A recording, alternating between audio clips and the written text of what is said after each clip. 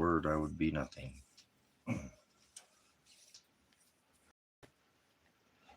All things good and bad. We're supposed to thank you for all things. So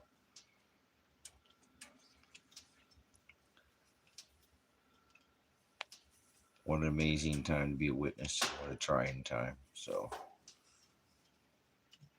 we're not here to make friends with the world. I'm not here to be loved.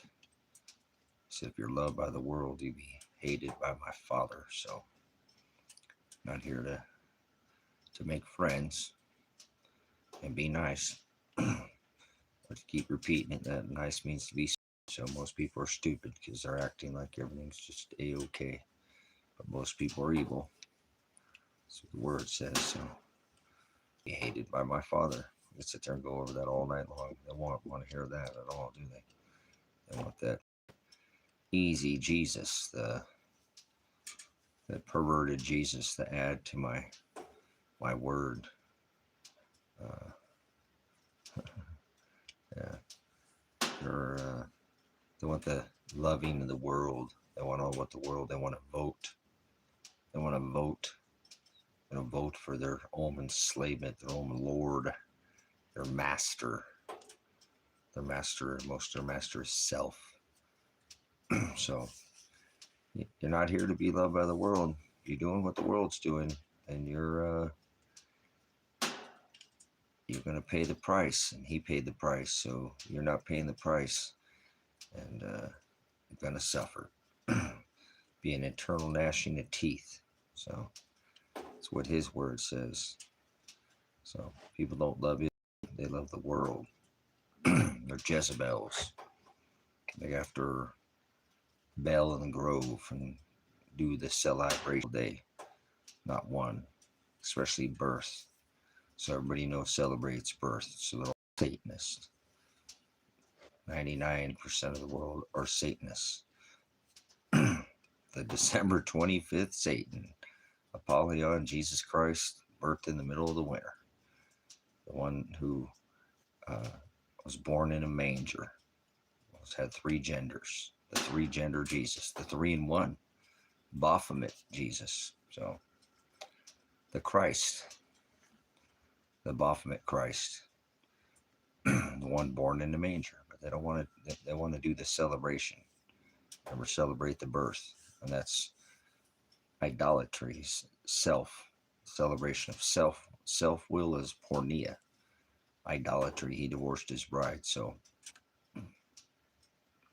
not to even celebrate a single day, not even Labor Day. See, we're not supposed to labor, and we're supposed to be girded in his service, not in Christmas and the masses, the eating of flesh, the vampire Jesus, the cannibal Jesus. Not Polly want a cracker.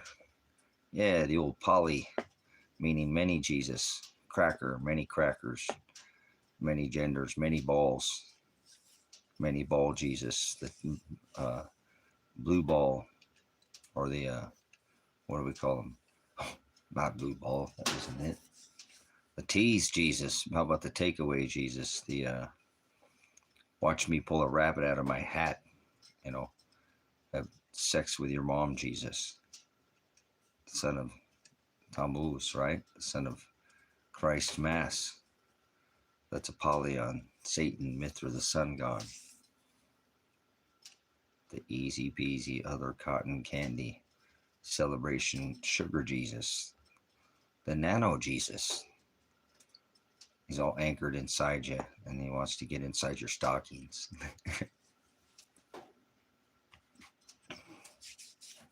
The candy cane. Lick the candy cane until it gets, and then try to poke you with his candy cane, Jesus. The ho, ho, ho. You want to know where the hoes are at? Ask Jesus. I mean Santa. Same thing, right? Krampus. The Mithra. Like mythology. Like gods in the sky. The sky daddy. Who's your daddy? Sky daddy. So the one day fun day Sunday, sitting on a church pew. Something stinks. like Catholicism. Wait, we're doing the calisthenics. We're doing the Masse Jesus, right? The Masse, you know, the up, down, up, down. You know, that we did that in the military. You know, it's called calisthenics. So I think what do they call that? The rosary. Oh, yeah. Holy Mary, Mary, huh? That's the Ankh, right? Or the nook, all the nook in the church, not the Ankh. The Ankh is the cross. That's the cross. The Leah hung from a cross. Jesus. Yeah, the Satan hung from a cross. The nano Jesus. The nanu Christ. The Luciferus light up like a sun god in the middle of the dark, like a fish in the ocean, like a fish out of water. Your Jesus wears lace. Your Jesus has a leotard. I mean, garter belt. Garter. Remember belt.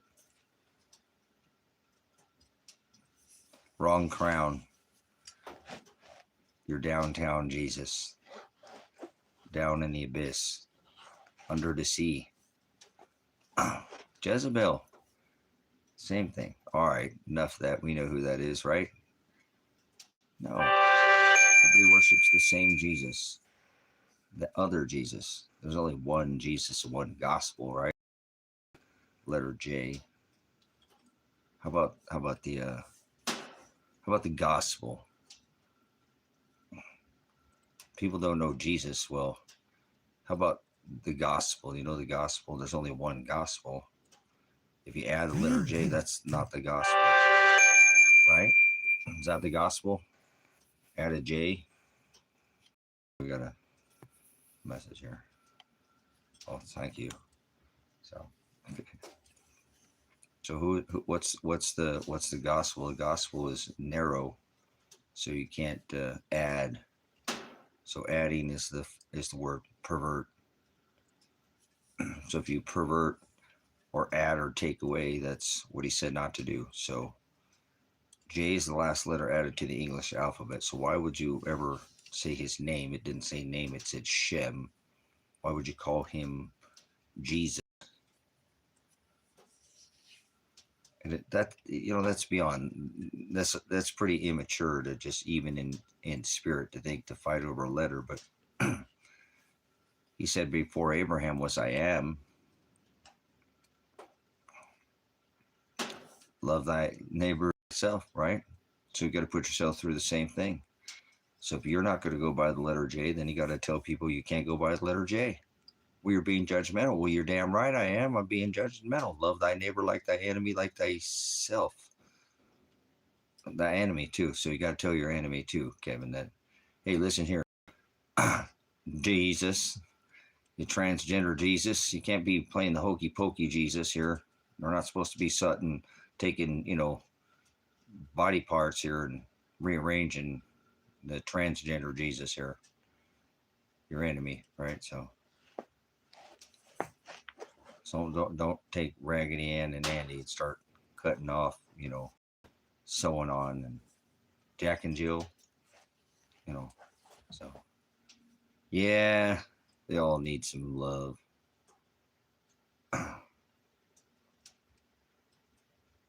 There you go. I seen somebody wearing a hat today, and it said release the files in red. So that was pretty good. Release the files. They've already released them on the dark web, but the made in China Jesus. No. Oh my gosh. The dragon, the great red dragon.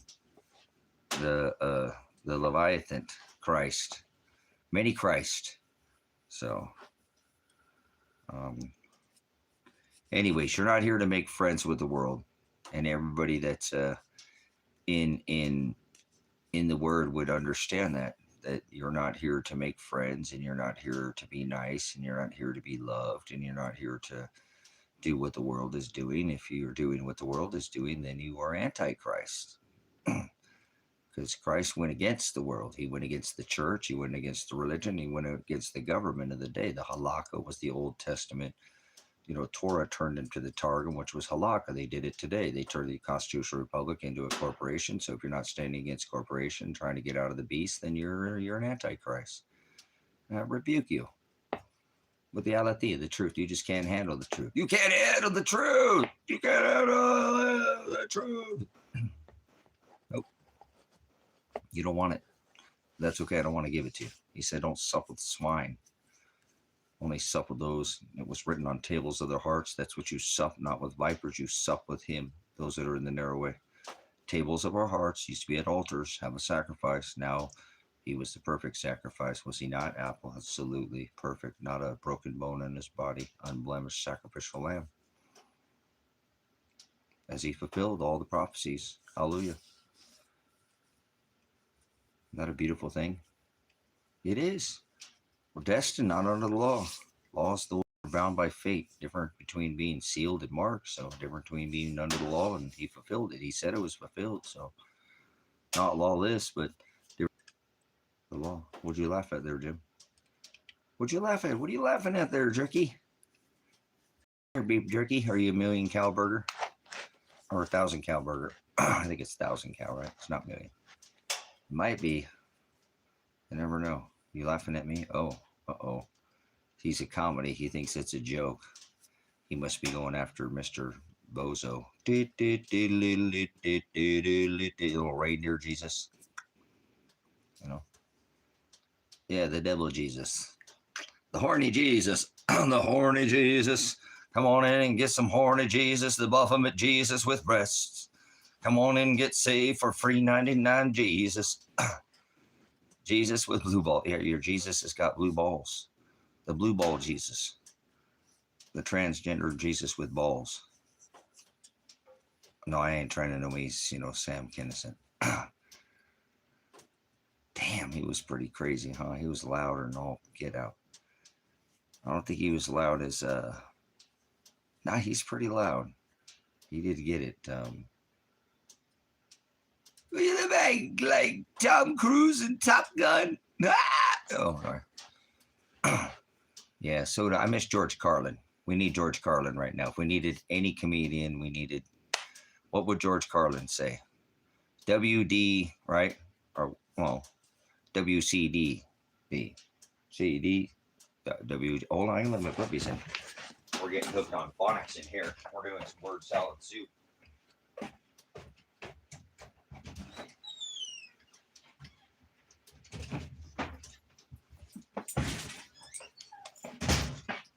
You got a little sprinkling out there, huh, boys? Sprinkling. Get little sprinkles in the desert here already, so. All right, so no. WDCD, right? What did Christ do? Ask yourself that. What did he do? What did he do? So we could use a little George Carlin. He liked to, it's a big club. You're not in it kind of deal. So you'd know if you. I saw George Carlin up in Alaska when I was up in Alaska. I lived up there. So yeah, that's pretty silly, huh? I wonder what he'd be saying right now. You never know with Mr. George Carlin. So, but anyways, Sam Kinison, I haven't heard that in a long time. How about Andrew Dice Clay? Little boy blue. Speaking of blue balls, he needed the money. Your money, Jesus. Oh, your agape of money. Maybe we'll do, you'll pull the slot machine and you get 3 balls. Yeah, that's there we go. Christ in you. Yeah, that's a beautiful thing. Just step back for a minute. If you knew anything about the Old Testament, Father used to just visit one day a year. You had to be related to the high priest, Levitical priest of Aaron or Levite, right? The Levitical law, the Sabbatical law, the dietary law, all these applied to just Aaron and Levite. So he didn't love anybody but his pride. Heavens. It's called the heavens. That was his favorite. Israel.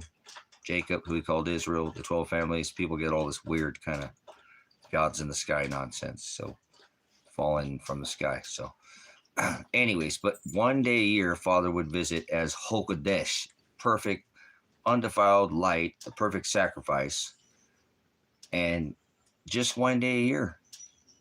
And he hated the Gentiles. Remember, he hated Esau. He loved Jacob. He so loved Jacob, and he hated Esau before either one were born or did anything on this rock, right? So,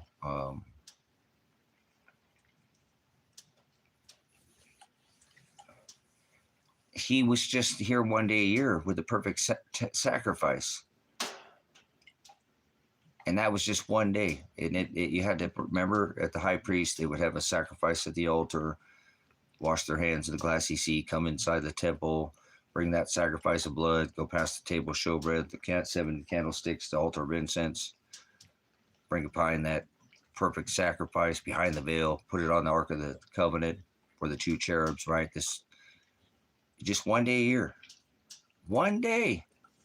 One day, one sin, yeah. The order of the Old Testament under Genesis, Exodus, Leviticus, Numbers, and Deuteronomy, one sin was death. One day a year, he would visit. Now he's written on the hearts of the bride. He's with them every single day. You religious people suck. You know that? You don't even know what Father said. Christ in you. The kingdom of heaven is within, and you're looking for him in a church when he said the Most High doesn't dwell in temples made by hands. Hands. And he's with us every day. The promise he will never leave you. Where there are 2 or 3, that's Father, Son, and that's you in his name, in my agape, because he's with you. When you speak, there, the promise he'll never leave you. See that? Isn't that a beautiful thing? So take your religious nonsense away from me. That my Father is inside of me. Christ is inside the heart of the bride, written on tables of stone, blotted out now on fleshy tables of the hearts, right? He paid with that blood in the book of Colossians 2 and 14. I don't think these religious idiots can get that because they go to church looking for them. They don't even have a relationship with the word. They would figure that out if they just read the word. Try to simplify that for you. Take all that hack away from that. This apocalypse will lift off all the lies. Will reveal the aletheia truth. Isn't that pretty amazing? One day a year had to be a part of just the high priest, Aaron, Levite. Now he's with you every single day. He never goes anywhere because he's inside you. You're not getting away with nothing. Don't worry about the government watching you and satellites. He's inside you. He sees everything that you think you thought you got. Nuh-uh, you ain't getting away with nothing. That's the beautiful thing about being Christ inside you. You ain't getting away with nothing. Hallelujah. I love that. I just love that so much. I thought I'd share that with you. So, promise he'll never leave you. So, isn't that pretty amazing? Well, there are 2 or 3 gathered in my agape. There you go. No matter where you go, he's always with you. It's like American Express. Don't leave home without it. So, yes, the Council of Nicaea. That's what I go by. Because they used the definition in the 12th century. Well, they took 150 Catholics, I rebuke Catholics, and 150 Christians, I rebuke Christians, and Constantine, I rebuke Constantine, but Father creates all things. So through Constantine, the 150 Catholics and 150 Christians, he created 66 books, and he rejected 22 because they were not aligned with the definition, with the lexicons, and they were not aligned with the gospel. Hallelujah. That's it. It's not complicated. How you like that? Life hack that for you real quick too, huh? Council of Nicaea, 300 men. Lexicon, you know what that is? You have a dictionary, Webster, don't use that. Use the Old Testament lexicon, old Jewish book written in Greek lexicon. Use your eSword app. It'll say H in Hebrew, G in the Greek, maybe A in the Aramaic, because remember it was translated. I don't like translated. Yeah, well, transliteration and translation are 2 different things. Most people go after a transgender Jesus. Oh, your Jesus has 3 genders. What's wrong with you? Your Jesus is Baphomet. The one that Donald Trump has his house decorated with. Satan, the sun god. December 25th. It's not December, right? What is December? Decami? Like the 10th month of the year? 10th month? What are these people on these lunatic calendars? Oh, lunatics. About to steal the show. Call the cops. I see a robbery in progress. Lunatics about to steal the show. All right. My bad. Got to throw a little remix in there. And now it's time for the breakdown.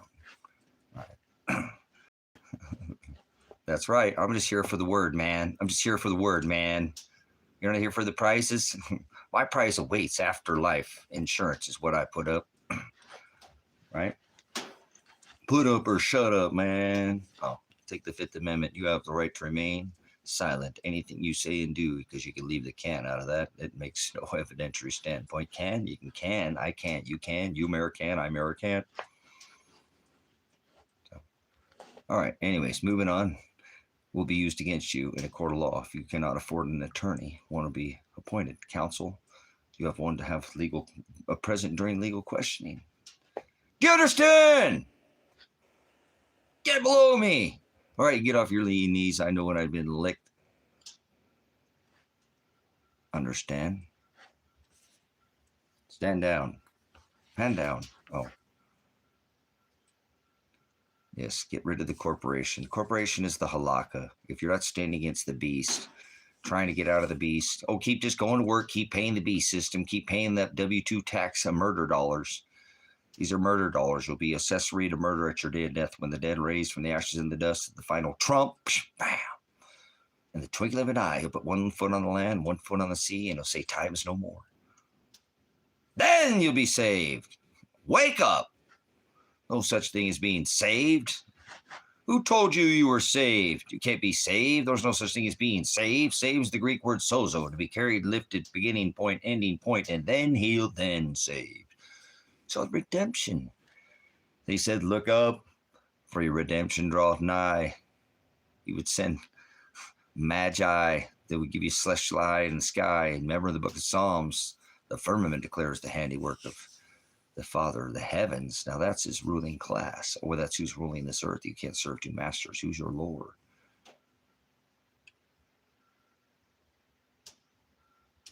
No, we don't give no shout outs to dead people. You make me want to shout, scream my hands up and shout, scream my hands. You're supposed to have a celebration of death, not birth. You're not supposed to celebrate birth. We're not supposed to celebrate anything. You ever read the book of Ecclesiastes 7:1? Probably not. Don't cut the line, just untie the knot. Knot. Remember that Anthrax song? My bad. Avoid the noise. Whatever. Untie the knot. So, hallelujah, your mom's dead. Awesome. Thank God she don't have to be here to see this murderous nation be killing everybody for, 50 plus years with murder bombs, freedom bombs, democracy bombs, murderous soldiers that go out and murder nations for oil nations, OPEC nations, guard them for, since 1973, and make sure that everybody has to pay in other nations and get murdered by the American tax dollar, murder dollars. Welcome to the murder dollar nation, where your dollars murder other people, another 1,000 plus military bases in all 180 countries. You just thought it was in Afghanistan, Iraq, Kuwait, Yemen, Lebanon. Oh no, Gaza, Russia, Ukraine. Yep, dollars. 300 billion of your murder dollars.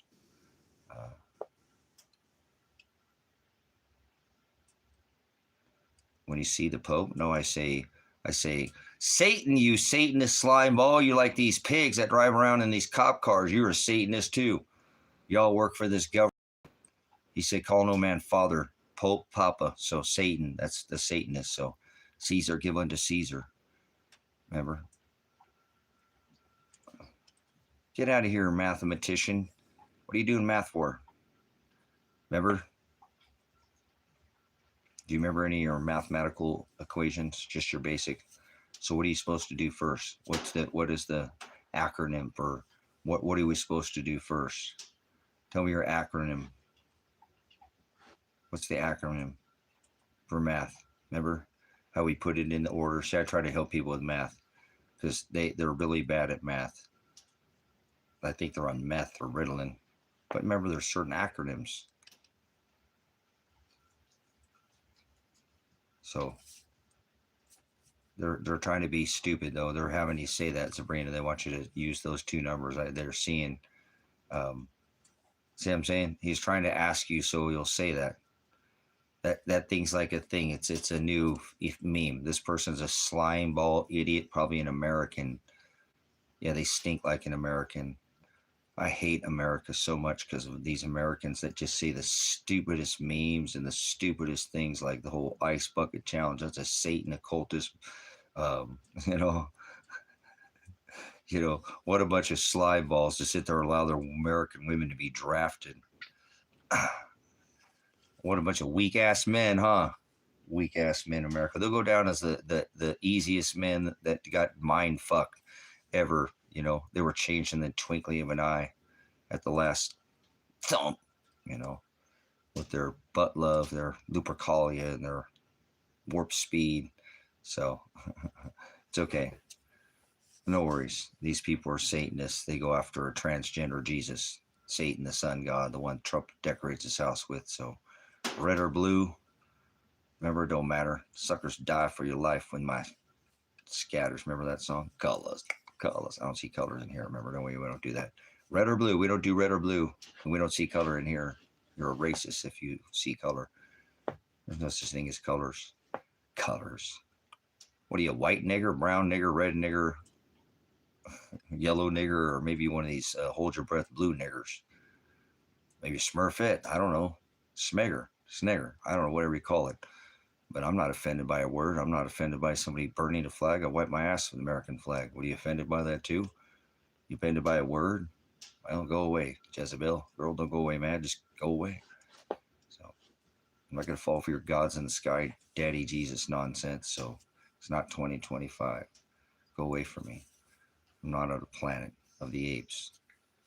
Man evolved from apes. Where they're still apes. You know nothing about evolution. Evolution is spurred during extinction events that makes new species evolve. Evolution, extinction. Welcome to Revelation. Welcome to the 6th extinction event. Welcome to the 12,000 year super cycle. The iron will not cleave with the watery clay. It's not the golden age. It's the age of clay, you idiot. And do you remember Daniel's dream? Prophecy. He could decode the king. Remember, there's no kings. There's no kings rituals. Remember, they just had their no kings. And remember, there's 2 kings. He said in Revelation 3:11, Donald Trump declared on March 11th, the corona crown virus, I come quickly, let no one take your crown. So did he steal your crown? Probably.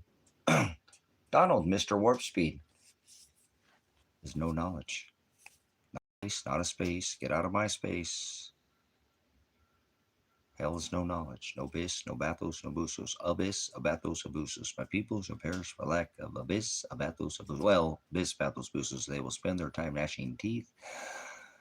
Eternal teeth. Eternal is a time, so eternal doesn't mean like forever. Yeah, it does, but you won't be there forever. You think forever is like never ends, huh? That's what forever means, never ends. So how do you die if you never end? You're supposed to die daily. To self. There you are, gnashing teeth already, aren't you? Kind of in your own little hell. Oh. In fact, it's cold as hell. You want some ice water. Won't you people in hell want ice water? Remember, he said, go to the moment at the well, drinking the water that's from the deep water, right? And you will not thirst again. I bet you want some ice water when you're in hell, huh? Like Rocket Man. In fact, it's cold as hell. The iron when I cleave with the watery clay, Mr. Rocket Man. Stinky muskrat. So this between me and the muskrat king. Whatever. Their clan. They're island boys. Trumpstein Island. It's not Epstein. It's Trumpstein. It's EpiPen Island. Got to make sure to include the Clintons, Bill and Hillary. So probably get Elon in there too, and Alex. Alex probably one of the island boys too. Pretty sure. So, but I didn't know your name was Alex. All right, but anyways. So they'll throw a Cheech and Chong there. But the Island Boys and Girls Club, they bring boys and girls to the island. So Trump's Island. Trumpstein Island. Not Epstein. We already know what the files say. He was on the boat. No, he was on the plane. They played, boss. They played. The Lolita. Yep, it's been out on the dark web, the black book, for, I don't know, decades. This ain't my first YouTube channel. I've been trying to tell you guys this for, I don't know, over a decade on the Hollow Needle Jew 2 spitting, well, remember Alex Snake Oil, 2 fangs, Alex and Donald, they funneled how much money for Hillary for prison? Lock them up. No, lock her up, lock her up, lock her up. And then she sat at his inaugural dinner. So who was changed in the twinkling eye? The Trump supporters, the most ignorant generation ever to face this earth. That they're about the type of generation that's the computer is trying to make sure that you're a human being now. You're so smart that the computer's checking to make sure you're a human. This is a really intelligent generation. IOUs and tennis shoes. They're fighting over Remember Michael Jordan, slam dunk 23, 923, Marvin the Martian, Aliens, Project Blue Book, Operation Warp Speed, Project Nano, Project Paperclip. All of these are related. You don't think so, but guess what? It is World War III.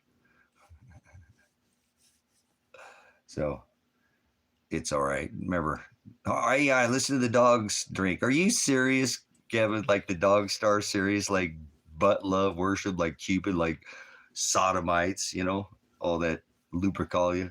Oh, the Dog Star series. Kevin's dog. You serious? Are you serious? All right. Are you serious? All right. Who is that guy on YouTube? Paul, what is his name? BP does him. BP is a sellout. Earthwatch, but whatever. Are you serious? I can do pretty. Paul. Darn it. What's his name? He's been on the internet for a while too. He's had a channel for a dozen years or so, I think. He does stuff. He collaborates with BP, but he's a watered down Christian, so can't remember what his name is. Paul. It's right there on the tip of my tongue. Can't remember. Oh well. They do all this. I don't know. They're not anywhere over the target. They're just all over the place, pissing in the wind. So most people, that's what they do. Just piss in the wind all over. They think you got to slow down a little bit. I know I'm one of these people that it's hard for my mind to stop racing. The only time it stops is when I'm passed out sleeping, and I wake up and it turns right back on like a pain. So the Berkey drip, like yeah, the sound of the water. Oh, AI drip, the old AI, huh? Drippy with the nano lace. Hey, somebody said that they haven't been spraying since it's been a little overcast here since the government shutdown, right?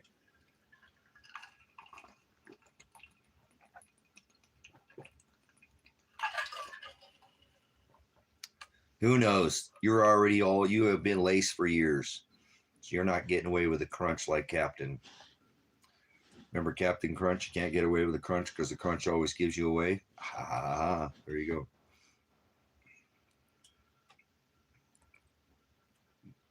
But okay, so anyways,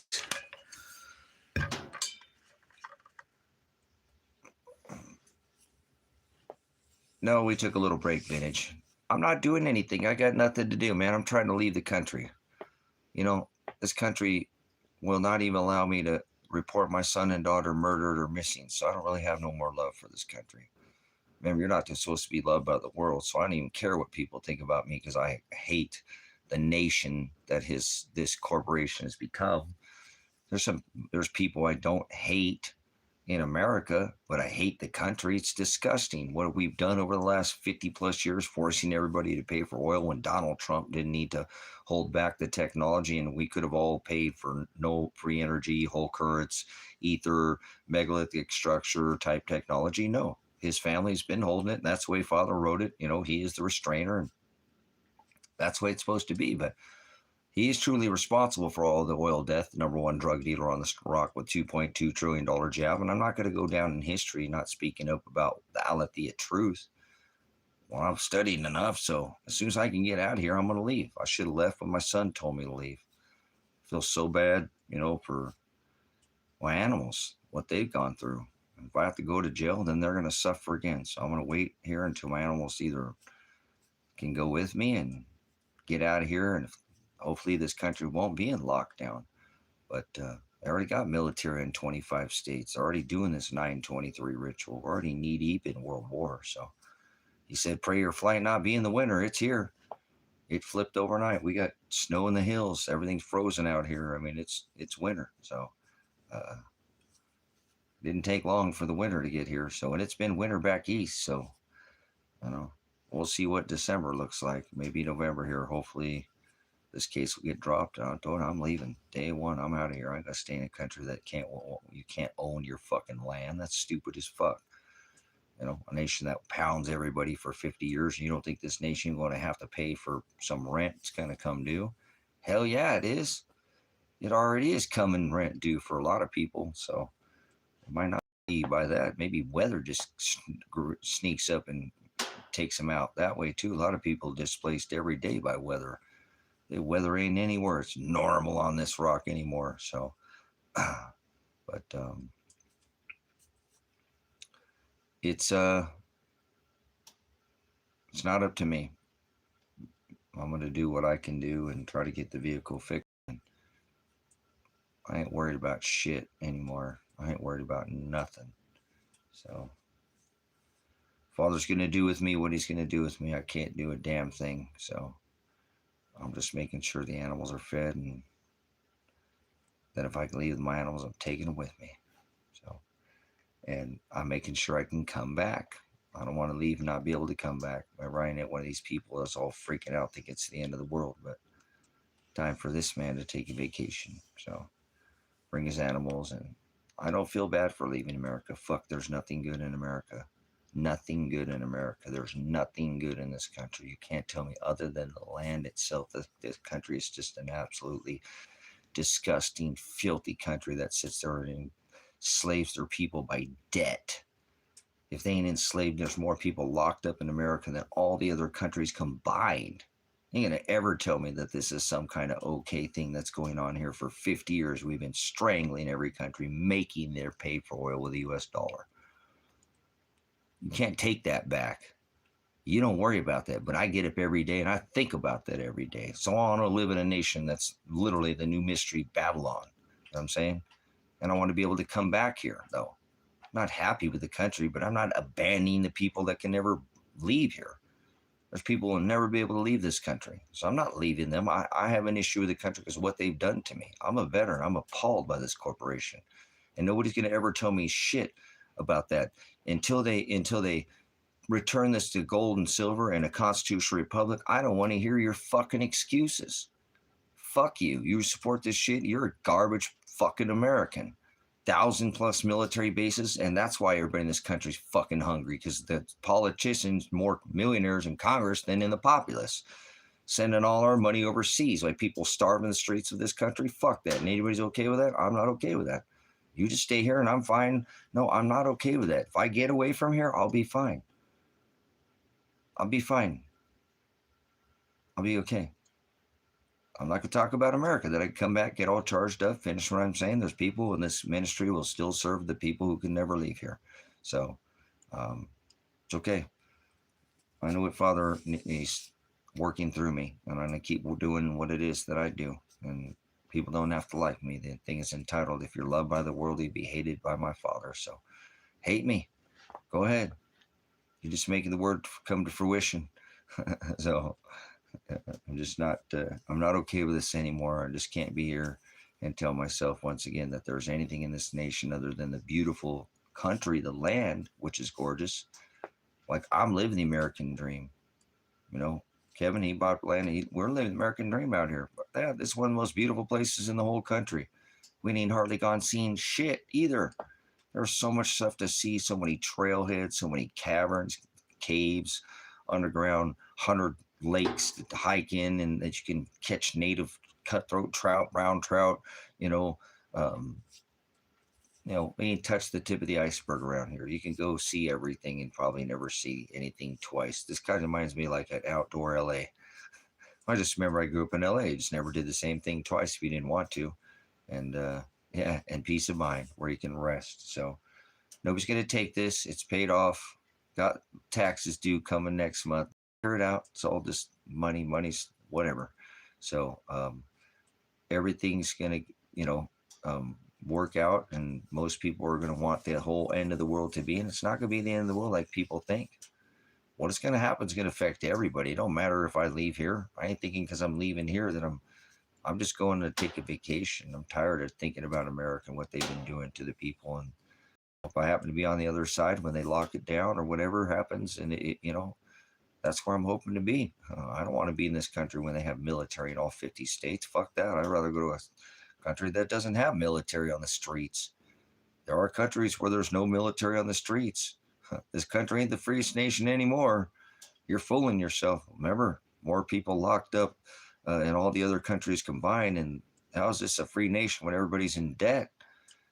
I'm blessed to have this ministry paid off, to have enough food to be able to not worry about food for years, and have a good store of water, ability to have more water, dig a well if I had to, if I have a well drilling kit. Damn, I'd dig by hand if I had to, but you know, um, people are being kidnapped off the streets of this country, or being poor.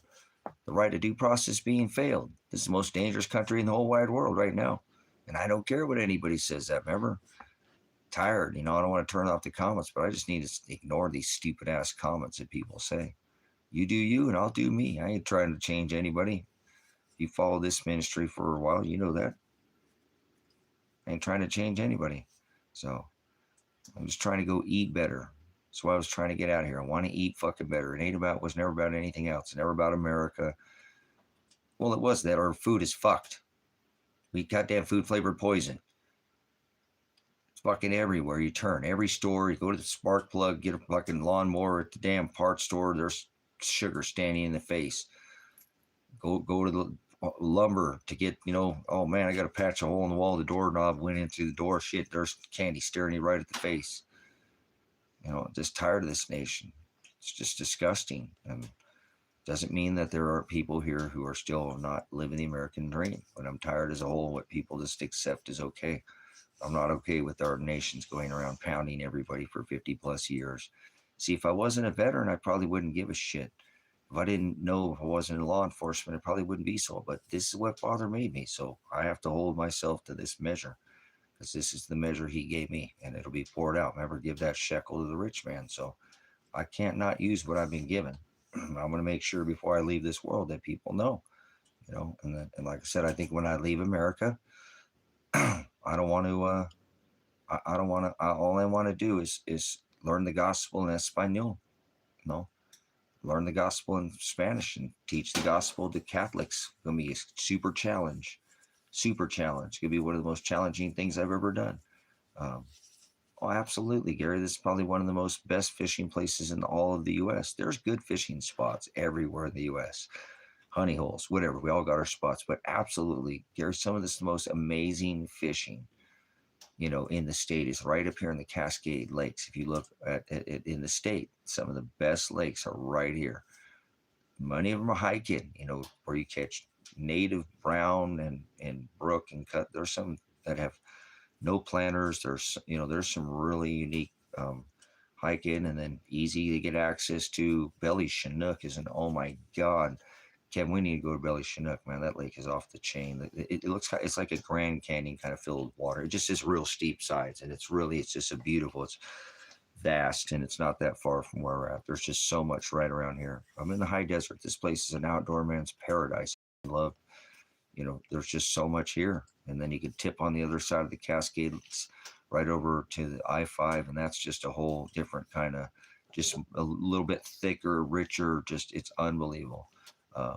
Lake Billy Chinook, that lake is awesome. That's a badass lake. I love that lake. I mean, it's not a hiking lake like behind Cascade. They've got, or up and over the Santiam Pass, or lakes are just abundant here. The fishing is phenomenal. I love to trout fish. I love to fish out in the ocean, but I love to trout fish. They're very finicky, and you got to be smart to. There you go. Love this fishing around here, Gary. They got good fishing. This fishing around here is off the chain, man. I'd probably just turn most of these fish right back. Maybe eat one. I would never eat a brown. I don't know about you, Gary, but I'd never take a brown trout home or eat a brown trout. I'd always turn that thing back into the water. And I don't know where they come up with all these trout now. There's a bunch of these different, and that's fine. Whatever, I ain't worried about it. But there's a lot of good fishing around here. I haven't thrown a pole in the water in about 10, 12 years. That's why I need to take a vacation. I've been trying to tell Kevin we need to do this, but we're just busy building. And, we take a, all right. Yeah. Hola. Adios. So Yeah, this is an outdoor paradise here. It's there you go. Absolutely, that's where you find Father, Gary. I try to tell people that they don't listen to me. That's where you're going to find the Lord, is out there in the ether, the natural ether, not this fake ether they put over these cities and all this. That's where Father's at, out in the middle of nowhere, where you can hear that nice still voice, and it's just easy to talk to him, and you feel the world's perfect right there, isn't it? It's perfect. You look around and you're like, damn, everything's perfect right here. Shit, I want to live right here. I want to anchor right here and never leave. So I hear you. You know what I'm saying, Gary? I got you. When we're out there in that, and so that's why it's time for me to take a vacation from this country, and I can come back, because this is a beautiful place. I just need a break, man. I've been a veteran. I've been serving since I was 17 years old. I joined the military. I really haven't stopped serving. So it'd be nice for me. And I won't stop serving if I leave the country. I just need a vacation. I need to serve the Lord now, not this country. I will still serve the country, but I need to serve the Lord. I wanted to go down to Ecuador to buy a property, a farm down there, so I can send food to everybody in the ministry. There's 50,000 people between the channel, all 6 channels, and I'm sure I'm not going to send it to that many, but within people, I wanted to send food that I can't grow here. We built a beautiful outdoor garden out here, beautiful, but geothermal would be built if I could get more people out here. It's pretty much almost all the way dug, and most of the materials laying right there to do the project, right up against the underground. There's 3 story. It's three stories down from where I'm sitting out right now. The geothermal garden would be down in the ground, and we could continue to grow food year round here if I had enough people here to do this. But so many projects at about 90% out here. So it'll all come back together. That's why I'd like to leave the country and come back. I don't want to leave and get a warrant for my arrest or something. I want to go and come back. So I want to go down there, set up a farm where I can spit and throw a seed in the ground, and it's going to grow. There's already a property I was looking at that has 20 plus fruit trees, papaya, star fruit, mango, guava, all these things. There's avocados growing there. There's a vegetable garden. There's above ground pool, 2-bedroom house on the grid. It's I'd like to go to Thailand.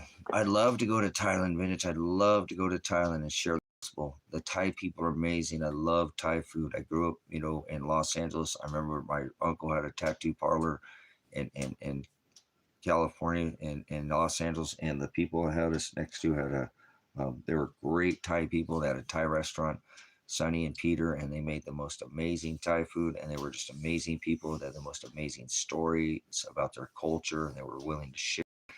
And we did a lot of after hours things with it when the restaurant was closed, the tattoo parlor was closed. We would go over there. Like, remember my uncle caught a striper bass, big striper bass out of, I think it was Pyramid Lake, and we went and brought that to them, and they took half the fish and then gave us the rest of it. We got it back. It still had the whole skin on it, but when you peeled the skin back, that was done. That striper bass was done like 20 different ways. It was the most brilliant. I'm a food stylist. That was one of the most brilliant things of food I've ever seen, food art, because it literally had the whole skin. It looked like a whole fish.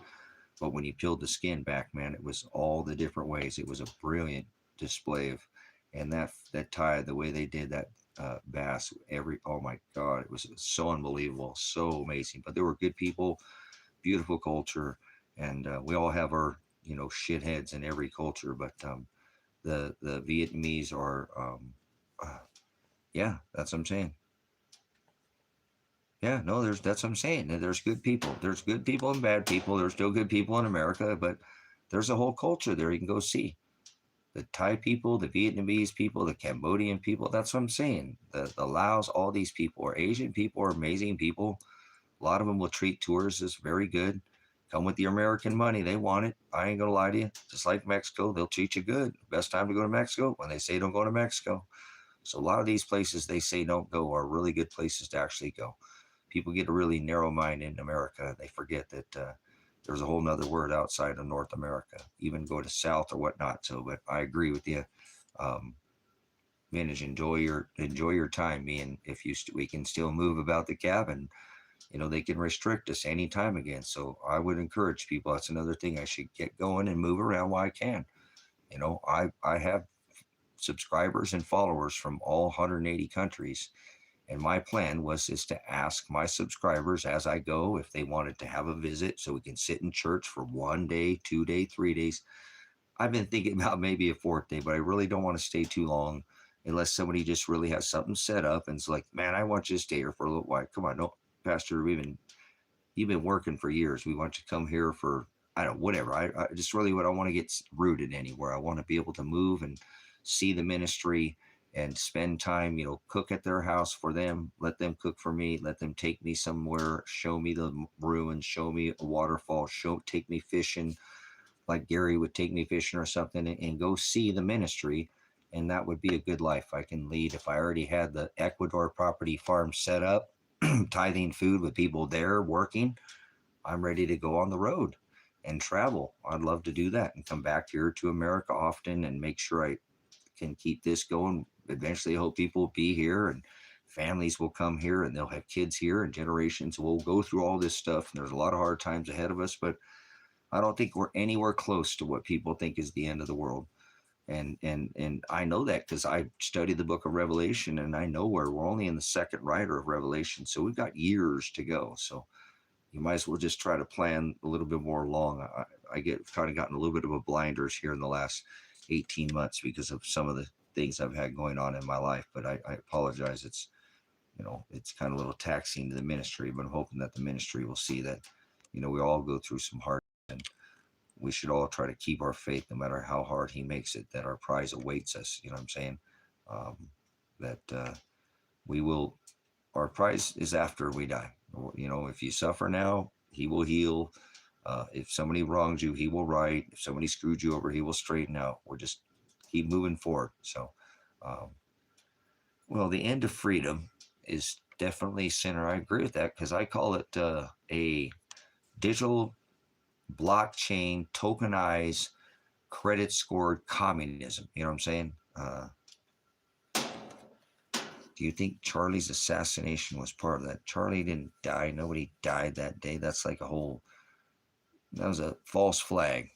There was 5 different shooters. So Charlie Kirk is a freaking PDF Sabile supporter. So we don't talk about, nobody cares about Charlie Kirk and his Satanist wife going and doing all this bullshit that she's, that whole thing is such a disgusting slime ball, dog chasing its own tail, left chasing the right, kind of, oh, Charlie, he was a little too far to the leaning to the right. He knew a little too much, and then ended up like an ass leaning to the left, come on, man. So, but what this is to get people to fight with each other. It's called Hegelian dialect, problem, reaction, solution. Don't you remember they paved over it? There was a trap door. There was a camera right behind him shooting in a holographic image. Have you done any of the homework on that? I don't even hardly spend any time. I'm a prior investigator, reconstruction, about 16 hours studying that, and I'm done. That's just, again, it's a dog chasing its own tail kind of deal. They got the left chasing the right. So nobody died. Bullshit. I'm tired of this crap where these people fall for just that's what they're doing. This holographic imagery, directed energy. This is all part of this releasing their tech. So he was there, but he sat in the chair, shot the image. He dropped down. They pulled him out and took him away, his body. I mean, it's not hard to decode what they did. There's 5 shooters. They all shot him. Yeah, right. Okay. Donald Trump did. Donald Trump did. Donald Trump did. Donald Trump did. Donald Trump did. That shouldn't be very hard to figure it out. Did I say it enough? That's who did it. And his bankster buddies. Joe Biden, he's another one of these thugs. How do you think he got in office? Oh, he's nobody. How do you think he got in office as the 46th president? He can't be a nobody and hold this commander-in-chief. So these people love to fall for their nonsense. Like America, that makes no sense. Not even a single penny anymore. So buy on that token. Remember, when this silver goes away, brothers and sisters, those pennies are going to become very valuable. Copper is a very important war metal, and you better go scoop those 82 pennies up. I ain't giving you any financial advice, but that's something you can actually get your hands on. You know, when pennies become $1, $2, $3, they'll be ripping apart couches, going back to the dump and stuff. You know, scrappers world. You ain't gonna want a world when silver's already what now, $50. I just looked at it. You know, it hit $50. So I don't want to talk about this metal. This metal got my son and daughter killed probably. So is what it is. They sold Christ for 30 pieces of it, but oh well. Anyways, keep playing your little games and act like the world's okay and all this okay when the president's a PDF file and it's Trumpstein Island. It's not Epstein Island. They're all island boys and girls. Might as well include the Clintons. Call it EpiPen Island. They bring girls to the island. That's who did Charlie Kirk. That's who did 9/11. That's who's doing all this. The Rockefellers, the Rothschilds, the banksters. All of them that are related to the Queen, they're all on the same team. Two cheeks to the same hole, two wings to the same dragon. Whether red or blue, it doesn't matter. You mix them together, purple. People, kitty, can't keep it in the pants, keep it in the family kind of people. This royalty. Sickening. Thought we were going to have some investigation, have a Pizzagate. Yeah, broad is the way that leads to the Kill Bill wide Broadway Pizzagate. Everybody's just okay with this. Oh, there's no files. There's files. There's no files. Just play the circle jerk with you. Get you think you're spinning on a planet. Where does it say the word planet in Scripture? Then you got people who think they know the Scripture. That's what they're doing. They're doing it by the Scripture, you idiots. They know the Scripture better than all of you in this room combined. So the devil is wise. He said, be wise as a serpent. Leviathan in the garden, a crooked serpent. So most people aren't very wise, hip to the fact. They don't know what's going on. They just go by the narrative, mockingbird. What are my hopes for the future? I don't have any hopes. Everything is planned exactly. I know it says sorrows. My hopes are to feed people. Feed people when they're starving and hungry and terrorized by their stomachs that have never missed a meal, and quell violence with food.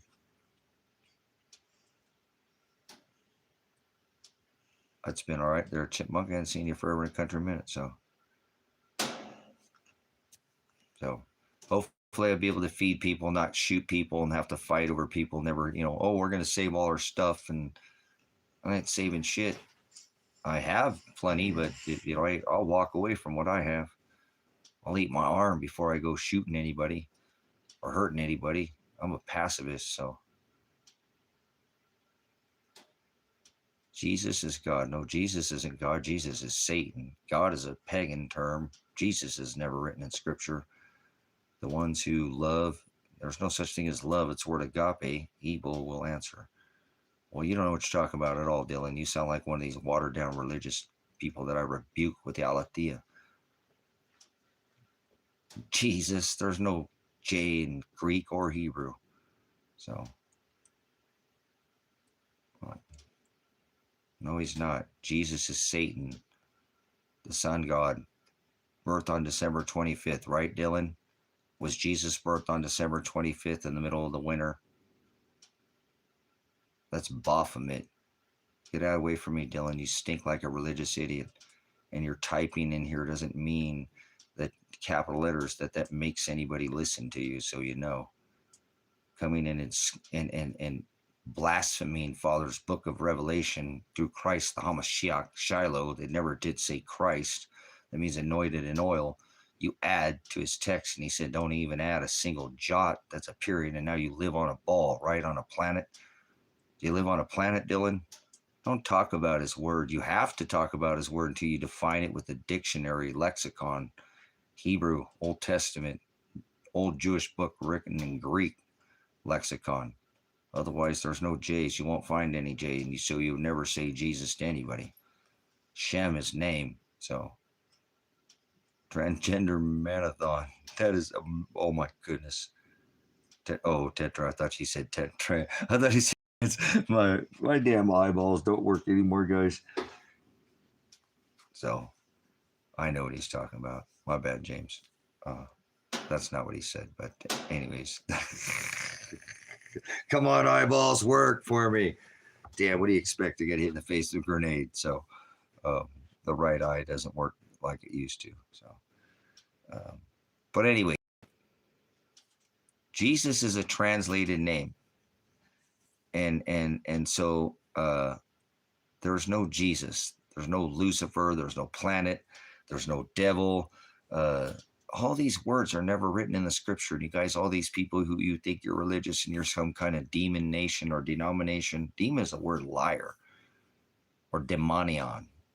It says demonion, which is the word you were in your scripture, your Bible. I don't know, Bible. What the hell's a Bible? You mean book? It wasn't written on paper. It was written on stone, and now it's written on the hearts of the bride. So these religious idiots, they speak this watered down.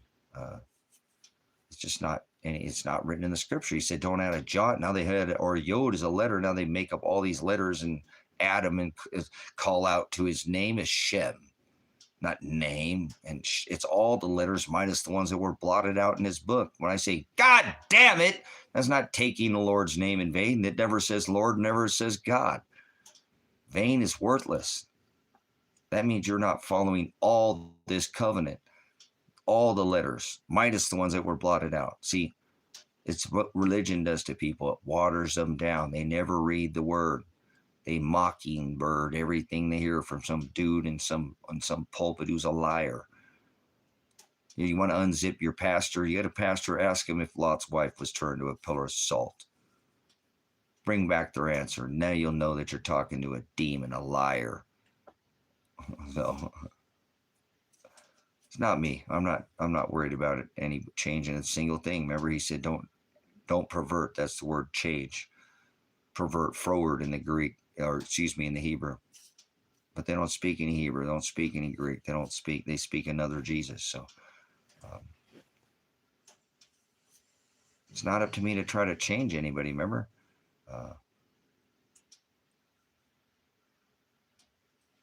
Well, that would suck. Dragon born? Dragon not born. Oh, Dragonate. So, that's dumb. You're supposed to share the gospel.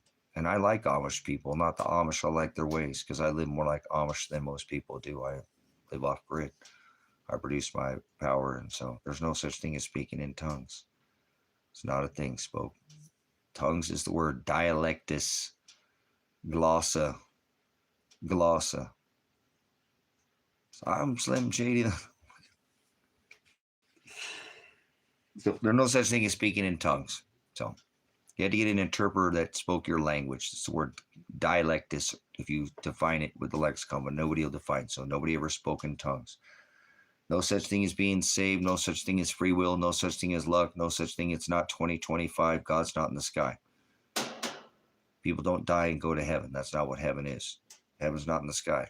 People don't die and go to hell. Hell's not below your feet. Earth's not below your feet. You don't live on a planet.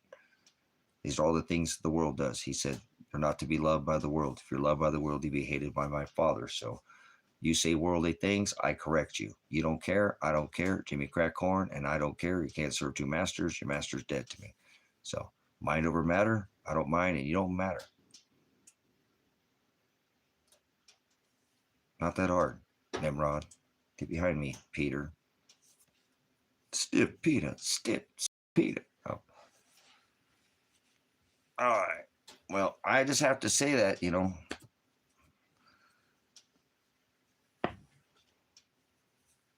I had a lyric in my head, but it didn't come. My jukebox got rocked, so tilted like a pinball game, went to 0. So don't rock the jukebox. So I thought I'd come in here and tell you Mathers matter. Oh no, he's a pole smoker too. Remember, he said he had his wife in the trunk. Turns out he was smoking pole. He's got man chowder tank breath. Eminem, another one of these PDF supporters, and probably another one. He's probably been to the island too. I bet he's another island boy. Yep, Eminem, like melts in your mouth, not in your hand. See, he tried to tell you. Yep, man chowder breath. Goo gobbler. Pole smoker. After all that, flips the script. But he did put out the song "Fuck Donald Trump." You're like, not that matter. Oh, the Mad Hatter. Oh.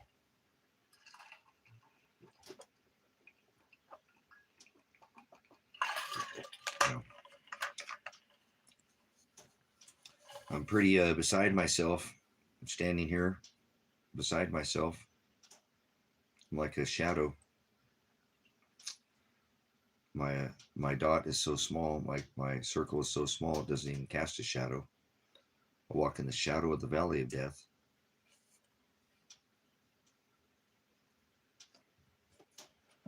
So, okay, does the world love you? Do you love the world?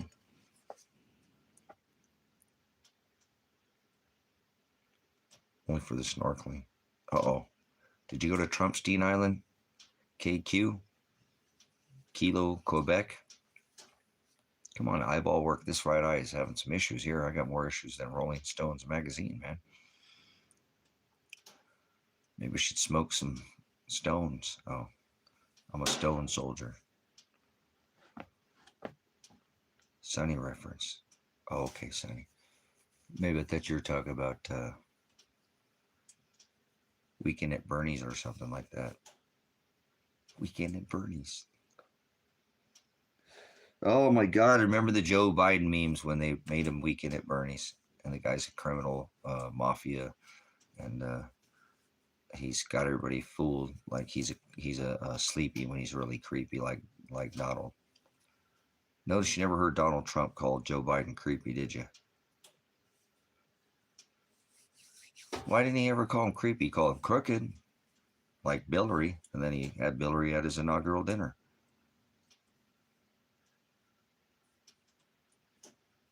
Well, I would definitely go there. I don't need to claim that, but good call there, Jam. Go back to the 13 nation states when this was a nation. Claim back your state national rights, not some corporation. Act of 1871 when they turned your body into a merchandise and made you into a debt slave.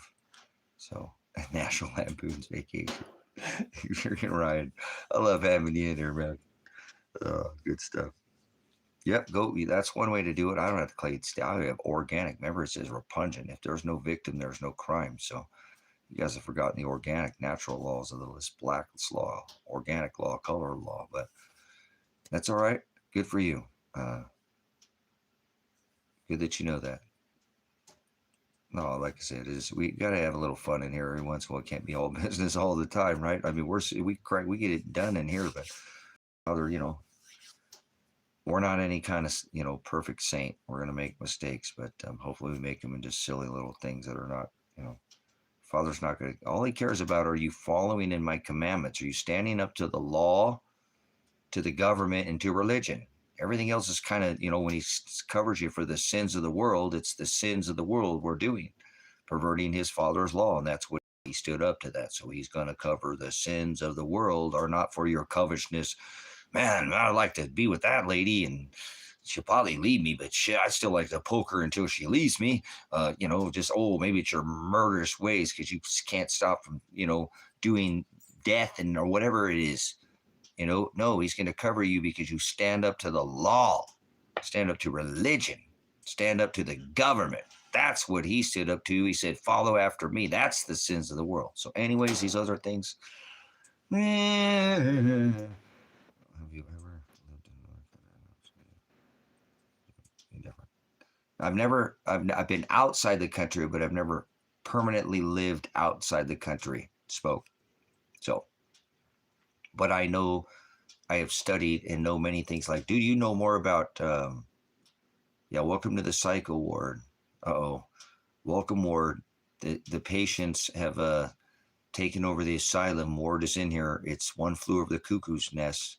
Watch out, Ward's got he tried to put you under a spell cast you or something coming in here with the psychics. Maybe he's on the psychedelics. Maybe he's microdosing. I don't know. We'll have to see. Do I need medication? Here we go, right? That's what they're going to say. We need to lay down on the couch, talk to the doctor, and get the script. Get the effect, and then get side affected. All right. I'd like to take a sidebar here. Anyway, so No, but I'm sure once I leave this country, I mean, I've been out to obviously veteran and traveled outside the country, that I don't want to turn my back on this nation, paid off the ministry, but like to travel outside the country because there are some beautiful places that you can go and take your American money, live like a king, and still keep your American citizenship. So, or you can go and get citizenship in another country and go somewhere else. So, can't spell pharmacy without harm. I like that, James. That's good stuff. The big farm guy where they fill you a script and then they get the side effect. Good stuff there. You know the word sorcery, James, is the word pharmakia. Sorcery in the scripture, when you look it up in the lexicon, that's the word pharmakia. And it says they'll be fooled by sorcery, which is the word pharmakia. Remember the jab, the greatest warp speed jab ever? So lots of ways they be fooled by pharmakia, huh? The old whack the nation. Remember, they give the kids, all these,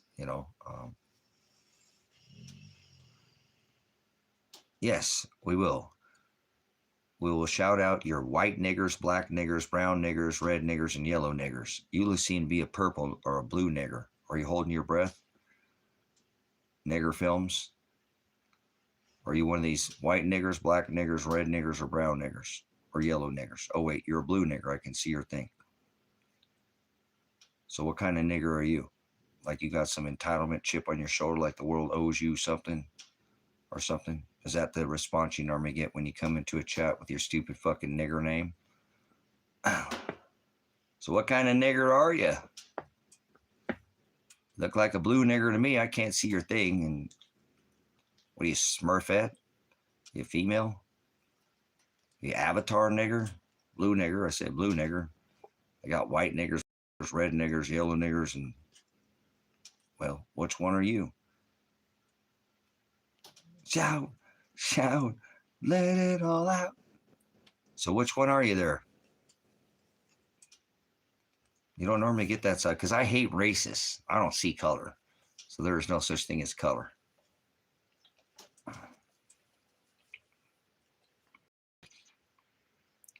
So are you just racist? Is that what you're trying to do? Be racist, spread racism? Father didn't create races, created one race, the human race, man and woman. So what kind are you, Smurfette? Or are you Papa Smurf? I said you look like a blue nigger to me. Maybe you're avatar nigger. Is that the response you normally get from when you come in to chat? I bet you nobody's ever said that to you before, huh? Because Father only created one race. 4 children sit there playing at a playground under the age of 4 years old from different places in the world. Maybe Asia, Persia. Oh, wait, it's Arab, somewhere in the Congo, maybe more melanated somewhere in Russia or something. You think they see color? We teach racism by people just like you who teach racism. You're a racist pig and you've been exposed. I don't allow racism. Father only put melanin in our skin because how close he put us to the equator shaped our eyes. That's it. Anything else is racism. I don't allow racism in here. So I expose it in a different way that you've probably ever been exposed to in your film. Lights out, lights, camera, action. You ain't getting the play that you wanted in here, huh? In your little stage, little world, little fairy tale life that you live. Oh wait, you're a blue nigger. You're an Arab demon. Remember, like a genie, you can put that genie back in the bottle, are you? Yeah, exposed race. I grew up in the concrete jungle in the mixing pot. I don't see color. I joined the military at 17. I don't see color. So I hate racism. I expose it. No such thing as races. There's one race, the human race. So I bet you whatever it was, you don't get that answer. So a lot of these, when we moderate people, we tell them, please take people out here because we don't want to see your Negro. I mean, can you be any more shallow? We're all one fucking race. You seriously, we all bleed red blood. You just maybe never seen anybody bleed, never taken the life of anybody, seen the life leave out of their eyes till they turn blue. But anyways, thanks for coming in, you blue nigger. Now get out of here, you racist pig. We don't allow any niggers in here, no matter what color nigger you are. So thanks for coming in. Don't let the door hit you where the good Lord split you. Moving on. You think those children see color, brothers and sisters? So, do you know these nuts, Ward? You're going to be gargling them here in a minute, and they're not mine. So stop asking stupid questions. Play stupid games, you get stupid prizes. So thanks for hiding films. You know, all rich people and famous people go to hell. So the orchestrate, the stick, wave, Hollywood, the wood, orchestrate, the wood, Holly. So enjoy your world stage as they sit there and play like a fiddle, like the devil went down to Georgia. So I hate racism. I can't think that anybody would ever sit there for 1 second and think that there's a different kind of race. Father created one human race. There's been different hominoid species, Cro-Magnon man, Denisovan, you know, Homo sapien, but how is there races? Are you that seriously that minded? Well, some people grew up like that. They lived in a little country town or some other country. They didn't know any better. But we make sure we set that straight in here. We all bleed red blood. And, you know, I don't care if my enemy's hurting. I'm going to either tend to him or put him out of his misery. Love thy neighbor like thy enemy like thyself. So I don't see color. I don't see how people see color, but maybe I'm a little biased because where I grew up. At 17, somebody's got my back. My 6, you think I'm going to care when somebody's trying to split my wig, pop my grape? You know, that this man's got how I care, how much his shape of his eyes or the color, the colored, melanin in his skin. No, I don't. I just don't understand it. So maybe it's me. I could be a little biased, but I don't understand how there's races. I just don't see how people could see that. Melanin doesn't make us a different race. That's disgusting. That's so shallow-minded, and I've always been like that. So the only one kicked out was nigger film, not marathon. What does that mean? Spoke.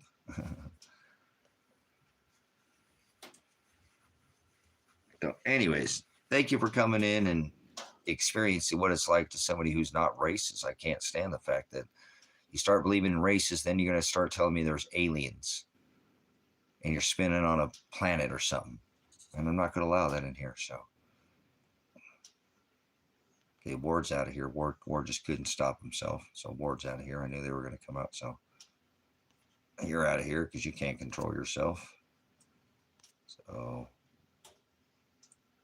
all right, let's get rid of these people who can't control their thoughts and are racist slime balls who seem to think that there's different kind of races. There's no races. There's one race, the human race. So stop it. Get away from me. I don't want to be around anybody who's going to sit there and think that Father created different. We have different cultures, different customs, ethnicity, but not colors. That, you know, nobody was ever white or black before.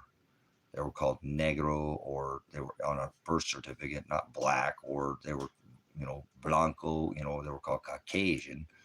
They were called white. Oh, yeah, your wife's white. This is not the first time she's been married. Why she's in a white dress at the altar? That's a pagan holiday anyway, or pagan ritual anyways. But even if it's her first time, we know you bent her ass before you brought her up here in that white dress like she's a virgin, my ass. You know, it's like white, you can't commit a sin. You're innocent. You just put a covering over you. Black, you're guilty. You've already committed sin. You can't even stand up. Get in the chat, you're guilty. So I can't stand the fact that people are racist and think people are even black. That's such a derogatory term because nobody was ever called black, nor nobody's ever called white. Shows your ignorance, shows how much you know about our ethnicity. Slavery. Every nation has been slaved. You know what I'm saying? Okay, Spoke is out of here too. I know, but that's fine. That's fine. I got it. I'm just making an example. I got it. Goodbye. I got it. They didn't speak up. They didn't say anything about it, so I'm making an example out of it. So we're not doing films, famous, rich, dark, white, black. It don't matter. Rich, famous, free, bond. We're not making. I got you. Goodbye. I already saw that. I know that. They didn't speak up, did they? Say a single word? Nope. So, goodbye. See ya. I don't do racism. Films. Action. Jackson. Hey, be nice to him. So, just so you know. I could point this out in many ways. People are racist in many ways. Racism just isn't because of skin color. Racism is a bias. Racist is an attitude. Racist like they own the world. Like, oh, the world is on me. Like, put the spotlight on me, like Saturn. So, no worries. Love it. Ain't having it in here. Oh.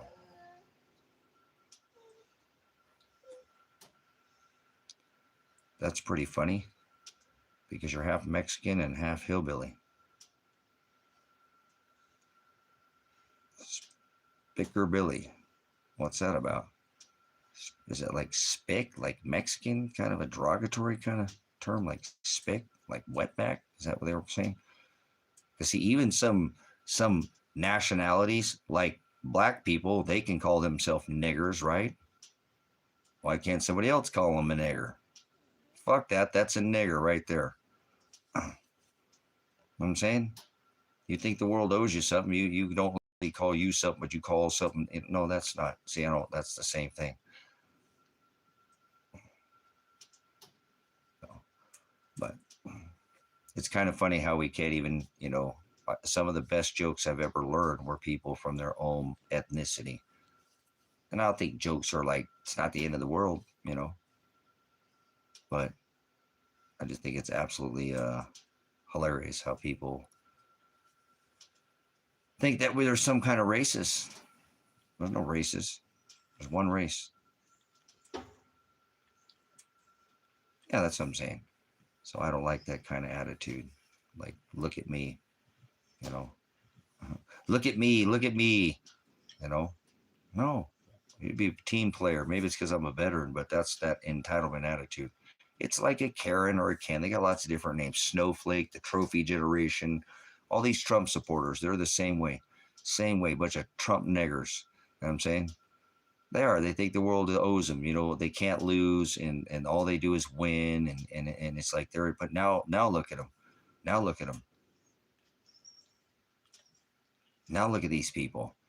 Do not let these people up for three, because they did it through the Biden. So sat there and held your feet down and told you this guy was, not a PDF file, was some kind of peace president. And all he has done is we know who he is, and he's just destroyed the country. That's all he's doing. And I know that's what he was brought in to do. But hold these people, because there's a lot of people abandoning ship after he said, oh, there's no Epstein files. When everybody knows damn good and well this stuff has been out on the dark web, and their white papers that they're all part of this. They're all on the list. They know that. And then there's no list. These people are a bunch of liars right to the public's face, and they'll accept everything they're told. Everything they're told. You know what I'm saying? So I think it's stupid that people would sit there and think, and then they turn this nigger word into slavery when they don't even understand that all nationalities have been enslaved throughout history. People used to want to be sold into slavery. They would have a better life, a guaranteed 3 meals. Like some people want to get locked in jail because they just don't want to do this outside world. It's 3 guaranteed meals, hots, and a cot. They get a little money on their books or something. They do just fine in there. Same thing. People sold themselves into slavery because they knew they'd have people know nothing about slavery, like no people know nothing about races, So it's kind of sad that we've gotten to the point where we've let these elite chop us up into different pieces, and you're 2D2 and you're LGB3T and you're whatever. We're all one race. The human race, but then now they got everybody thinking that they're spinning on a ball on a planet and there's some kind of gods in the sky. That's just what this stuff breeds, because people go fall far from Father's word. So what can you do? Nothing. You can't turn a goat into a sheep. Only thing you can do is show people to the narrow way if they're in the broad way. That's it. So remember, it's not possible. He already chose for the foundation of the world who this wedding, at the wedding feast of the Lamb, who he chose, who will have their names called out in that book of life. This shouldn't be like, there's enough food on this rock for nobody to starve. And yet we have allowed 5, 6, 8, now 10 families for the last thousands of years to recoup that same amount of wealth, almost 50% of this rock's wealth. And people die all over the streets of every country. as these governments and banksters and elitists just, they don't care. They don't care. Any one of these people could end, world hunger, like Elon Musk. You know what I'm saying? They don't care. Instead, he's building rockets and boring companies, and there's no love for the people anymore. These governments are here to eliminate the people. In case you hadn't figured it out, the governments have turned on the people, but people still love the governments. It's almost like they're childish, like a child. Somebody could beat their child, and the child will still, love their parents.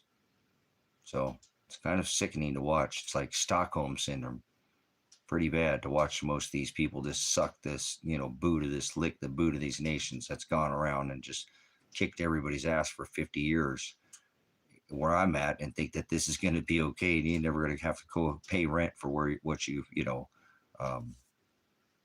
so spending all this money and people are dying in the streets of this country when we got 1,000+ military bases in 180 countries, all of them, a $1 trillion military budget.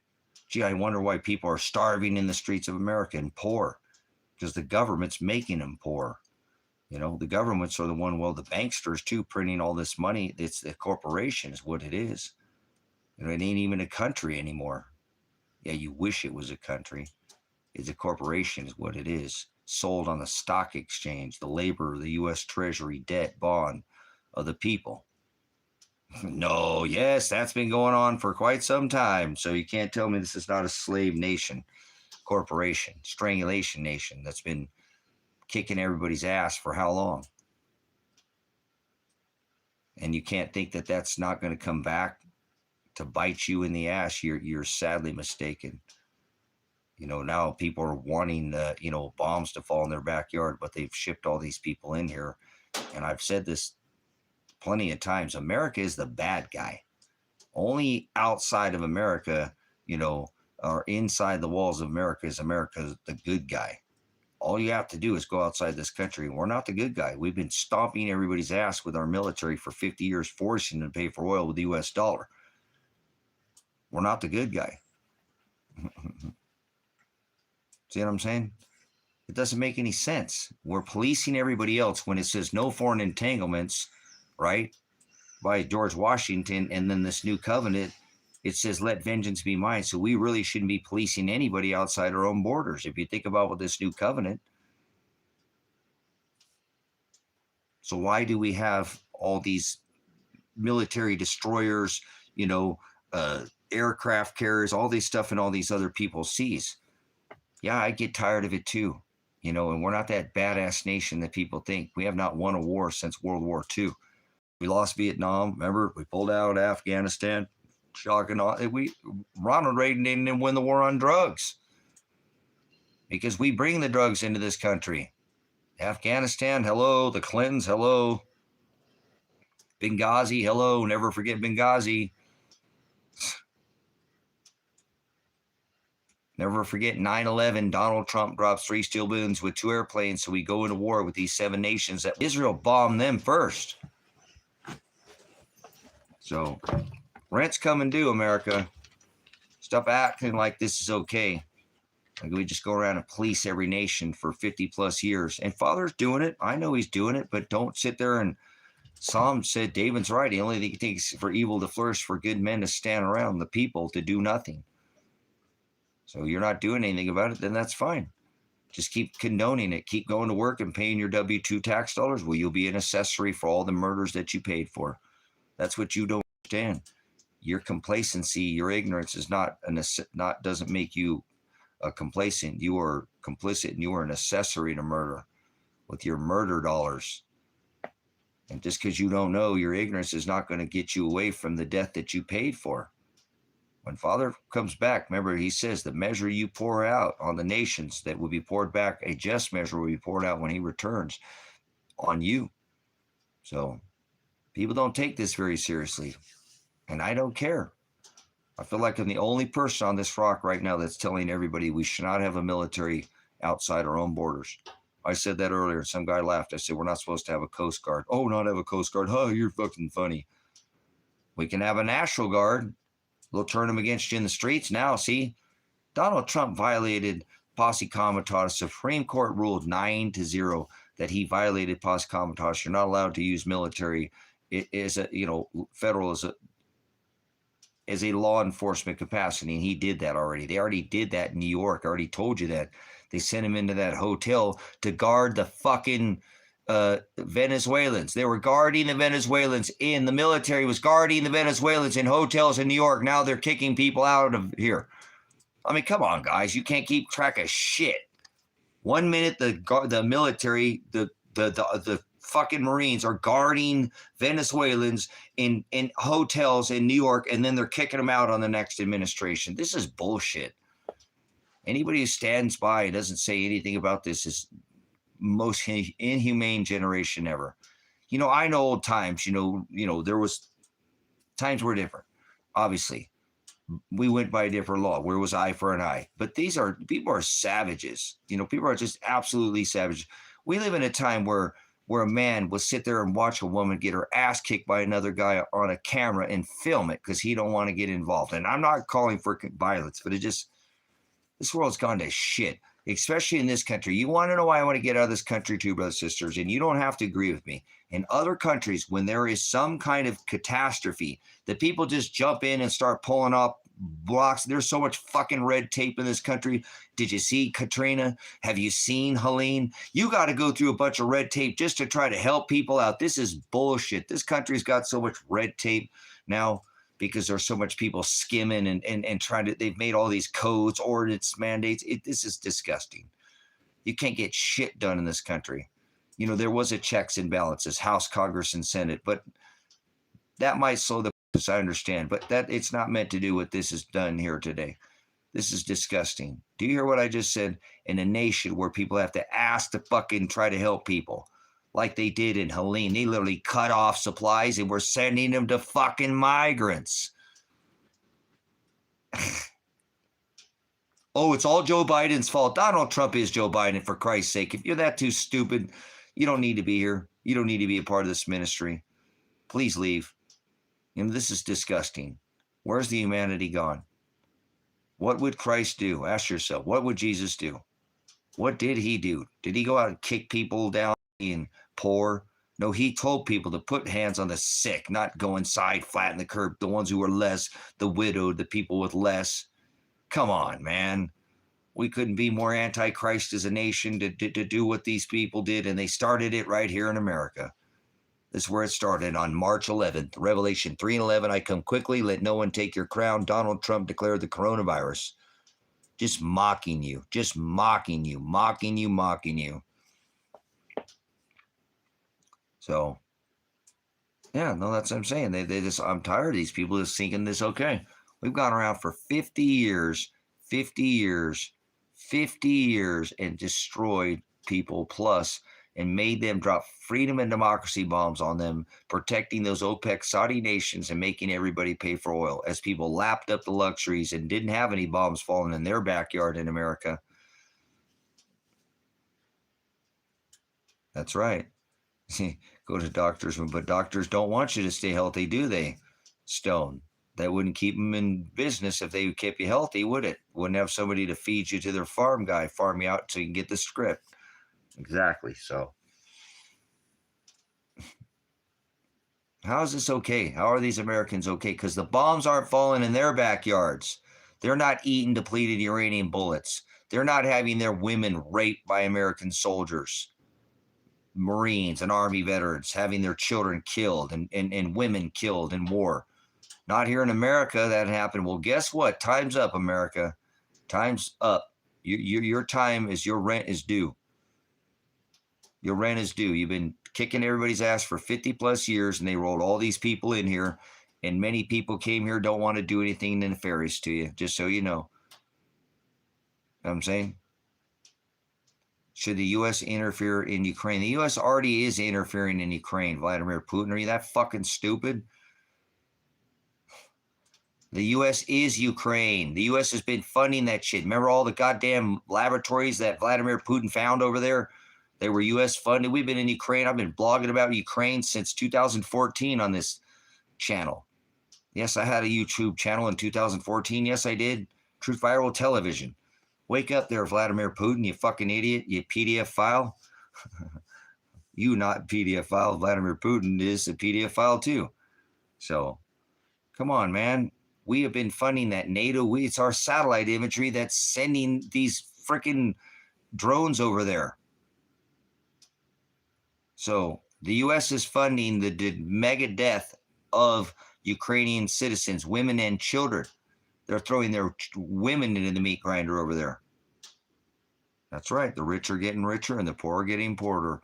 My dad told me that, Jacqueline, in the 80s, he told me that, Jacqueline. He said, watch, son, you'll see the rich are going to get richer. The wealth gap will grow. And he was right. He was right. So, Ross, brother Ross, that's good. Fucking Ross knocks it out of the park. Yeah, the Russian Orthodox. Remember, they met. The Catholic Orthodox Church and the Russian Orthodox Church met in Antarctica, brothers and sisters. Come on, man. So I have no problem. I would rather live in Russia right now than I would America.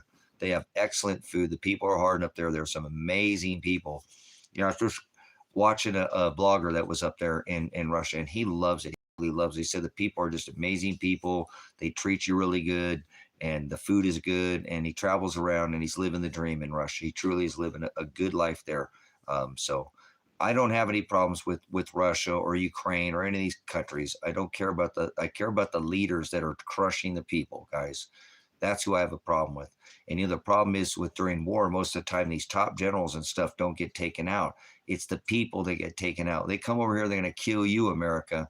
They're going to kill you, America. They're not going to go try to go after Trump or Mitch McConnell or Hillary Clinton or DeSantis or Governor Newsom. You know, they're going to go after you. It was you that allowed your government to go use depleted uranium bullets from veterans over there and kill their kids and women. So they're not coming for the top commanders over here, brothers and sisters. They're coming for you.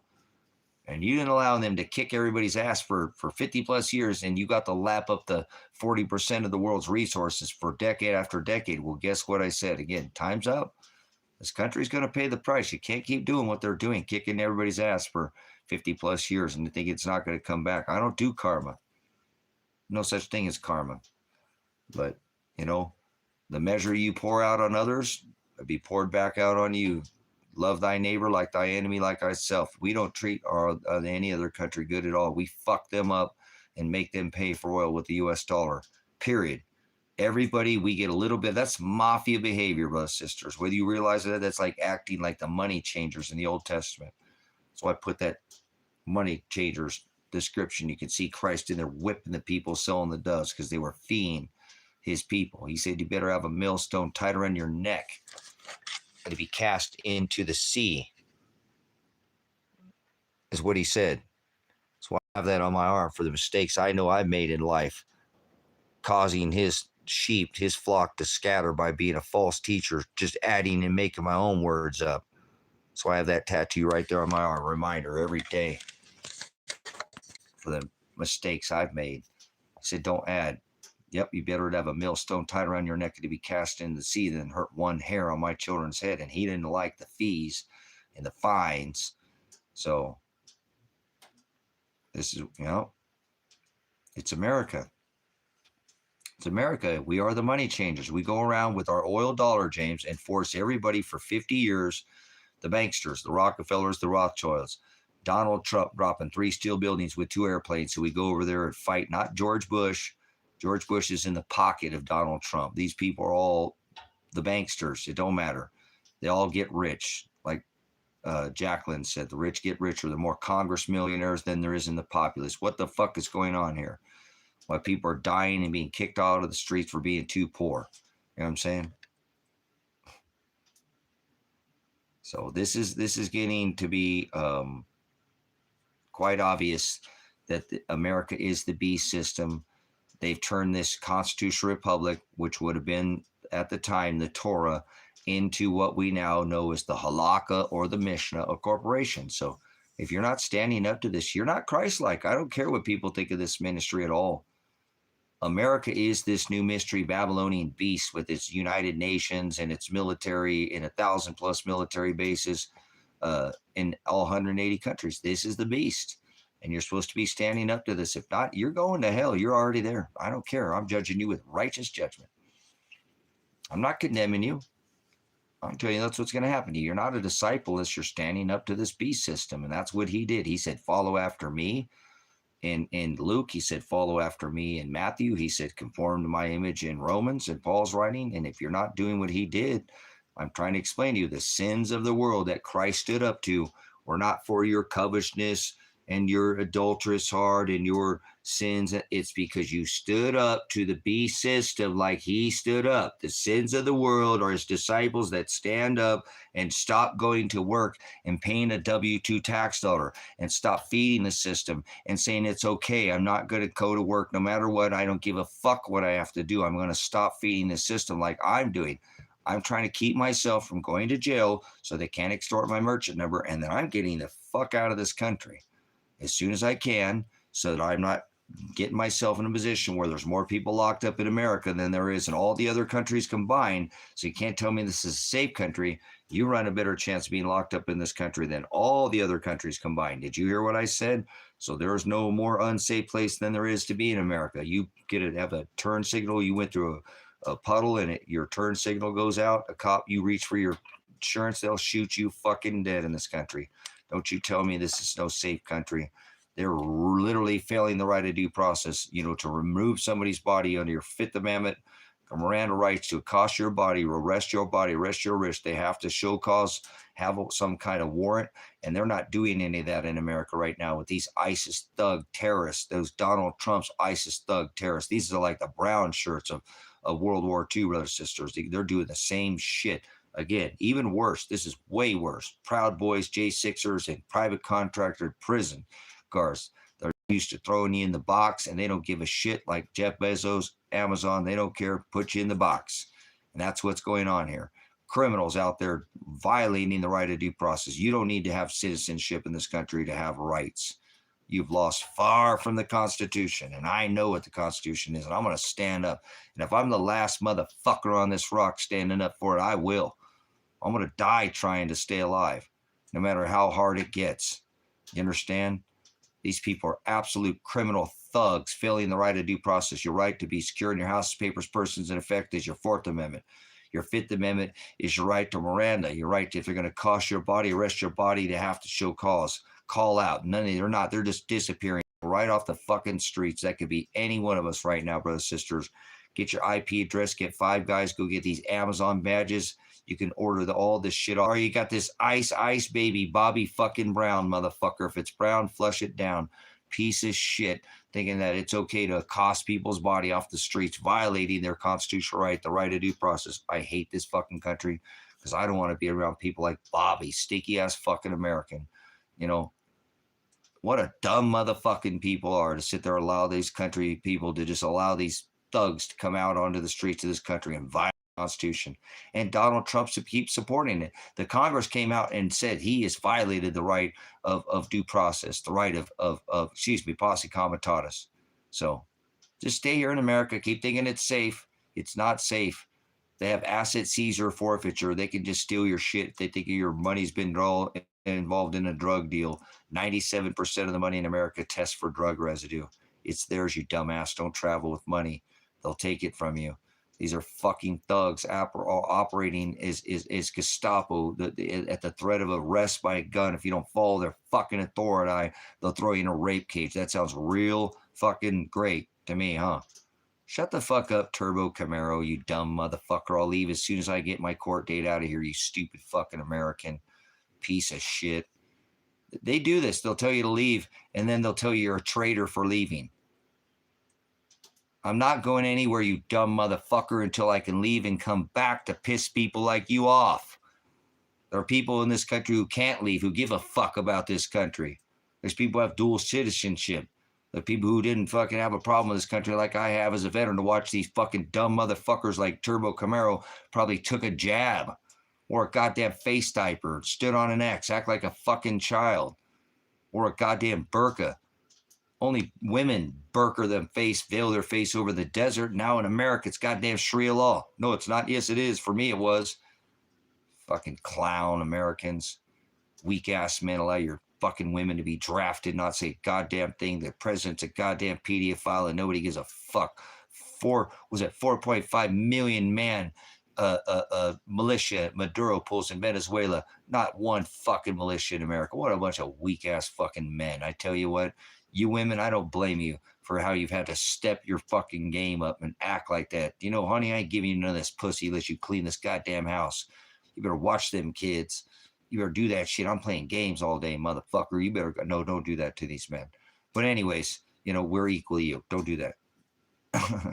But you ladies had to step up because these men in America are weak-ass American men to allow that the fucking COVID sit there and just have the rights of the American people just violated. All the big blockchain stores get to stay open, 500, 1,000 people, but the little mom and pop stores get crushed, just like what's happening right now, ripping the middle class apart again. It's happening again. All these people have been here for decades and you want them to fucking leave because they don't have a piece of paper. Now it's time for you to leave, you fucking schmuck. Get out of here. I don't care if you're a man or a woman. You don't have any humanity. You just need somebody to tell you like it is and you don't want to hear it. So I don't give a fuck what you think. This is kidnapping people off the streets of America, violating their rights because they're too poor and the government's making people too poor. Or people who sit on their fucking ass every day and collect a goddamn fucking benefit because there's some Adderall Mexican American on their goddamn Mexican cabinet and they come in here, all they do is push fucking drugs on people. Drug pushers. Most people in America are just a bunch of drug pushers, just like their number one drug dealer president, Donald John Trump, the number one single-selling drug ever, single-selling product, Pfizer, or Johnson, Moderna, all these companies, record earnings in 2020. The number one drug dealer on this rock is Donald John Trump. Deal with that, you stupid fuck ticks, many bloodsuckers. Get your ass out of here. I don't do the donkey or the elephant. You getting tired of this circus show? Stock up on the lamb. What a bunch of idiots in America stand there and just let their president be a pedophile. The last one's a pedophile. Barry, his name's Barry, was a known homosexual, has a man-shell wife. They voted him twice, like Hitler's Time magazine's Man of the Year, 2 years in a row. Woo, like Mr. Warp Speed. Woo, just like him too, huh? Oh, yeah, they voted him 3 times. Remember, you really think that 81 million people voted for Joe Biden? Get the fuck out of here. You're going to tell me 2 + 2 = 5 now. Trying to move the goalpost on me. 3 steel buildings with 2 airplanes? Get the fuck out of here. Tired of this stupid fucking civilization that I live with a bunch of Americans that allow this shit to happen while they stand on an X, go inside. That don't sound like no free country to me. Shelter in place sound like a little bitch curling up in a ball to me. Fight or flight, whatever happened to that? Nope, we don't do that. No, we're not supposed to fight. Yeah, get the flock out of Dodge. That's what I said. That's what I'm doing. I'm getting the hell out of America when I can. I'm going to make sure that I leave so I can come back here again to piss off all you Americans that don't fucking like me. I'm not here to be liked by you, just so you know. That's what the scripture tells me. If you're loved by the world, you'll be hated by my Father. So I hope you hate me. I hope you hate me. And I hope you hate everybody in this ministry. You come in here and it just fries your balls or your lips, whatever you are. I don't care. It don't matter to me. Mind over matter, a nation that's just going to allow their women to be drafted. You know what I'm saying? That's not okay with me. There's still good people here standing up, getting off the grid, trying to get out of the system, doing everything they can to not feed the beast system. People can't leave America. I understand. I'm not talking to you. But these weak-ass Americans just sit there and allow this shit to happen and keep feeding this beast system. You know what I'm saying? I don't want it. I don't want to be a part of any of these people. I have my own system. I grow food. I produce my power. I'm not one of these people who's just going to keep feeding the system. I pay taxes. I have to pay land tax. You know what I'm saying? But I don't pay unnecessary tax. I don't pay an increased power bill, water bill. I don't do none of that shit. I have more eggs than I know what to do with. I can make more than I have. I have abundance. I'm not in a struggle, but I hate to see my brothers and sisters, when I serve the right of the Constitution, struggle when I'm able to retire because I work hard, but they can't retire because they just don't understand this American dream. They're sleeping. They think they live in these big cities when they get the hell out of these cities. Go find a nice parcel of land. I got land for sale. Want to buy land? Do something about it. Stop staying in the beast system, supporting the strangulation nation that keeps going around and using 40% of the world's resources decade after decade. 3% of the populace, and we consume 40% of this world's resources. I don't use resources like that. I'm a minimalist. So people get pissed off at me. Good. Be mad at me. I don't give a shit. I'm not here to be liked by you. I'm an Army fucking veteran. Took an oath to the Constitution. It says defend this enemy country against all enemies, foreign and domestic. Guess what? We got domestic enemies on the homeland. It's called the fucking government. And they're here to just whack you. You know, vaccinations are like mowing the grass to the government and the elite. You're in their way. You're a useless fighter. And you keep licking this government's boot. You're doing exactly what Christ tells you not to do. He said, don't sup with vipers or cast your pearls before swine. Swine are pigs. That leads to hell. That's through the wide gate. Notice all the country roads out here. Narrow is the way. Narrow is the way that leads to the, to be with Father. So he don't like cities. Bullshit. Father don't like cities. I don't want to hear it. Pride, one brother. Father used to, hey, whatever. That's Old Testament. Father had a pride. Father had, his high priest. He had that. That's Old Testament. So I don't go by that. Narrow is the way. Country is the way. Go out in the country, grow your food. You think that Father likes that you go to a damn Starbucks and you're dependent on a Piggly Wiggly and you can't even go out into the woods and forage for your own damn food? You're going to kill somebody because you can't even miss a meal? Father don't like that at all. You're fooling yourself. You just had nobody shoot you straight. So I don't care what you think of me, just so you know. I'm spitting it straight. I'm not happy with this country. I can't even report my son and daughter murdered or missing. And they won't take a report. And these are the people who shot them. This is bullshit. I'm not happy about this. It said redress grievances. That's my First Amendment right. So think you can beat the system? I already beat the system. Look, I'm already off the grid. I've been making my own power for fucking 10 years. I grow my own food. I grow my own cannabis. Grow my own medicine. I got enough food for all 34 of you to shut the gate for 5 years. Never have to worry about going anywhere. Not have to go worry about anything. I don't have enough toilet paper. Bring toilet paper. The rest we're fine. You got your, American survival kit. Oh, honey, we got top ramen and teepee. We're going to survive the apocalypse.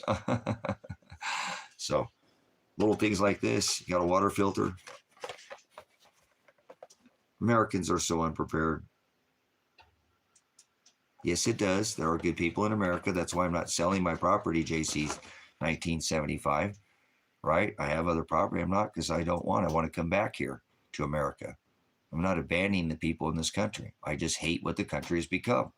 So there are good people in America that don't contribute to the system. If you go to America and you have a job, you're a fucking piece of shit. Get the fuck out of here, you fucking murderer. You have a W-2 tax dollar, you're a murderer. You are a fucking murderer.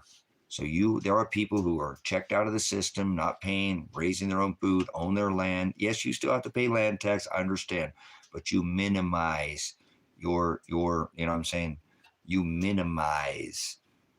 That's what I am. I'm a minimalist. See, my power bill doesn't go up because I am the power company. I'm not on a smart meter. I don't have a microwave. I don't have this smart meter nonsense. Okay. I don't have a raise in my power bill. I got a fire going. Okay. Look, I grow my own cannabis. Oh, look at there. Some of that purple. I got a fire going. See? Whoa, we're letting some smoke out there. See? I'm self-sufficient. I got 3 ways to light my house. 4 more ways than that. I'm self-sufficient. I'm not one of these people that sits there and needs the system. There's 2 kinds of people on this rock. There's people who think the system's always going to be there to save them, rescue them when shit goes down. And then there's people who think and use their fucking head. So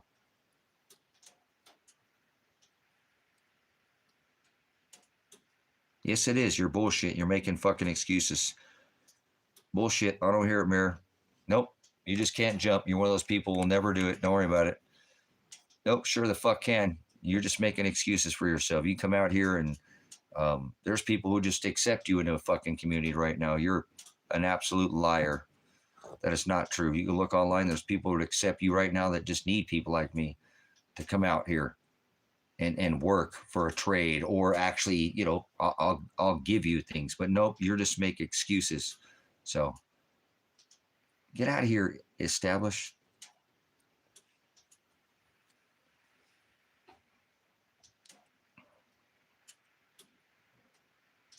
Okay, JD, go fuck yourself. Thanks for coming in.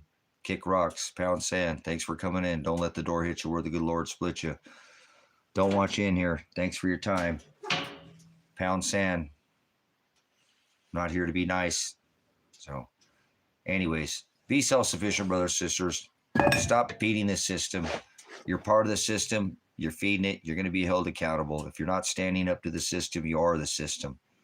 That's how it works. So you're either with Christ or you are anti-Christ. You can't add a jot. If you do, you're Satanist. Means the adversary. Satan means the adversary. He said don't add. So he doesn't like people who stay in a fucking city and make excuses. So stop making excuses for yourself.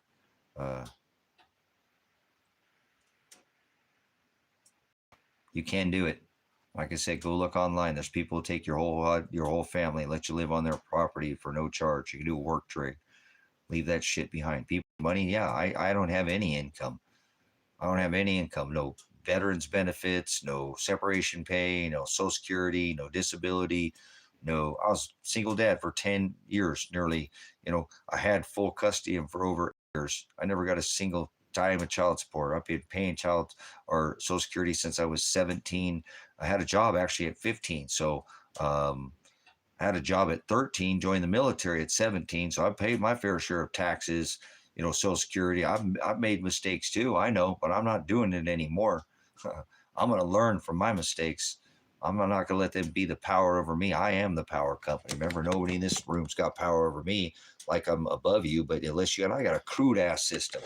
My system is, dinosaur. But guess what? I've been using it for 5 years. And it's working for me. Right now, this stream's being powered by the sun, by solar. Thank you, Father, for the sun. Until we can't use it, I'm using it. I'm a high-tech redneck. You know what I'm saying? That's what I do. I'm self-sufficient, RV, and have life. Perfect, Robert. And you can keep growing from there. And it's not for everybody. I understand that. It's not. But a lot of people can. They just make excuses for themselves. So you got to start out small. I came out here with a tent. 6 years ago, everything was taken from me, from my own brother, my own family, who's a millionaire. Started all over again. Now I have a $500,000 storm shelter in the back of this property, 3 stories down, an underground garden. There's a 50-foot hole to build another house. You know how much it costs to have that dug?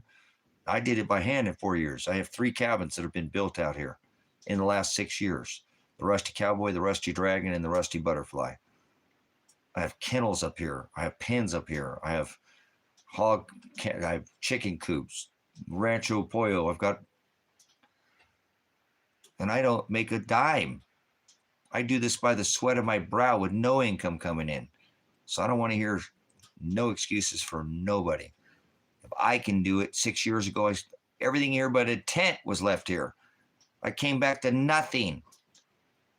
Got a couple $100,000 worth of survival stuff that my brother, who has all the money in the world, took from me. So even in this last year, I've already spent over $100,000.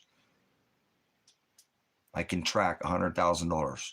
Not even for me, for my son. I didn't even spend no money on me.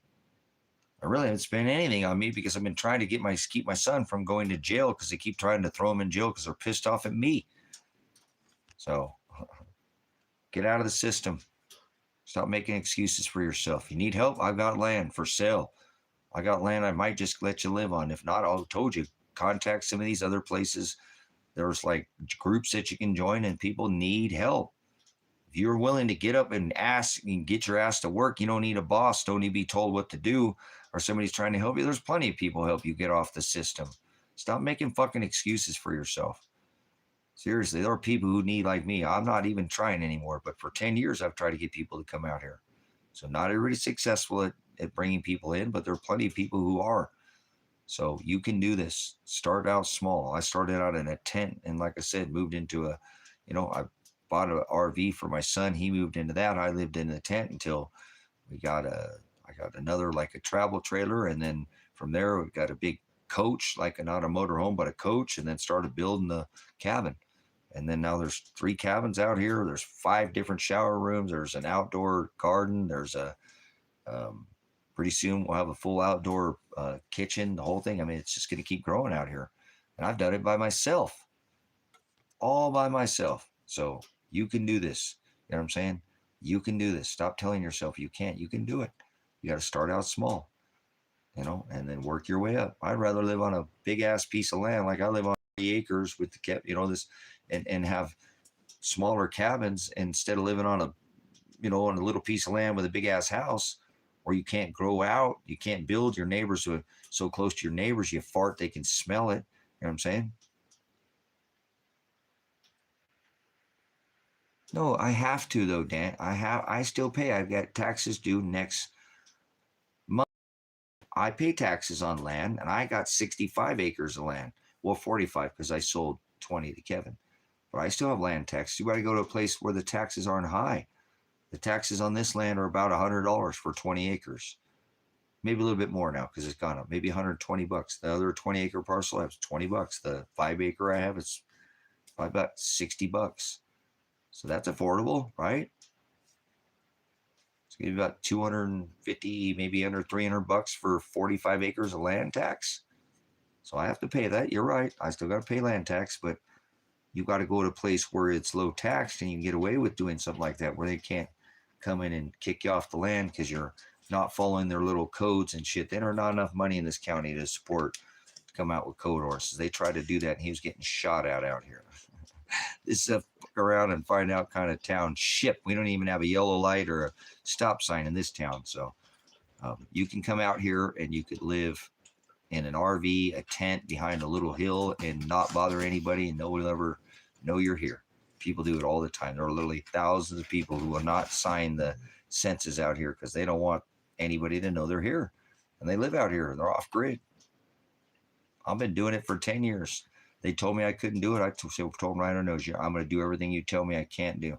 Everything you say I can't do, I will do. And everything you say is not going to happen, it's going to come to fruition. And it all has. Everything I told these people out here in 10 years, they're mad at me.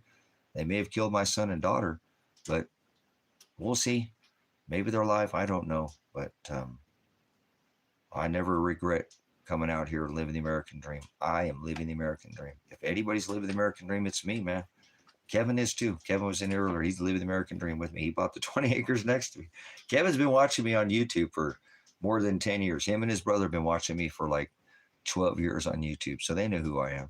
They've been watching me for a long time. And I was bitching that like, ain't nobody ever come out here. Kevin's got big property in another state, big house, big, you know, multiple houses, multiple sources of income. He came, I'm going to go out there and live with Pastor Revelation in the desert. And he loves it out here. You should see this beautiful home he's building, this beautiful little cabin out of rock. I wish I had a little more resources like him. He's got resources. He go out and spend money to throw in his gas tank and got a nice truck and stuff. I'm always robbing Peter to pay Paul and spending my money on the ministry. He can spend his money on himself. I spend my money on the ministry. Everything I spent, it take $250,000 to build that storm shelter. I don't ever spend money on me. I just don't. I don't care. I don't need money. That's why I can live without it. When I leave here, I'll be fine. I'll be just fine. I'll do good. I will. I can do good on, like, if I had $500 a month, I feel like I was a king. And I just made $100,000 this year, but I put it all towards the ministry, so it's not mine. So anyways, all right. Hey, I'm going to take a break here. Hold on. And I think I'm going to make some chili and eggs because I made that chili earlier. So I think I'm going to make some eggs. I need to cook eggs, guys. I have to go to town tomorrow and buy some lime. I need a lime, some eggs really bad. I'm going to try to figure out some jars to put them in.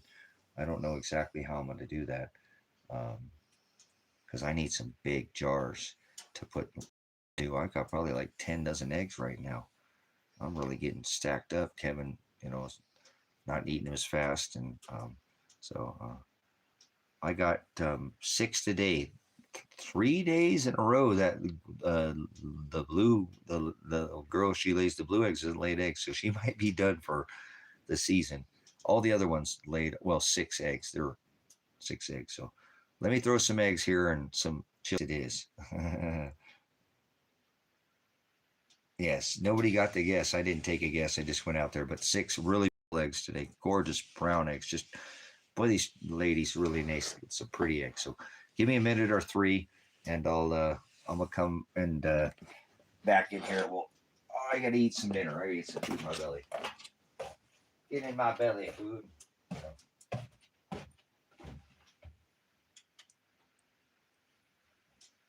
Shouldn't take me too long because I got the chili cooked already. Pull this chili out here to the side for a minute.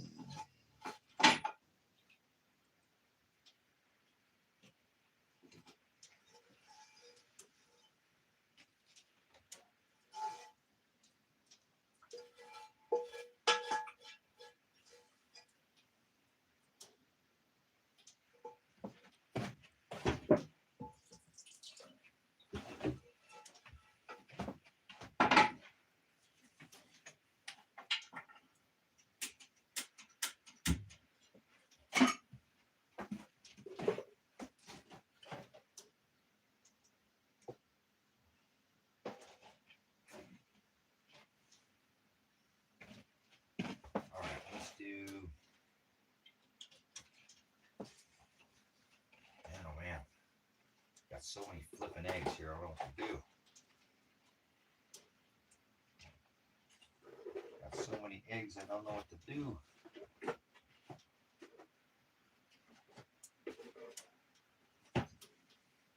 Okay, 1, 2, 3, 4, 5. Oh my gosh, we've got so many dozens. So many dozens.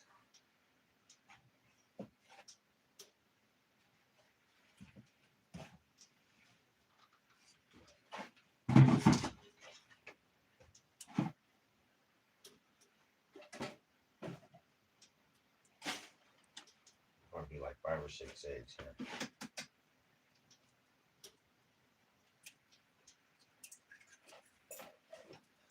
One.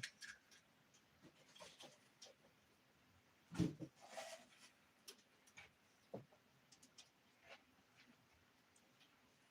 did.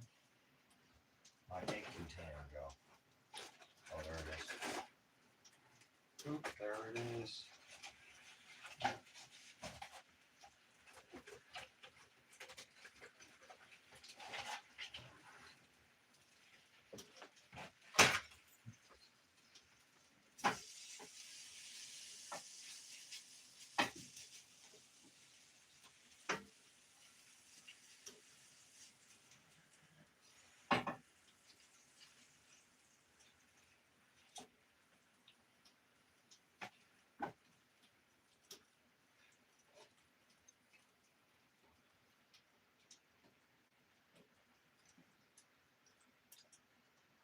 Oh man, it's starting to rain again. Starting to rain again.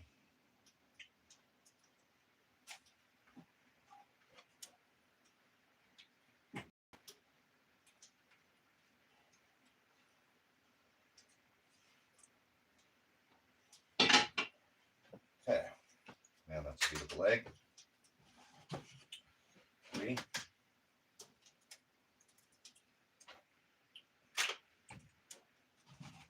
4.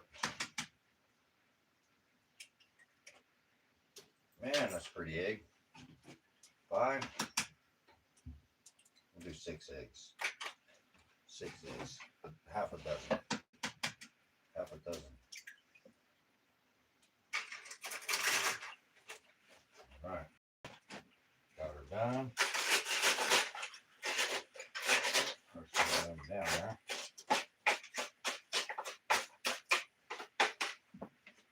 Give those back to the ladies. All right, now we get the butter. Make sure we butter this pan real good.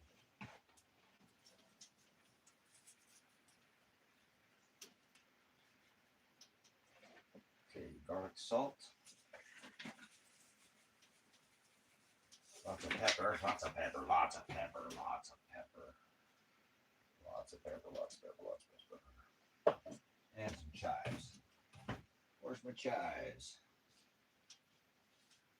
Chives, chives, chives. There's the chives.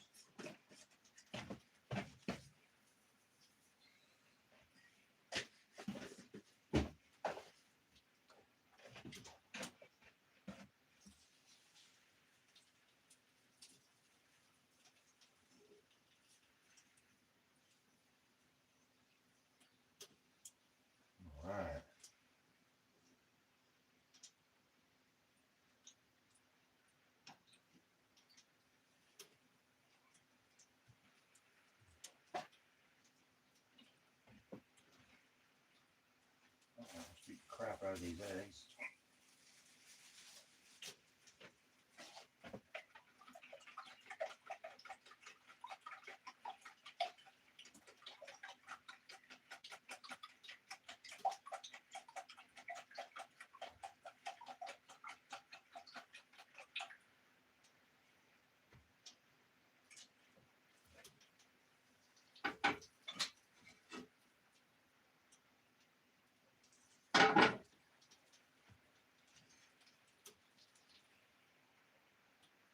There we go.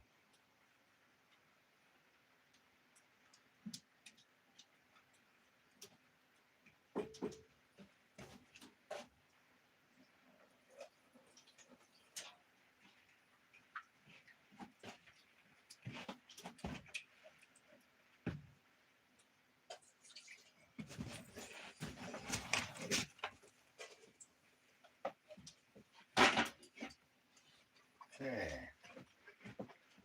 Get them hot. Drop it like it's hot.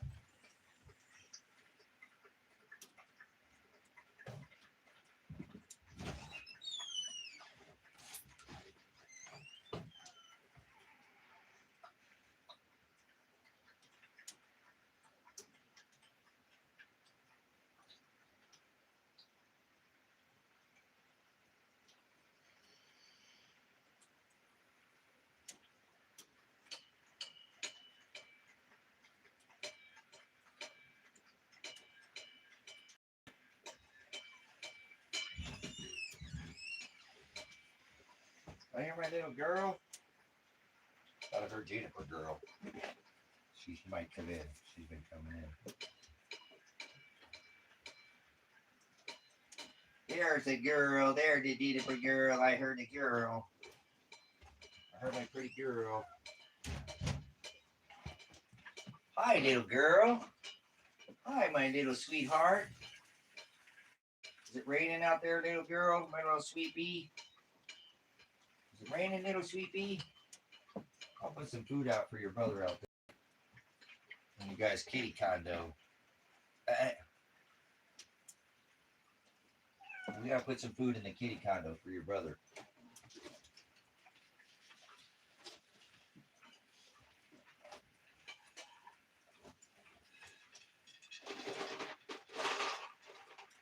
I'll put your food up here in the kitty condo, girl. Get your boy. Your food's up here in the kitty condo, boy. Come here. There's your food up there. I don't want it to get rained on.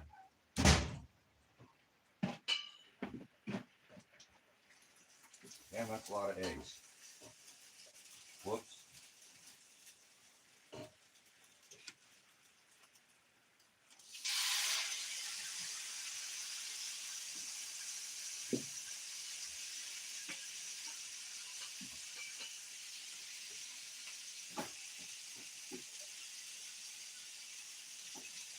Let's get some cheese. Let's put some cheese on there too.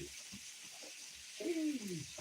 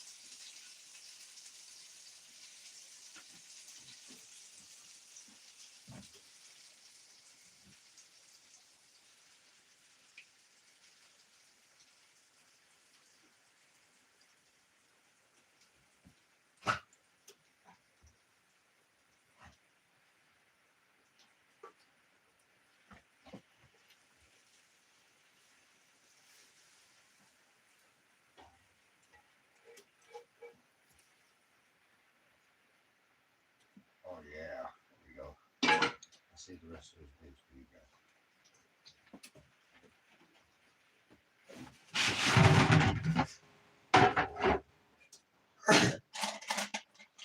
Okay, buddy, what'd you do there?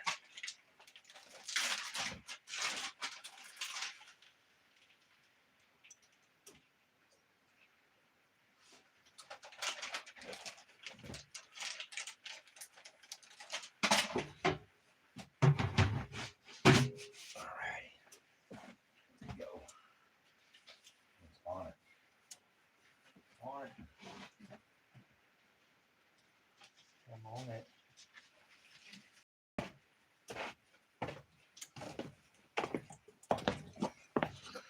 All right, here we go. Some scrambled eggs from fresh chicken eggs right off the back of a chicken's, you know what. Some farm fresh scrambled with chili.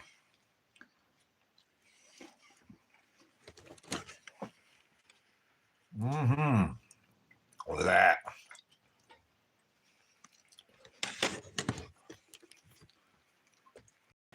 Homemade chili and some scrambled eggs.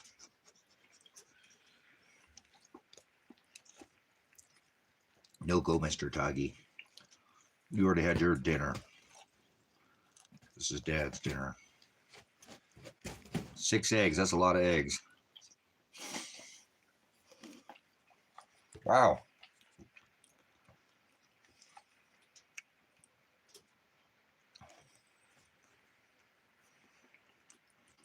Mmm.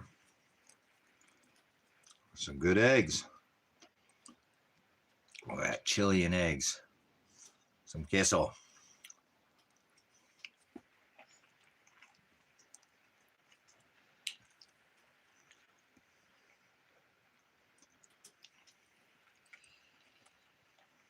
Mm.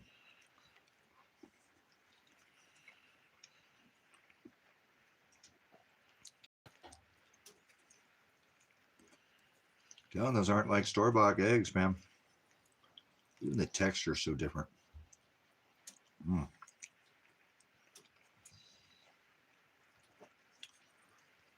Yeah, I think I have about 7 or 8 dozen eggs right now. Got a lot of eggs. Gonna have to water glass them. They're still, all of them are good. I got the bloom on them. Not that many days of eggs. Why is chili and eggs so good? Why is that so good? Mm.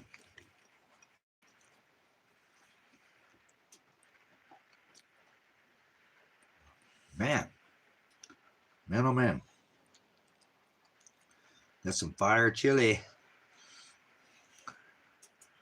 Chili and eggs. That is yummy.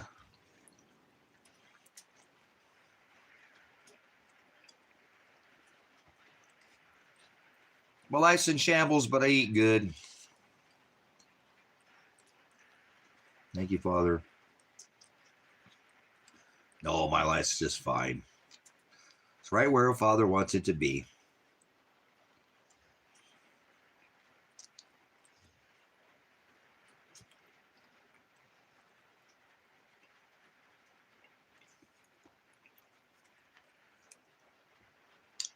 Eggs for dinner, man. That's what I'm talking about.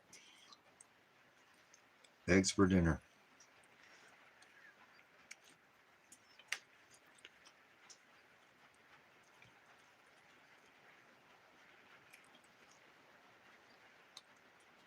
It's raining out here again. We're kind of sprinkling off and on today.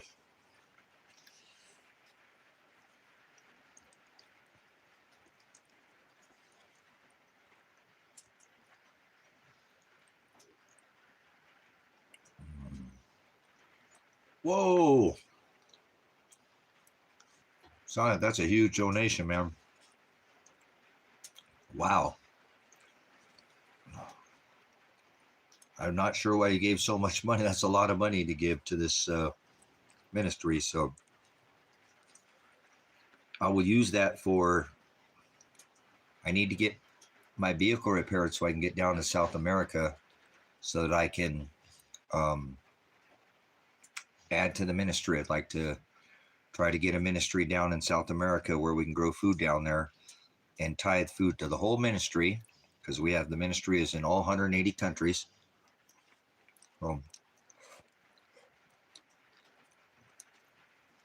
I don't waste money.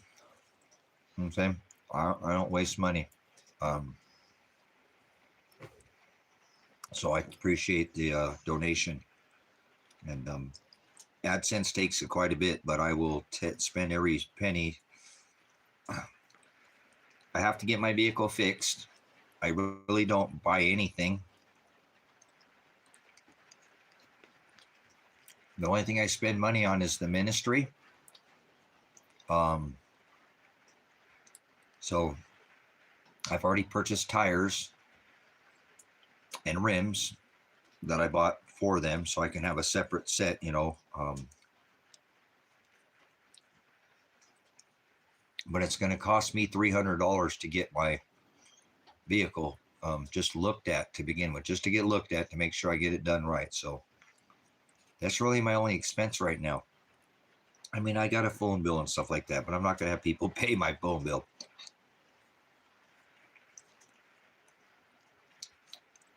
So let you know, the only expense I have right now, the major, I mean, I got taxes coming next month, but I'll take care of that, is to try to get this 4Runner ready. It's just a 96. It's not worth, it's only probably worth about $3,000 or $4,000, but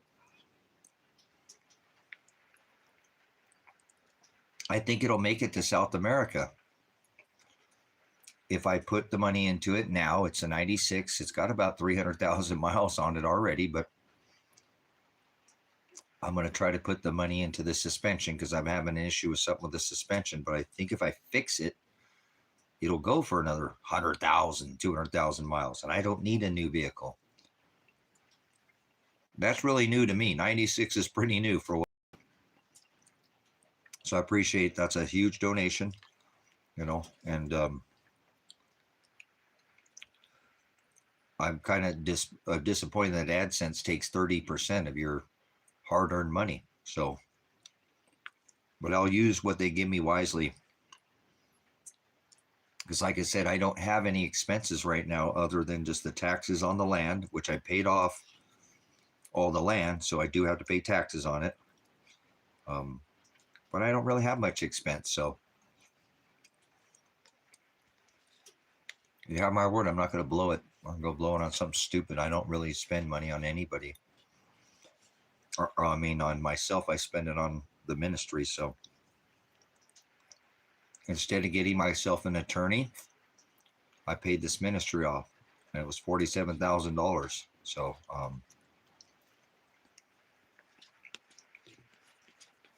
I spent all my money on the ministry. You know what I'm saying? Because it's our ministry. It's not my ministry. It's our ministry.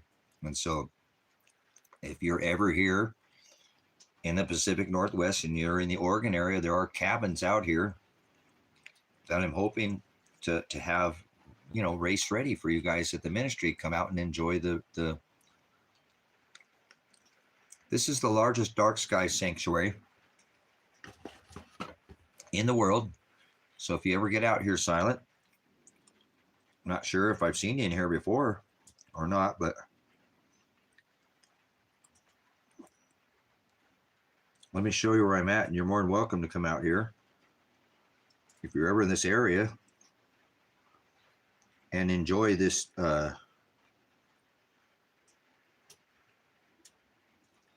this ministry.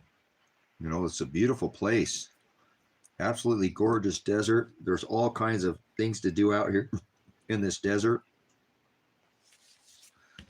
But if you ever feel like you want to come out and see probably one of the best places in the whole world to see the stars, see, I'm right here. See this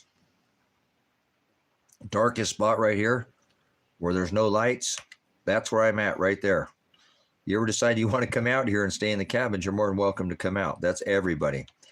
You don't have to give a donation to the ministry like this to be able to come out here. But if you are ever out here You know, I'd like you to be able to feel like you can get your money's worth. You don't have to, you know, ever give to this ministry to be a part of it. But see this area right here that's super dark? That's the largest dark sky sanctuary in the world. It's 2.5 million acres set apart from light pollution. So if you're ever out in this area, you want to come out here. I'd love to have people come out to this this ministry. I didn't do all this whole hard work, hopefully, for nothing, you know. So I do appreciate I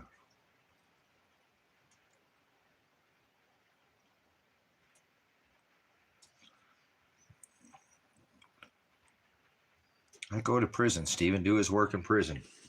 I might go into prison too, Stephen. Go into prison, Stephen. Come on. Come on. Do you read the word much, Stephen? Paul did a lot of his writing in prison. Remember, he was an old man. He did some of his grace work, one of his greatest works when he was in prison, man. So, remember, they threw Christ in jail. They threw Christ in jail.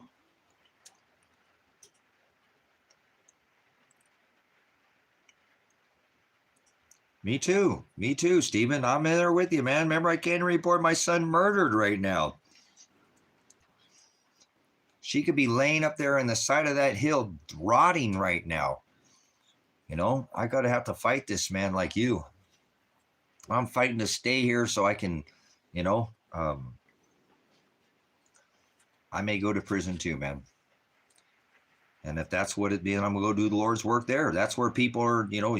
Father didn't hang out with a bunch of Christ with a bunch of wealthy people and a tax collector. Hated the tax collectors. So try to remember, Stephen. I know you're struggling like I am right now, but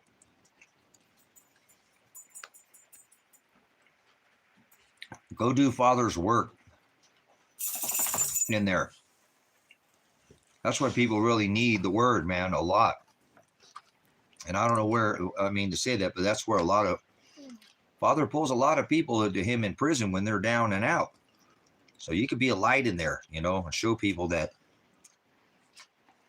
no, it's not for the rest of your life. You don't have that much time. You ain't gonna get that much time. You're just overreacting like me sometimes. I get to be a drama queen. We always do that, Stephen. We get to drama. Go, oh my God, did you hear what happened to Grandma? Oh shit, what happened? Dude, she won the lottery. Oh, well, okay. See, your mind's gonna always think like that. So I know it feels like the end of the world. I had to consider that myself too. You don't have to tell me what your charges is as long as you didn't touch some kids. I don't care what you did. You already mentioned here, but you ain't going to prison for the rest of your life. You ain't that damn old. Ain't like you're 80 years old. What, in your 30s, 40s, Stephen?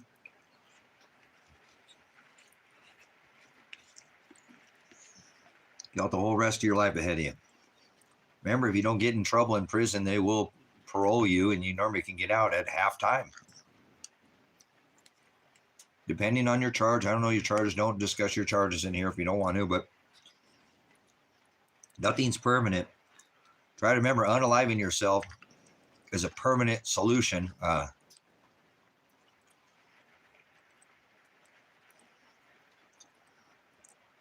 Yeah, so, yeah, okay. 30 or 40s, that's what I figured. No. Just remember, there's a people a lot older in jail than in their 40s, 50s, 60s, 70s, and 80s. Your crime can't be that damn serious. And don't discuss your thing in here, but you ain't going away for no 40 years.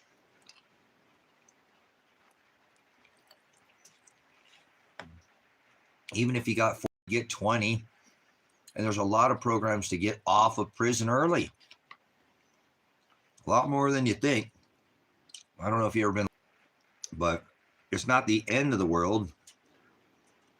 Might be the end of your freedom for a while, but I've had to consider that myself. You know, I might be separated from my dogs. I'm going to have to go do God's work. I have to do Father's work. I can't do me. So, and I do when I've been, because all this stuff that's going on with my son, they put me in jail now multiple times because I'm trying to help my son. I just share the gospel when I'm in jail. It's a good time to do it. It kind of got people's attention. They ain't doing much else in there. And they're doing other things, but you can grab their attention up pretty quickly. Oh, goodness. My phone has been unplugged the whole time. Uh-oh. Let's hope it plugs back in. I didn't even know my phone wasn't plugged in. Come on, phone, work. Uh-oh. You guys think we're going to have to end the stream? Oh, all right. Went back on. We're good.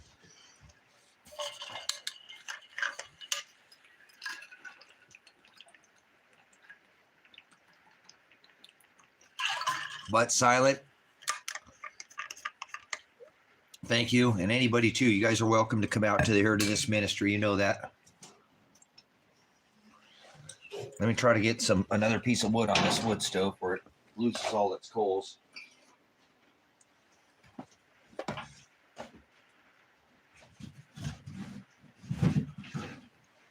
Got 2 pieces left, man. That be enough to get us through the night? Probably not. That's okay. We'll be all right. Some fire is better than no fire, huh? For now.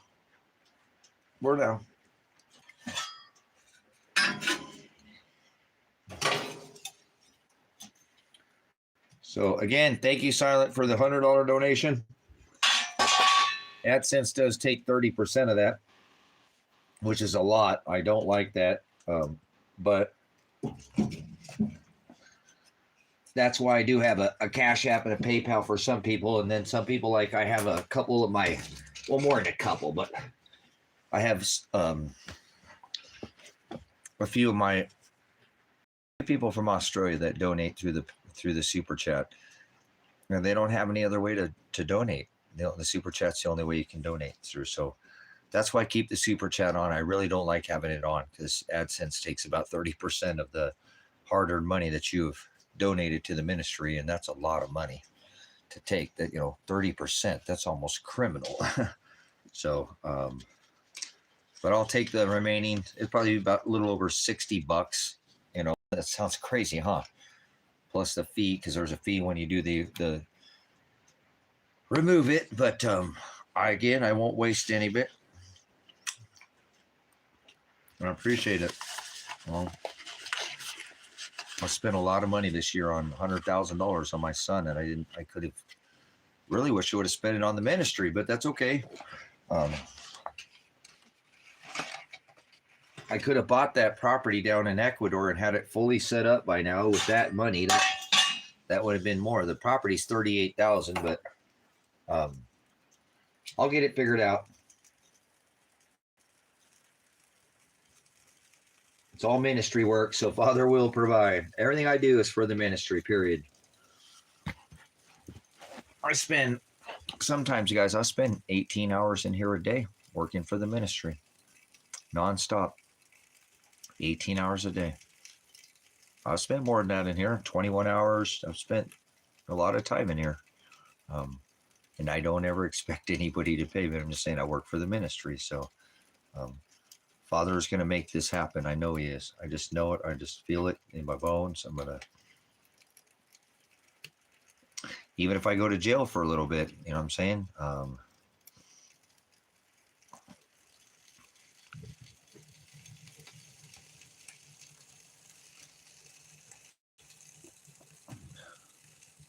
Yeah, I hear you.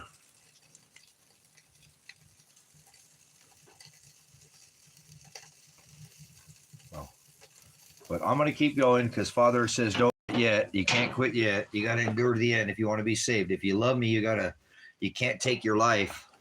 You can't unalive yourself, because if you love me, you got to endure to the end if you want to be saved. So if I didn't know that, I might have considered that, years ago, but I'm way past the point of taking my life. I just had my son and daughter taken from me by God.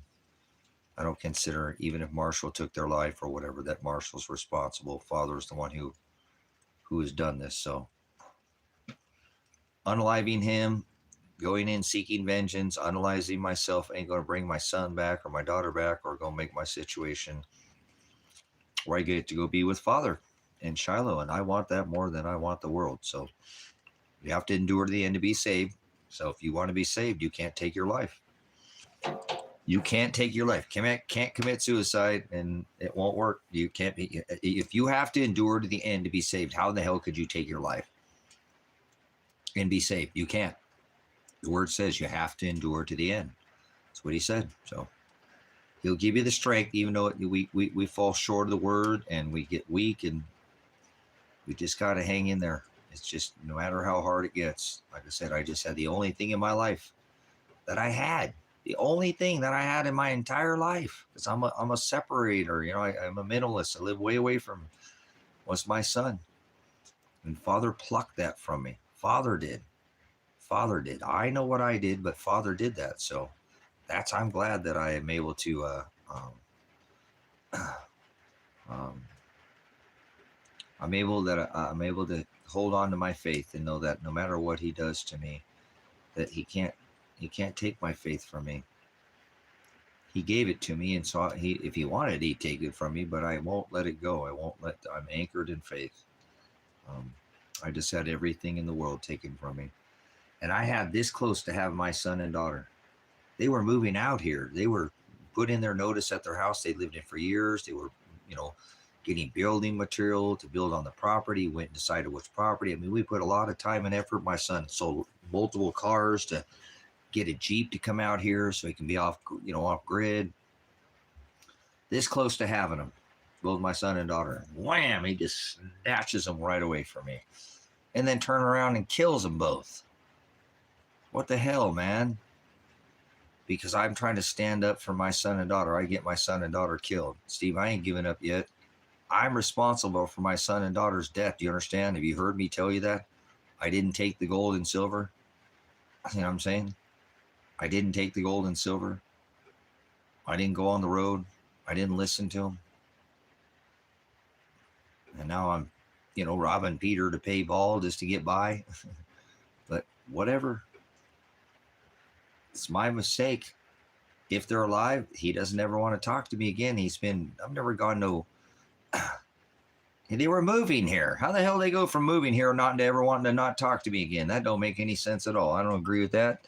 I can't even wrap my damn brain around that for even a second. Oh, he's going to move here with his wife. They're picking out land. They're buying different vehicles. Everything's planned, and then they just never want to talk to me ever again. Yeah, right. I just can't wrap my brain around that. So, well, what do I do? Seek vengeance? You know what I'm saying? Going and hurting Marshall's not going to bring Elijah back. Even if Elijah's mad at me, I can't be mad at him if he's alive, which I don't think there's any chance. If he was alive, he could file a lawsuit. So could my daughter. I don't mean just to hang on that has a lot of validity to why I don't think that either of them are alive. If they were, they would be leading normal lives, and they wouldn't have to ignore me. They could probably have somebody contact me and say, hey, tell my dad he's a piece of shit. He got me in more fucking trouble, and I'm pissed. I don't ever want to talk to him again. I could live with that, man. I could live with that. But no, I can't even report their damn bodies missing or dead or murdered or raped or nothing. They won't even list me. It's like I'm dead already. It's like I'm already dead. Nobody hears me. I've asked people to help my son and my daughter, and nobody will help them. Not me. I don't care about me. I'm a loudmouth veteran. But what about them? They don't deserve this because of me. You telling me my son and daughter should have deserved to be woken up with a grenade from a dead sleep? No wonder they want to fucking talk to me, man. Get them both grenaded. My son shot. Piece of shit dad I am.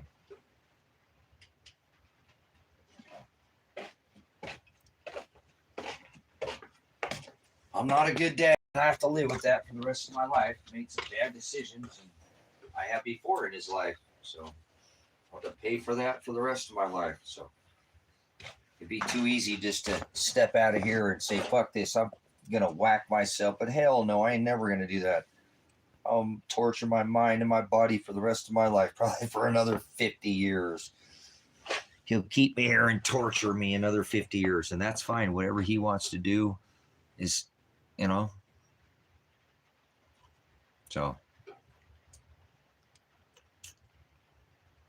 yeah, and that's what I'm saying. I've been in the same position now, Stephen, 18 months trying to get this situation figured out with my son and my daughter, and then they could be murdered, and I can't even go get the police to look for them. So, it's just like, wow, so hang in there, man. It sounds like, yeah, we're both going to some pretty difficult times, but try to remember this. You whack yourself. You ain't going to go be with Father.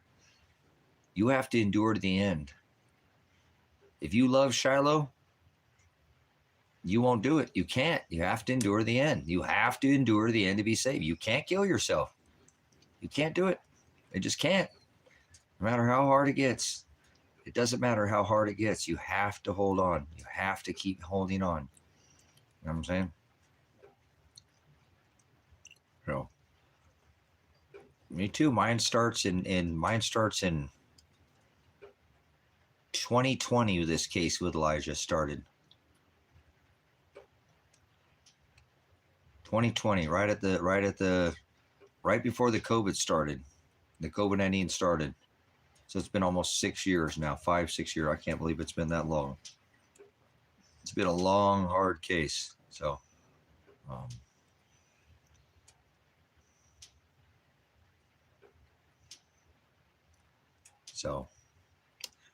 hold on there, Stephen. It's not, it's going to get a lot worse, man, before it gets better. That's what the word says. It's going to get a lot worse before it gets better. And if you have that in mind, then you maybe can hold on, and that's what I keep telling myself. It's not going to get better yet. Not until he's ready for it to get better. He'll change it when he's ready. His timing is perfect. He does not make any mistakes. Father Christ makes no mistakes at all. Never has, never will. So, well, not only that, you cannot be saved. Listen, Stephen, it says, to be saved, sozo, salvation, to be picked up, beginning point, lifted to an ending point, carried, and then healed. So all the pain that you're going to feel, it will be righted at the end. It'll be righted at the end. You know what I'm saying? It'll be righted at the end. So if we take our life, and he says you must endure to the end to be saved. Thanks for coming in. Good to see you, Nicole. You take your life, how are you going to be saved? You can't. You've already taken your life. He said you must endure to the end if you want to be saved. So you can't do it. You just can't. No matter how hard it gets, you just can't do it. So.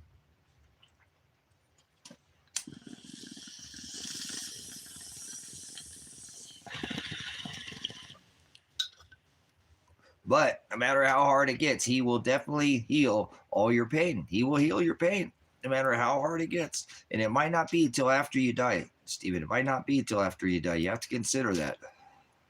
That's the beautiful thing about knowing Christ, having a relationship with him, is that.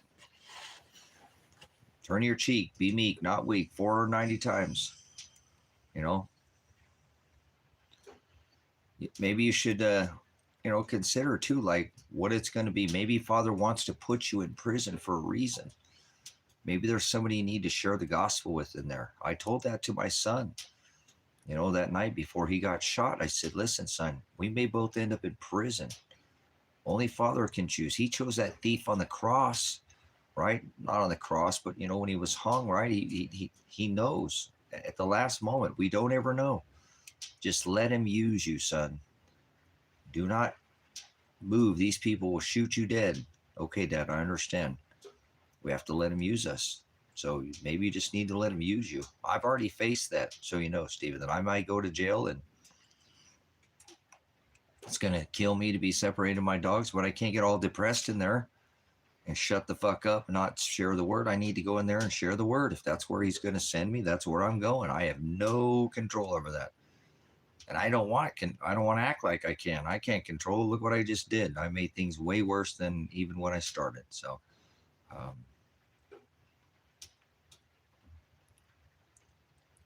that's right. Absolutely.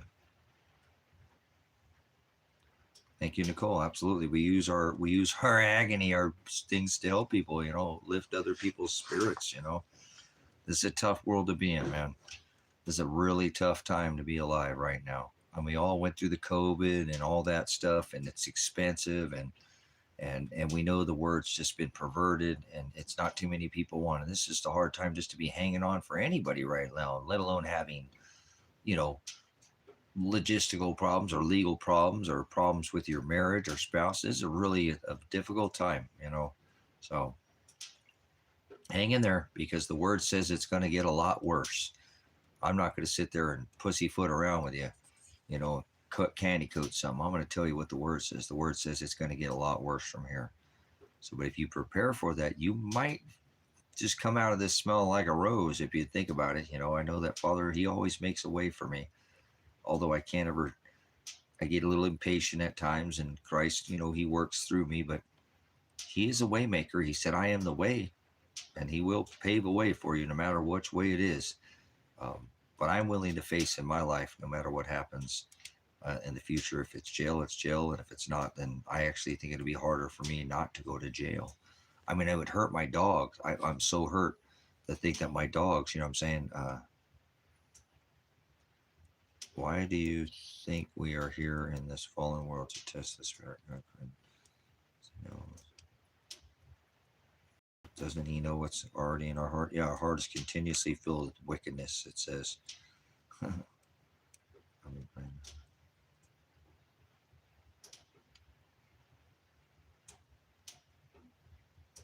Yep, I get tormented every day.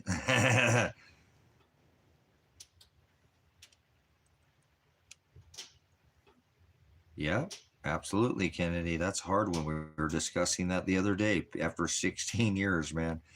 How do you pick up your life after having somebody in your life for 16 years,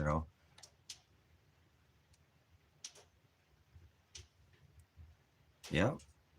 That's all we can do. Use our testimony to help others. That's what I'm hoping in here that this channel does. People come in and say, hey, this dad's struggling. We've seen him break down in tears and crying, and he's been real and still hanging on. He's not giving up on Christ. He's not giving up on the word. He's not blaming it on anybody else. He's saying that this is Father doing this. I'm not vengeance towards any other man or anybody did anything to me.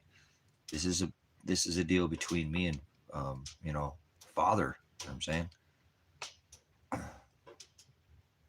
So that's why I hold on to these dogs, because they're good to me,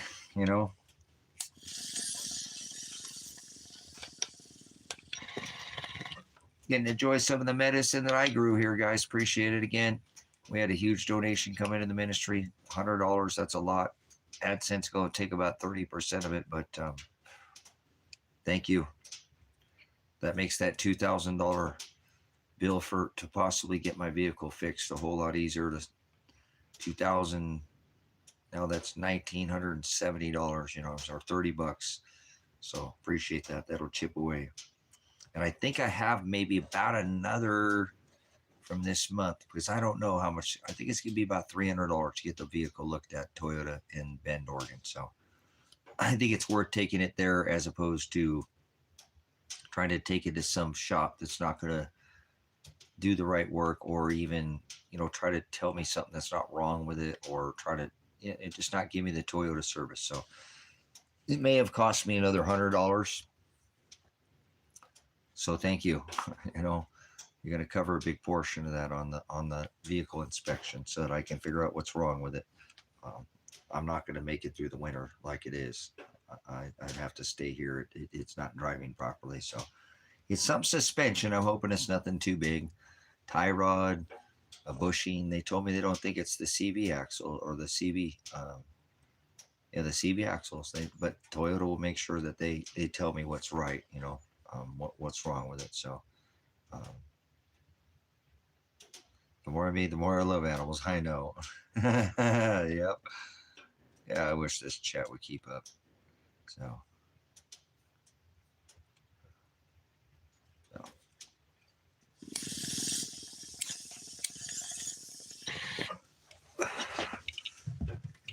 how exciting that I'm using some of my meds that I grew. Woo! Grow them.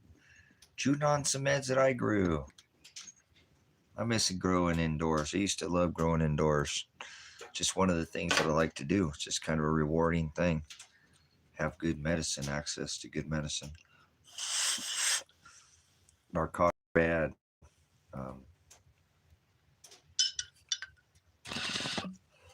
Glad I have to use that stuff.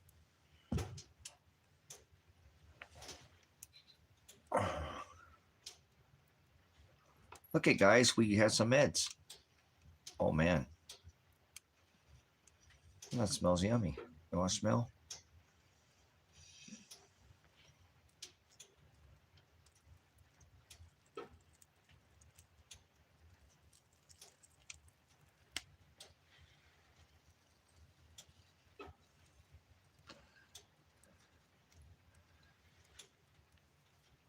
Oh man.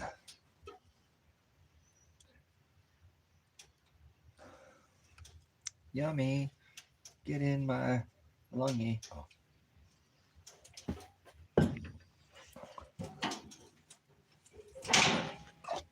Oh. So let's look at that silver. It looks like silver broke $50 earlier today, guys. Silver broke $50. Man, oh man, I wish I had all that silver that I've been taking from me over the last few years. I think I've had, well, this last batch, 30, 40, that's 70, 80, almost 100 pounds of silver gone. Almost 100 pounds of silver gone. 100 pounds of silver. Damn, why does everybody always take my damn silver from me? Or I had to spend it this last time. I never thought I'd spend my silver or cash it in. I've already lost $6,000 in profit in the last, since I just gave John the money for the silver and gold. That's how much it's gone up since I gave him the money for it's tens of thousands of dollars to get his attorney. So, oh man, Father is so cruel. I get everything I need. I was so set, you know what I'm saying? Dude, I'm leaving America as soon as I can. I got to do that for my boy. You know what I'm saying? I got to do that for my boy. If I can leave, I got to go. He's a grown man now, but he would want me to go. He would want me to go. You know what I'm saying? He wanted me to go already, and I didn't go. And that probably got him, hurt or killed or... God, what a bad mistake that was to not listen to him. I can't even imagine where our lives would be right now if I would have gone and taken those precious metals and went on the road. Thinking that I got him killed because I didn't listen to him. Now, if I have the opportunity to go, I'm going to go. I'm going to go the very first chance I can leave here legally. You know what I'm saying? I'm going to leave. And I want to leave so I can come back here someday. I don't want to leave and not able to come back. I would leave right today if I could already left if that was the case. Stop it. You're fine. You're fine, buddy. So I got to do it the right way. The right way is the hard way. The easy way is the wrong way. So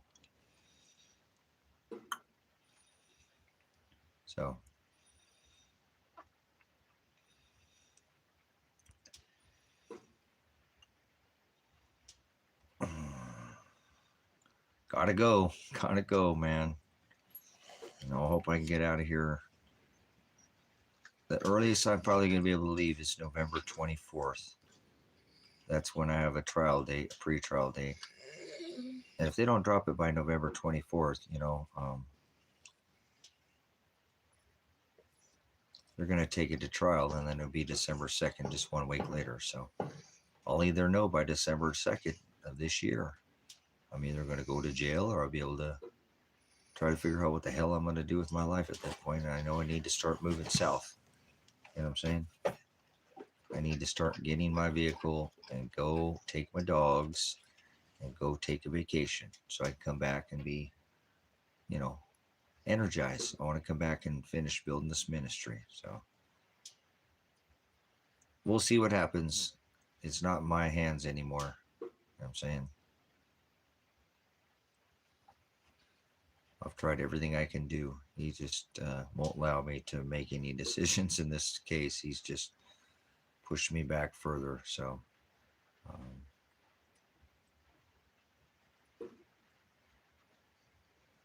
so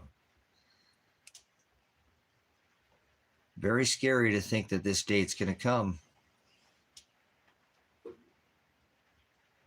And I'm going to figure out I'm going to have to figure out how to pick up the pieces and move on, you know.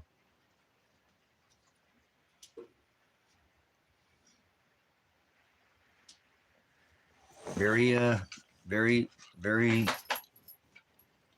but it's raining out there. You're not going out there. It's raining outside right now. You're not going outside. Go lay down. Go lay down. It's raining outside. Go lay down. Go lay down. It's raining right now. Wait till it stops raining. I'll let you out, okay? But it's raining right now. I want you to come in and be all wet and soaking puppies. No soaking puppies. Please. My puppies are right here with the dad. So, but again, you know,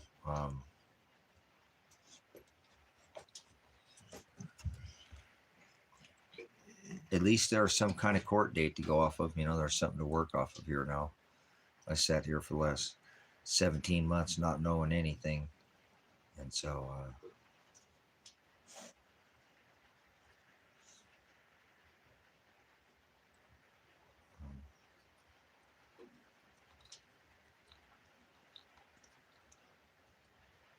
it'll be a hard life knowing that I have, you know, what I had a lot to do with why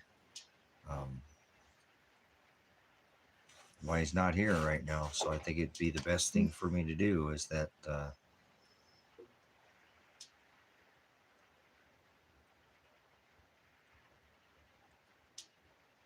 is just get out of the country. You know what I'm saying? Just get out of the country and go take a vacation.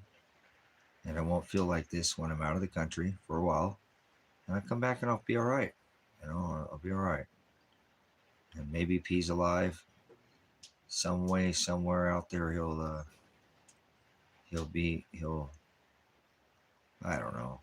I don't know. Like I said, I can't even wrap my brain around it right now.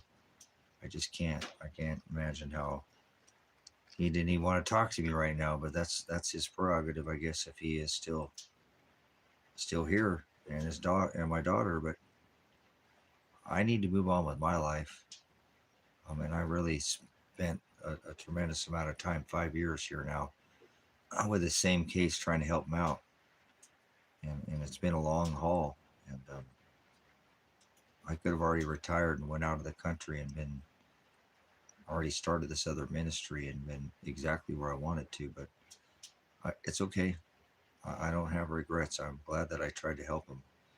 If I got him killed, I can't do anything about it. I was trying to help him. And if that's what happened, I didn't mean it. These things happen, you know. I'll have to live with that for the rest of my life. That's what I'm saying. It's going to be a long, hard life. I think my life's hard right now. It's going to be even harder if they drop this case. And I find out that my son is dead because of me, you know, it's going to haunt me for the rest of my life. So, and my daughter. So, even if he's alive, he don't want to talk to me, which is crazy. So, it's not going to be easy. I can tell you that. And so, I think what I don't want to do is I don't want to get myself where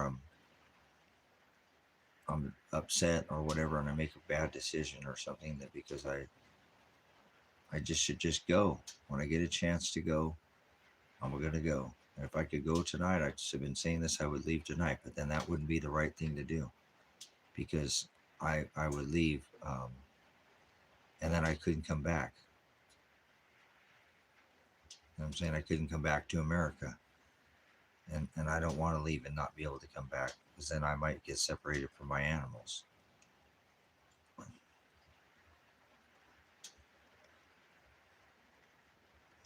So, kind of weird how I'm just staying here right now for the dogs, but I think it's the right thing to do. It's the harder thing to do, but it is the right thing to do, I think, at this point. If he wants me to get locked in here in America, and because they, make it so you can't leave the country or something, you'll still be able to travel. You're just going to have a lot of restrictions. That's the way Father wanted it to be. I'll just have to stay here. But I think my son would want me to go. I think if he already wanted me to go and I didn't listen to him, look what happened. So I think the best thing for me to do is go. As soon as I can financially, feasibly fix that vehicle, I need to go.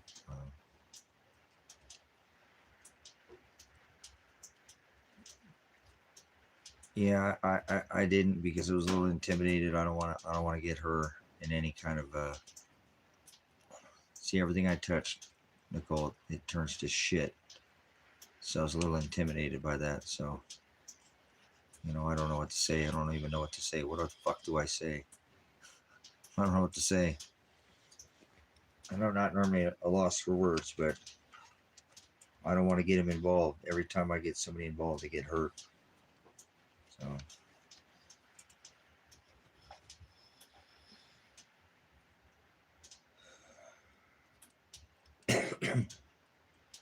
it'll all work itself out somewhere. Maybe it might not be till after I die, but just have to hang on. Even if it's another torturous 50 plus years, I'll just have to hang on. I made it this long. It's been a pretty long road this far, so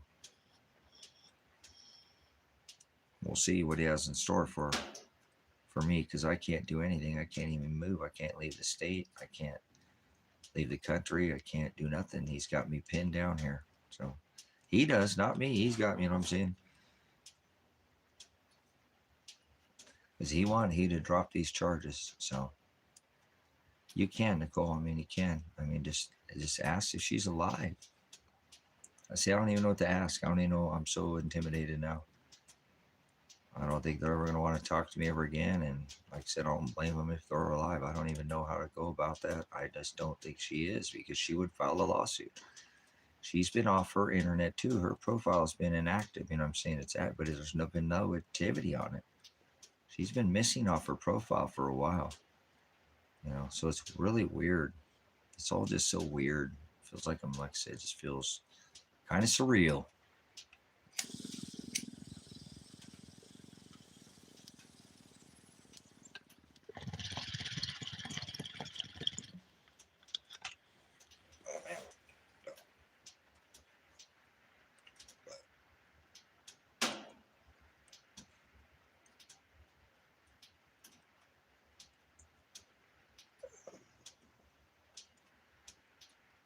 Yeah, I'm hitting the ball.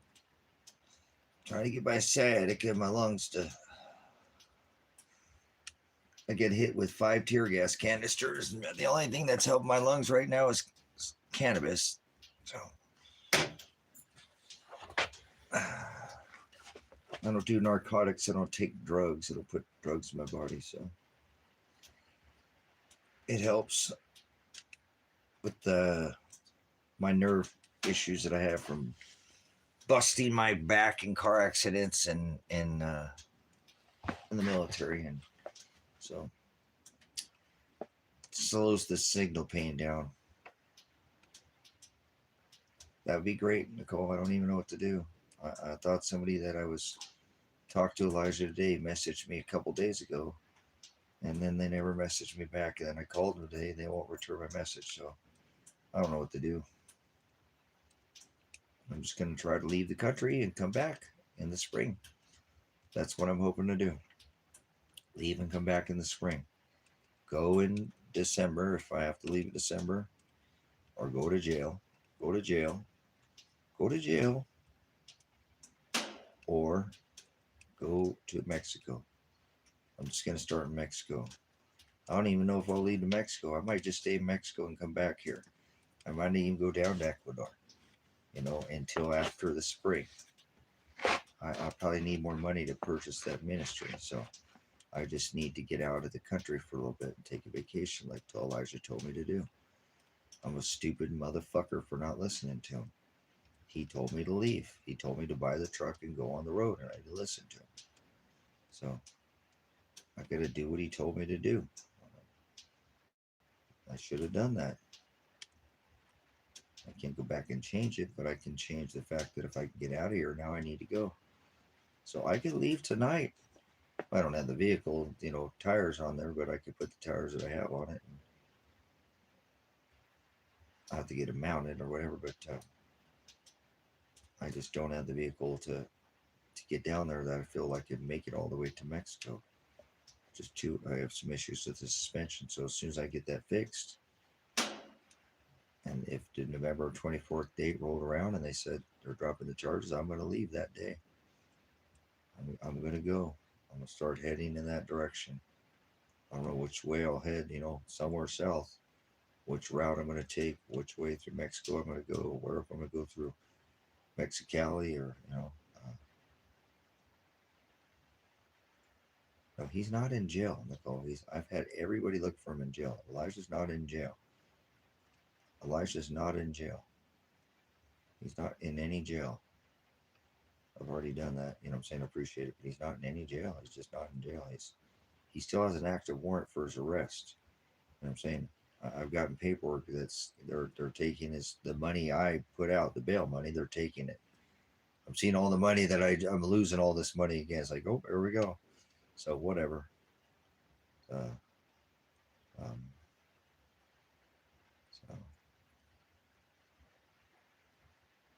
I don't know. I got to go take a vacation, come back, and maybe then if he's alive, he'll talk to me by then. I don't know. It just doesn't seem like Elijah not to talk to me. At least get me a message or something. I have a good relationship with him. I love my son. He loves me.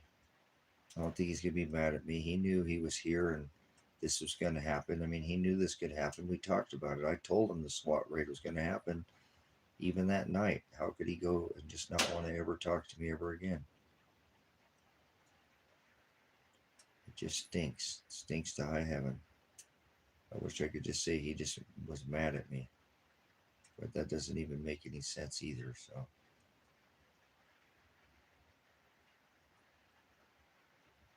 Once again, I think Marshall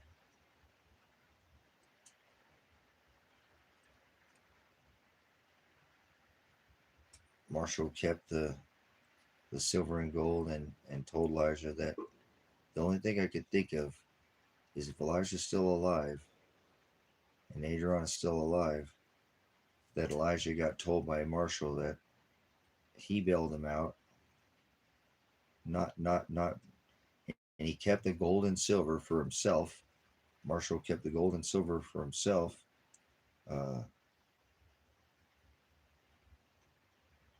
Yeah, that's what I'm saying. You know what I'm saying, Nicole? I think that Marshall kept the gold and silver for himself. And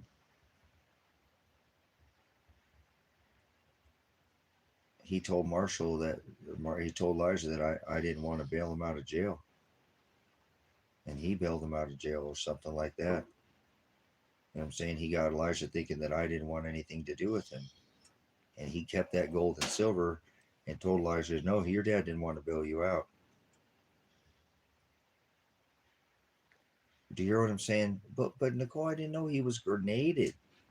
They were both grenaded. He's not in his right mind. They were both concussed. If you see that motorhome window, the full front of that windshield is spiderweb from the concuss on the inside of it. Imagine that thing went boom on the inside.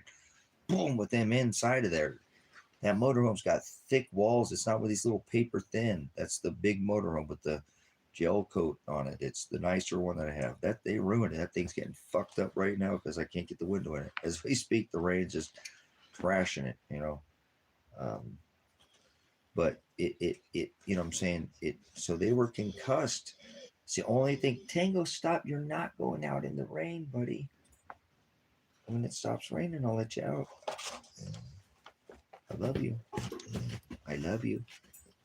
I love you, big guy. I love you, my biggie. My big guy. He was the dad.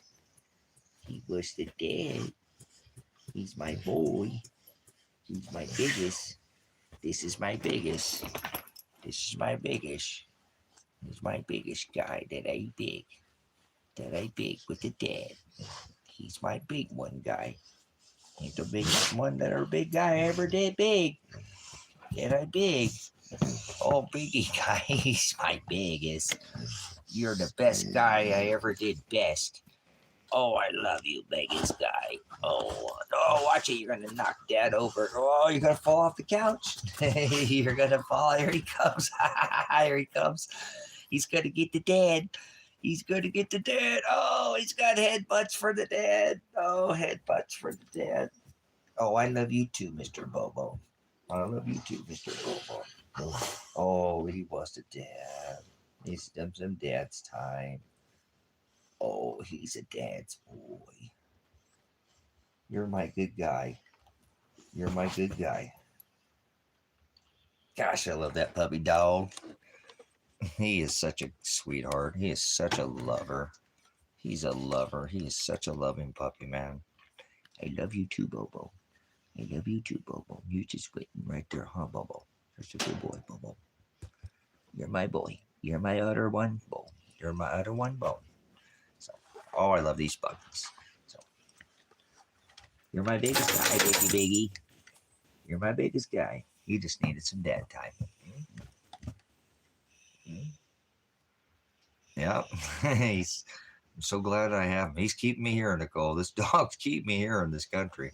So, he's keeping me here. He's keeping me here. Here's the dad's boy. He's the dad's boy. He thinks he's just a puppy dog. He hasn't figured out that he's turned into a full-size puppy yet. He just thinks he's a baby puppet. Oh, he's just a little guy, but he's a big old guy. Look, he takes up the whole couch. He's a full-size puppy. He's not a small dog or large dog. He's an extra large breed puppy. Oh, Dad got my tail. Dad got my tail. That's my favorite part. That's my favorite spot is my tail. Look at that.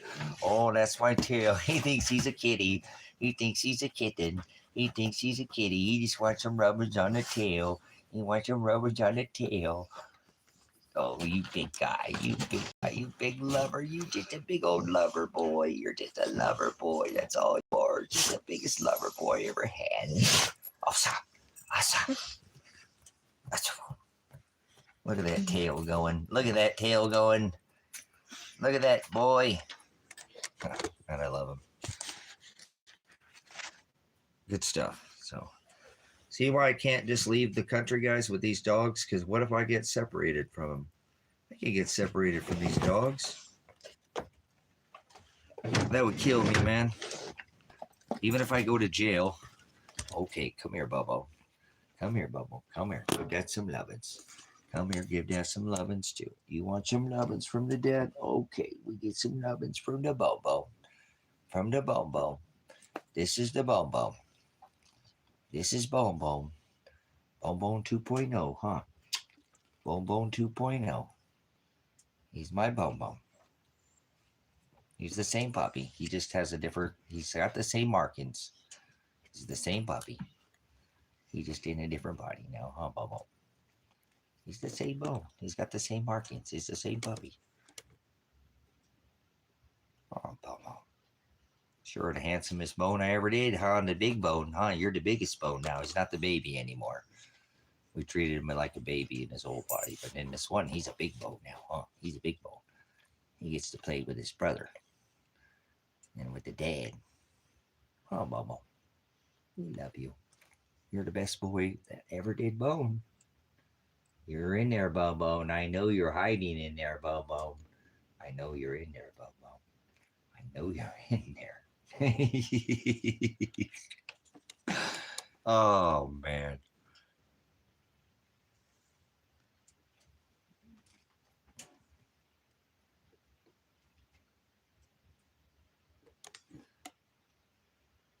What a handsome guy he is, huh? What a handsome pick of the litter him is. What a handsome pick of the litter him is.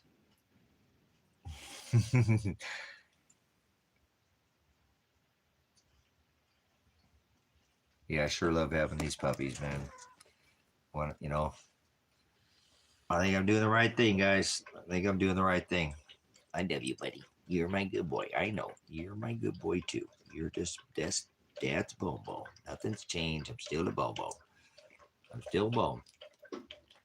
I'm slow motion puppy. I'm always doing everything in slow motion, except for when I get crazy. Do you get crazy?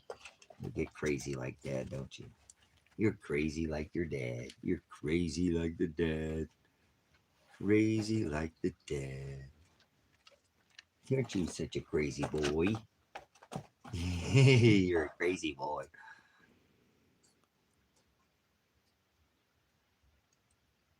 Yes, this is Bone. This is Bone in his new body. You know, it's Bone in the body. Yeah, see, he's Bone. I know, I love you. It's Bone. It's Bone. We lost Bone, but he came back in a new Bone. Yep. No, there never had no other dog like Bone.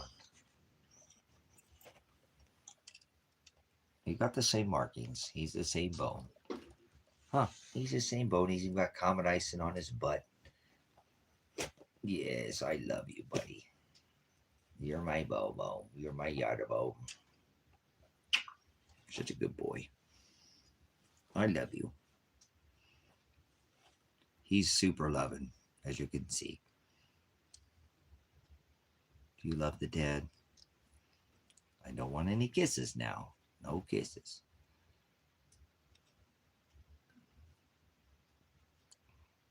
You can't figure out what to do with that paw, can you?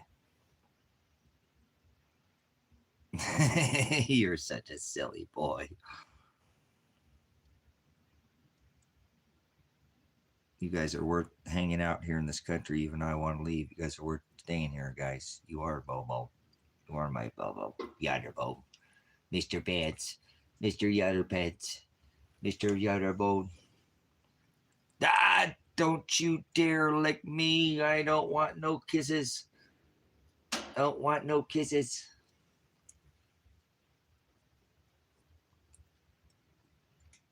Would you stop it? You're my best buddy. You're my best buddy. You're my best bone. See, these dogs are a little bit addicted to that. Uh-oh, it's going to get crazy now. It's going to get crazy. It's going to be crazy? Uh-oh, it's going to get crazy. Uh-oh, he's wound up now. Uh-oh, somebody put him on. Oh, somebody put him on the wind-up. Somebody wound him up. Oh, he's going to be crazy. What's wrong with you? Are you crazy? You're crazy. You better be careful. You're going to turn into a crazy puppy. Sure a handsome guy, you know that, Mr. Bobo. Oh, look at that. What was that all about?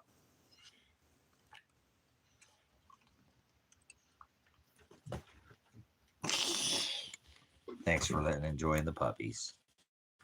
I love my puppies. So,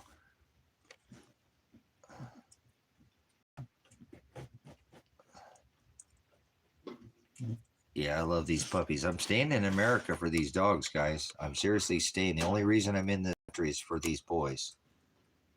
Huh. These are my guys.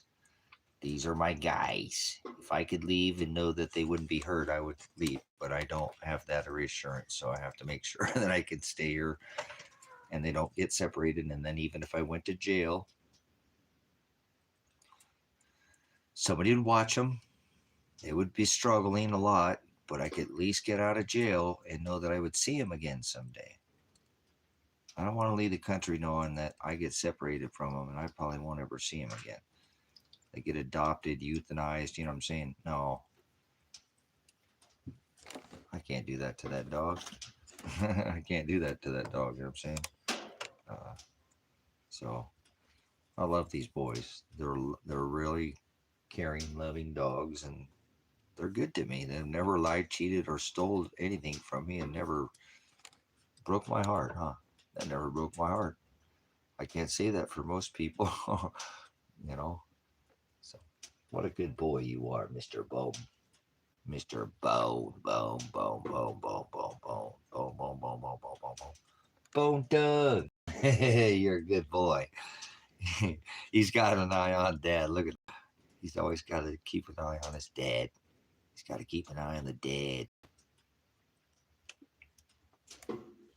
Yeah, you know what I'm saying? You know what I'm saying, Kennedy?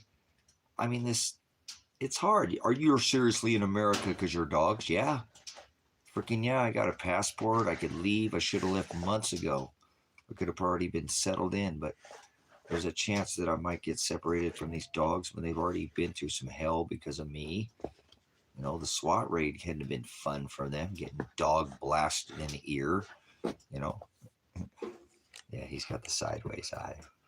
He's like, I'm just going to come over here near Dad. But he does. He's got the, Nicole's got it right. He's got the, I'm looking at Dad and I'm still doing my thing. So, you're just the best bone there ever was. Did you know that?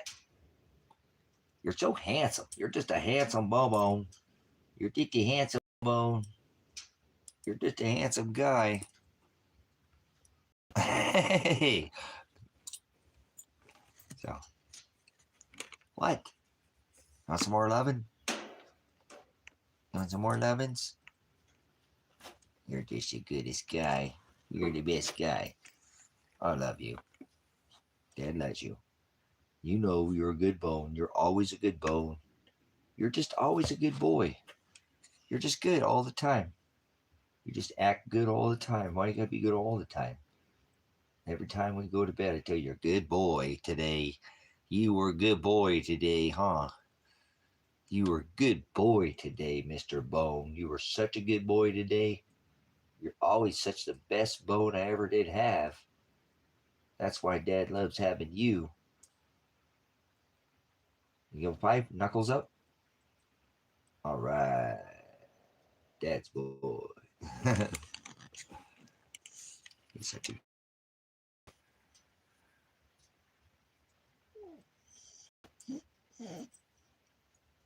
nice, nice.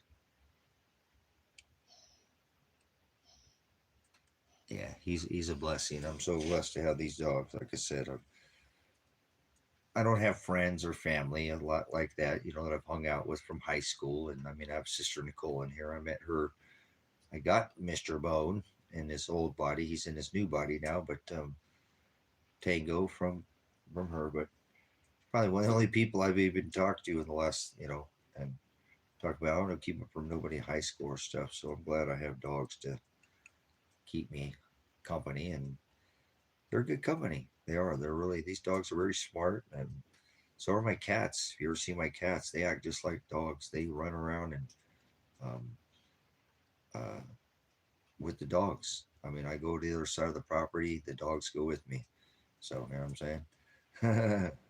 So, but anyways, we'll see. You know, we'll see what Father has in store for me. I can't do anything until he lets me go, and when I can leave with them, I'll go and take vacation, and we'll come back in probably April or May, something like that in the spring, and then get back at this ministry and get this done. I want to have this ministry completed by next, you know, before next fall. Easily, I should be able to get this stuff done by before next fall. So that'll be a awesome thing. Then I'm sure we'll get more. I'll get people out here. There'll be people out here. I feel pretty comfortable by then. I got over a date's worth of work in this ministry already. So hard work pays off. You reap what you sow. You know. Uh,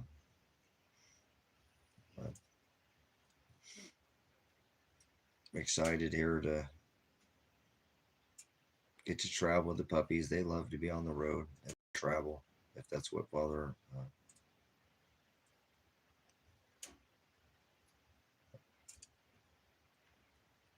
We'll see. Like I said, it's jail or bust for me, eh? So, oh, all right. Hey, I'm thankful. All glory to Shiloh. Oh, let's see. We got a message. Who messaged me here? Oh, it was a cash app. Thank you again for the donation to the ministry.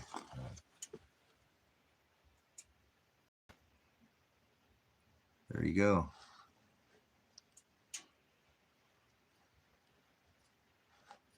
Yep, I'm going to the jungle, baby.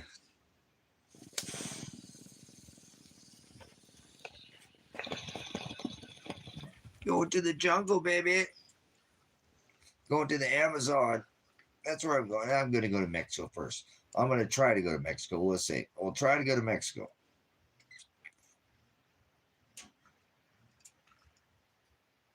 He's down south, Nicole. To the south of us. Down south.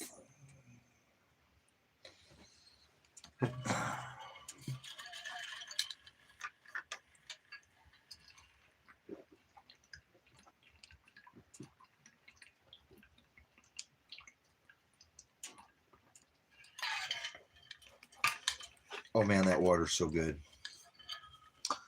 Oh, the Berkey, the Berkey, the Berkey, the Berkey, the Berkey, the Berkey, the Berkey.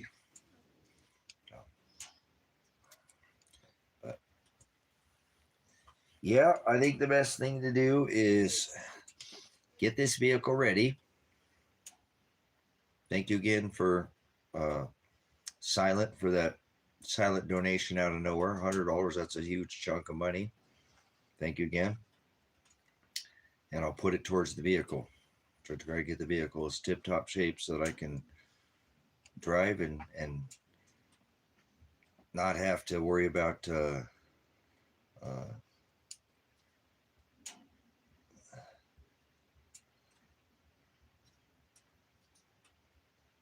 nice. I'd like to just drive straight to Mexico and not have any delays, you know what I'm saying? If I can leave, I want to go. Go. Go. Might be the 24th, guys. You know what I'm saying?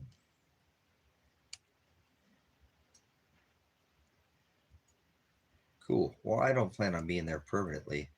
It's only there to grow the food. I mean, I don't plan on living anywhere. I don't want to live anywhere.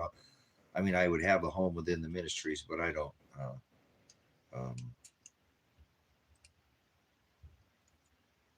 I don't. I just want to travel, not really have a home. Home is the ministry, right? So that's my home, is the ministry. So yeah,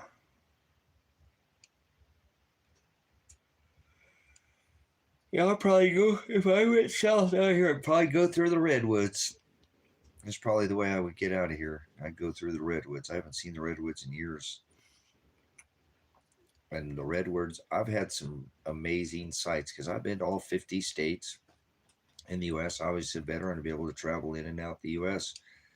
And the redwoods are probably one of my favorite sights ever. They're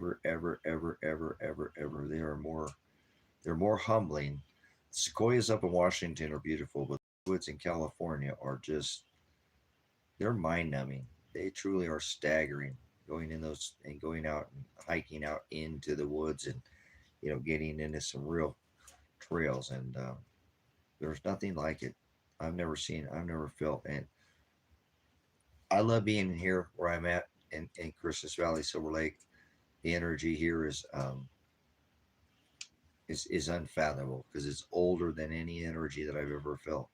But those trees are super old too. I mean, they're not, there's things a lot older than that, but when you get underneath those trees and they're, you know, up like skyscraper type, you know, where I grew up seeing, you know, near concrete buildings look that tall, you know, they're as tall as concrete buildings. There's nothing more beautiful than that on this rock, brothers, sisters. I mean, there's some beautiful things. I love waterfalls. I love all of nature, but seeing a tree as tall as a skyscraper, you know, that's insane. That's more beautiful than anything man can make. I don't know if that makes sense to you, but it always makes me feel about that tall when I'm in the redwoods. You know what I'm saying? It makes me feel I'm like about that big when I'm in the redwoods. It's a good way. People are like, man, you should do some DMT. Man, it'll humble you. I'm like, no, you should go stand under some redwoods. You don't need to do DMT. Go stand under a redwood tree. That's better than any DMT you can do. Seriously, I never done DMT, but I know. I mean, I'm sure I know what that. But that'll bring you back down to earth real quick. The earth's not, you know. But I'm telling you, I've been humbled many times in my life, and that's one time, you know, I wish I could leave, you know. You need to see the redwoods, Stephen. You need to see the redwoods, you know. No, there's still redwoods down there, Nicole. They're just portions of, you know, but There's still a lot of old growth down in the Humboldt County and in the Triangle. Yeah, a lot of them did, but there's still plenty of places you can go out and never see a burnt tree. For anywhere in sight, be deep into those woods. They're still there, and redwoods generally don't burn. The thing about redwoods too, the thing about redwoods is not a lot of the redwoods burnt like people think. Redwoods don't burn like people think. That's one thing they use redwood. Why? What makes it such a unique wood out of all the woods on this rock? Redwood is very hard to burn. I have it in my floors. I bought this cabin because it has redwood flooring in it, specifically because redwood flooring is very hard to burn. Redwood does not burn. It's almost near fire retardant. It's a very unique wood. I don't know if you've done any research on redwood, but redwood is probably one of the most amazing woods on this rock, not only for its massive, because they use it for that ability. Like I said, they use it in things like in this was a semi trailer they built from this cabin with the floors. And, I got it for that reason because they put them in it because it's, like I said, it's nearly fire retardant. You know what I'm saying? Uh, so there's some of them didn't burn, but those things didn't burn down like people think. Those things are almost impossible to burn, those trees. So, like a lot of trees, and there's a lot of it still standing. I'm sure a lot of those will come back, um, because they're that old. It's not that they can't burn. It's just does anybody know that about redwood trees? Uh, no, they're in northern California. They start, in northern, like I think like Shasta in the Humboldt Triangle. Yeah, redwood is the this building for the flooring in it for the redwood floors. This has redwood flooring. I didn't want a newer one. They took the redwood flooring. They put the redwood flooring in these floors because they're hard to burn. I mean, you can light a fire right on top. It's not going to like catch on fire and burn out like that. It's just not that kind of wood. Very unique wood, though.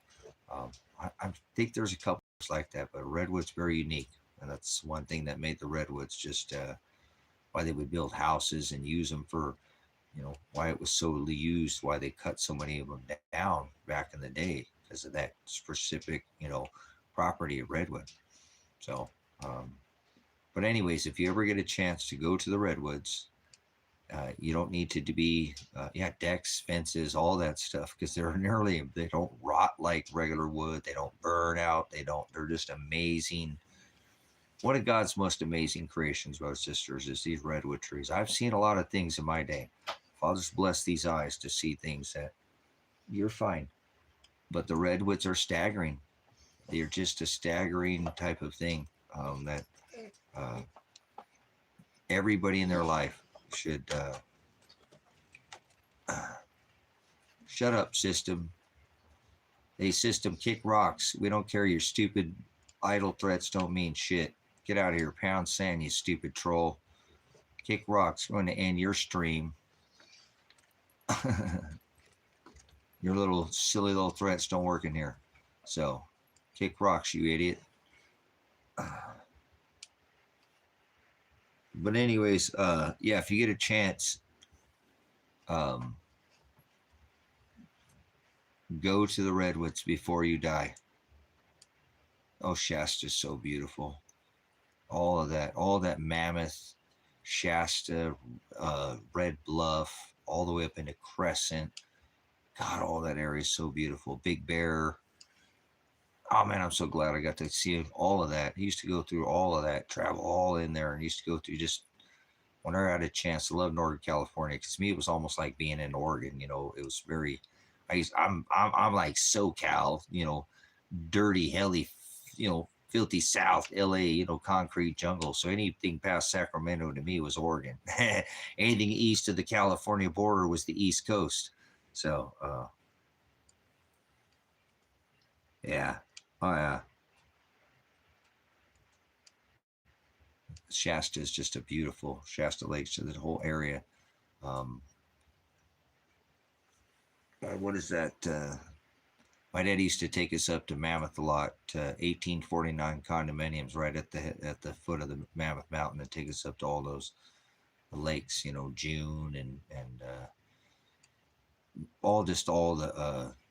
all the lakes there in Mammoth and Big Bear and all that. We go horseback riding, go see Devil's Post Pile. My dad was a badass dude. He fucked up his back, but he still did some of the craziest stuff he should have never done.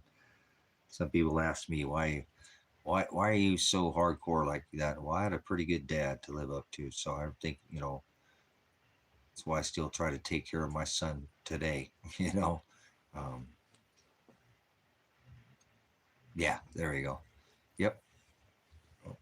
But if you ever get a chance to go see the redwoods or any of that area in Northern California, it's just absolutely a stunner to the eyes.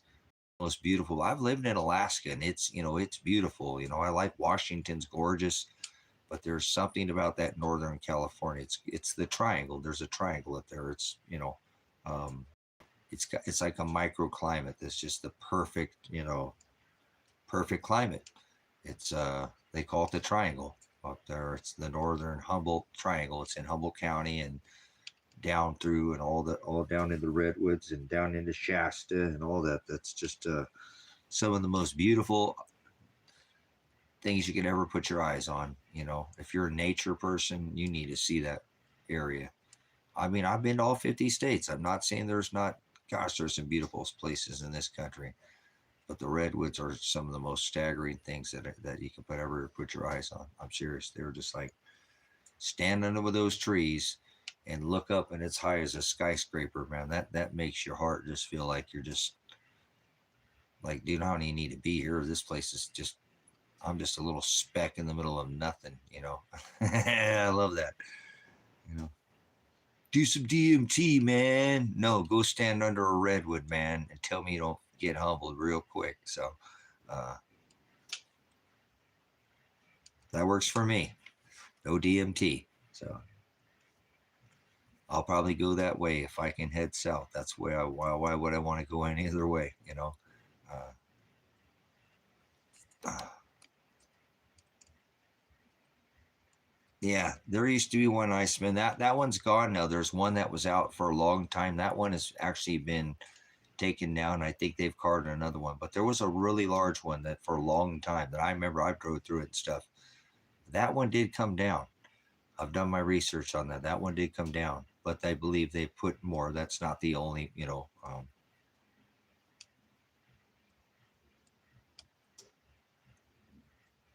Oh, Nicole, you would love Crater Lake is just so beautiful. And Nicole, they're shutting down the hiking trail on Crater Lake.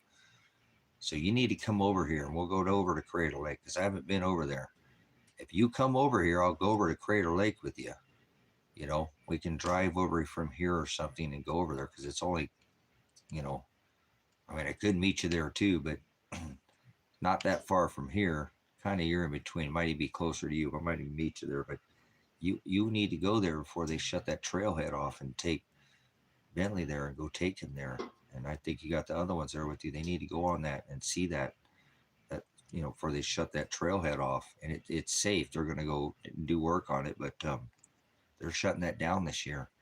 And it might you'll still be able to go out there, but you're not gonna be able to go down to the, you know, you can actually go jump in the water right now, and you know, it's like what they say, the deepest, you know, bodies of water in the Pacific North or in North America. So um, they even do studies about that place. That's some amazing, a lot of scientific studies come out of that body of water. But I have never been there.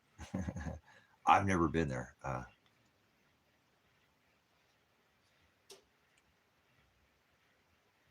Yeah. Okay. So you've been there. I've never been there. But I mean, I've seen in the blogs and studies, and I can, you know, I've been close to it because I've been, but never been actually up and went up to the, uh, I've got real close, but never went up and did the whole trailhead and got to be in the lake. Never went and jumped in the water, went down the trail or whatever. And, but I know it's something, again, cool. You've been there. Good. That's another place that I hear people say that it's something that just the eyes are, you know, we're not supposed to worry about our eyes, but when you put your eyes on nature and you're out in that natural ether, the whole world's, you don't see anything there but just nature. This world is perfect. It's a perfect world. God didn't get anything, he didn't get it wrong, but we're the ones who make it all with our cities and our, buildings and, and ruin everything. It's just what we tend to do. We're I can't say that, but we're the cancer of the rock. Yeah, they have the sequoias up north. They're not called the redwoods. They're called the sequoias. You know what I'm saying?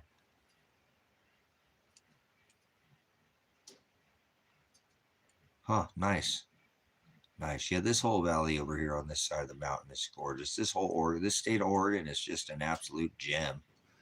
We're so blessed to be in the Pacific Northwest. You know that, Nicole? You live in a paradise. Over there, there's too many people, but even where you live and just the surround up in the hills, it's paradise. We live in a paradise over here. There's some pretty desolate places in America, and uh, Midwest gets pretty desolate. But there are some gems, and this whole Pacific Northwest is just an absolute gem. If you're an outdoor person, they used to call the Willamette Valley the Valley of Sickness or the Valley of Death, because they have so much green and so much moisture in the area. It's always Pacific Northwest is known to be very moist, and they call the natives call the Willamette Valley or Lane County in that area over where Sister Nicole's at. Where uh, I've been over there. My family's over from not family bloods from over there, and it's just so beautiful. I could just disappear, go up into the woods, and just live there forever. I could just live there and not even. I love that side of the Cascades. It's just an absolute stunner. This side's gorgeous too.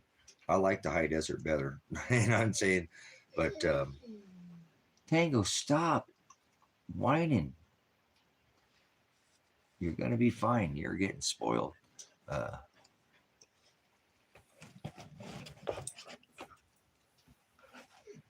Yeah, we've got some of the most beautiful places from California. This whole West Coast is there's just so much beauty out here. Every state's got its beauty. I'm not saying I've been to, but I love this West Coast, man. It is just, I like the East Coast because it's old, and I tend not that I don't like the back east. It's because it's gorgeous. You got Cumberland Gap and all these, uh, and you know what I'm saying. There's just so many places back east, but I enjoy the history back east. When I go back east, I kind of like, what I'm saying, yeah, you can do that here. There's a lot of that stuff out here in Oregon. They filmed a lot of different, like Stand By Me and different in the Pacific Northwest has had a lot of, uh, oh yeah, there's different. See the neat thing about, hey, you guys, is that Oregon has all four climates here in one state, which is pretty unique about Oregon. Washington's one thing, California is one thing, but Oregon kind of has all four climates in one state, which makes Oregon pretty unique to any other state. It is the oldest place in the Northern Hemisphere. They've already announced that. It's quite the unique state. So love Washington, love California. There's a lot of beautiful things, but Oregon just tends to have all of it in one state.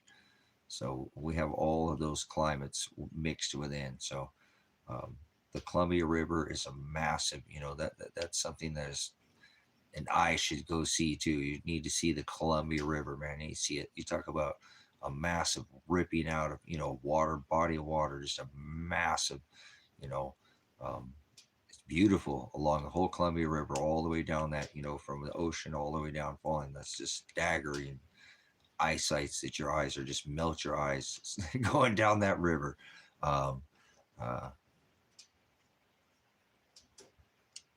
Yes, the number one alfalfa on this rock, Iceman, is grown here in Christmas Valley, Oregon. No higher content, and the Timothy hay is some of the top in the world too. The alfalfa is the number one in the world. Alfalfa, Christmas Valley, Oregon. Look it up. It's because we're in this high desert. It's the hot days and the cool mornings, and the most of it imported to China. There you go. Iceman's on it by the Dinsdale barn right up there Right up going towards Fort Rock. You got it. You nailed it.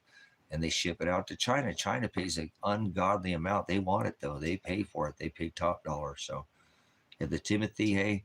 Boy, if you could see this Timothy hay next to me in this field, this dude's farmer is a top-notch farmer. I think he planted this hay because this Angus that they grow in this valley, I believe, goes to China as well, and they want this feed. Whatever, this is different. I can still tell it's a Timothy hay, but boy, it looks like it's Kentucky bluegrass to me. And I know it's not, but it looks like Kentucky bluegrass. It looks so dark and so rich and so lush and so beautiful. He did just a stack, but I know they're going to turn all this Angus out there. They're going to turn all this Angus out because Angus can eat it hot. You know, they don't bloat like that because they have this Angus on there, and they're going to turn this Angus, whatever those Chinese want, they want that in their belly. So when they eat that they have this like some Wagyu, you know what I'm saying? I know what's going on here. I told Kevin that what was going to happen, and I nailed it. I'm like, he's growing this to put these yeah, these people want this particular food in that Angus's belly when they buy that feed, you know, and buy it on the hoof. They're not only wanting to buy the cow, but they want to make sure it has the feed they want in that belly. So this is some of the most beautiful Timothy hay I've ever seen, and I know there's some of the best Timothy hay on this rock is going right here. But this guy just knocked it out of the park with whatever this is. I mean, he spent so much time prepping the damn ground. I kept telling Kevin, no, they want one particular field. They can normally get two or three. They don't do cuttings out of this field. They would normally drag it out and put it under tarp, or sometimes they bale it. But yep, there you go. There you go. Okay, cool. So you're probably fine with this valley, but the Dinsdales and the Guthers and the you know, the Puckets and all these people are sellouts, sellouts, sellouts, sellouts. You know what I'm saying? Uh, what's the name of the farm? No, Timothy hay is what they grow. That's what the hay they grow out here. There's a certain kind of hay. There's many kinds of hay, but Timothy hay is a certain, you know, like a certain kind of hay, and it's yeah, Timothy is the type of the hay, Timothy. So, but it's a high dollar hay. It's a high dollar hay. It has high nutrient. It's a really high nutrient dense. It grows in a climate that's a little bit more extreme with cold weather, if you will. It's a lot of this stuff that does higher nutrient. It's because it can take cold weather. Cold weather shocks it. Cold weather shocks it, and then heat hits it, and then it grows. When that does it, it's just almost like a cannabis. I don't mean it is cannabis, but it spikes that protein in it and makes it nutrient dense, high nutrient dense, really pushes all that out of the plant. When you have a hot day and a cold night, high desert is probably the best place to grow hay. High desert, anywhere, and any high desert is. No, I have, you know, I've worked farms. I'm on a farm here, but I'm not. I've had the neighbors' cows that help the neighbors. But animal husbandry is part of what I do. I farm, but I don't raise cattle. They're just too big. I don't have enough people here to raise cattle. There's cattle on the turnout here next to me on the pivot, and they raise Angus out there, no red, just all black. But they turn this out, put these cows on here because they don't get they don't get bloat, you know, because Angus is one of the few cattle you can put out. You can put out bloat block out onto a field, but these animals, you don't have to. They can eat that hot hay or whatever you call, you know, green, and not too many cows can do that without having issues. But some of the most high dollar Angus on this rock, I think, comes right out of this valley too. Between the hay, the Timothy hay, the number one alfalfa on this rock is grown right here, and the Angus have a lot to do with it too. So they sell it up at the store. It's quite expensive, and I bought it now twice, and it's excellent. You know, it tastes like grass fed. People are so used to this corn fed nasty beef. It's soft. It's good. You know, like for the palate, but I'd rather have a grass fed beef, and people aren't used to that type of, you know. But they finish everything now with corn and grain, and that's not what the animal should be. They do that to soften the meat and soften the fat, so it's not all hard and gristly. But if you turn out the right animal into grass fed, most people aren't used to that type of meat. I sold meat for a lot of years, and this meat here is excellent because it's a grass fed meat, and I mean, it's not what most people, they're used to, like a no roll type of, again, grass or corn fed, which is very soft to the palate. And it's okay. I know why people eat it. I've sold it for a lot of years, but you want a good grass fed meat that's never been touched by any kind of grain or corn. You don't give that to cows. Don't eat grain or corn. You know, what the hell would you give that to a cow for? So maybe a little bit of oat, but still, I like a straight grass fed beef, but most people don't. It's just their palate's not used to it. But they do grow it in this valley, and it's outstanding grass fed beef.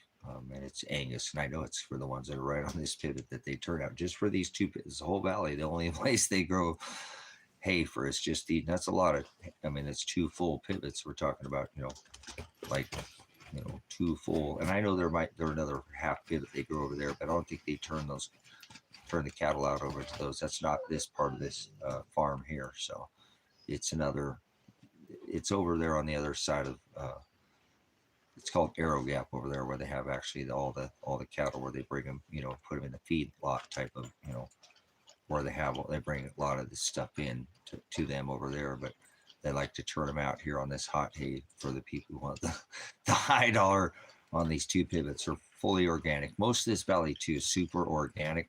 They don't grow any kind of no chemical farming out here. Very little chemical farming for any of these farmers. I don't care what there are farms that grow hay and or alfalfa and cattle, but most of the farmers out here are straight up hay farmers or alfalfa farmers. They don't do both. So like I said, there's a lot of most people in the cold don't know what grass-fed beef is anymore. They just don't. It's just not. It's hard to get. People are so used to this store-bought, but they have some. Like I said, the farmers out here, they just don't use the chemical, and they really do kind of old school this stuff. They strip this back every 3 years, and they don't. They do a pretty good job at not wearing these fields out, and they don't grow with the chemical. Very few do you see any pivots with any kind of chemical. They're all organic farmers out here, which is awesome, because I know this groundwater isn't tainted out here with all this nasty shit that these farmers use in most places. But there is some disadvantages that most of the hay leaves the valley, but at least in this valley, they're not loading this valley up with a bunch of nasty ass shit. I don't even want to go into what they use in farming to grow, corn. Oh God, that's the worst thing you can ever grow on your property is corn. But anyways,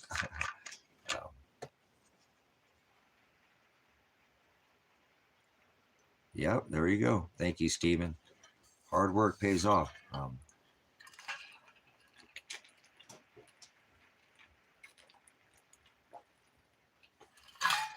I love to farm though. Not like farming, I didn't grow up like that. Once I went to the country though, and seriously, just met that country lifestyle, Never want to go back to no city. I'd visit the city to go shop or something, but hell no, country is the lifestyle, man. So farming, growing your own food, that's so much more rewarding than being in a fucking city. You can have your cities, I'm not saying, but you know what I'm saying? My hands on my resume. There you go. How many calluses you got? I don't know. I don't count them. So I don't know. A lot, I'm sure, Donald. I'm a veteran, so I'm sure I can still crank out quite a few push-ups. I haven't done them for a test in a while, but yeah, country's of life. I know people can't all leave the city, but man, hell no. I want to go to the city and visit the city for a minute, shop, do whatever, and then I want to go back to the country. I want to go back to where life is slow. There's no stoplights, no stop signs, and where life is nice and country style. You know, that's just a different, and it's not for everybody. I know that. People like their, you know what I'm saying?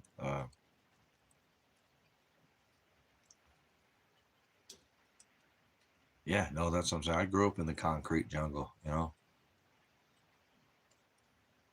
Yeah, I know some people can't leave the city, and so they got to make the best of the city. But man, I tell you what, I've had been forced back in the city. Father's pushed me back in the city many more than once, you know, and said, nope, you got to get away from that country life. But nah, once, like I said, I've been in and out of the country, and the country is definitely a better lifestyle, and it's more rewarding because it's animal husbandry, again, growing your own food, have plenty of land to do and grow and expand, and kids to run and not be, you know, feel like they're being trampled by, you know, frequency and, you know, just, you know, it's just better for the children too. I think they live a much better country. Kids are so much, you know, I was live streaming up there at our little local, you know, whatever. There's a deli up there, and they have a grocery store that's inside the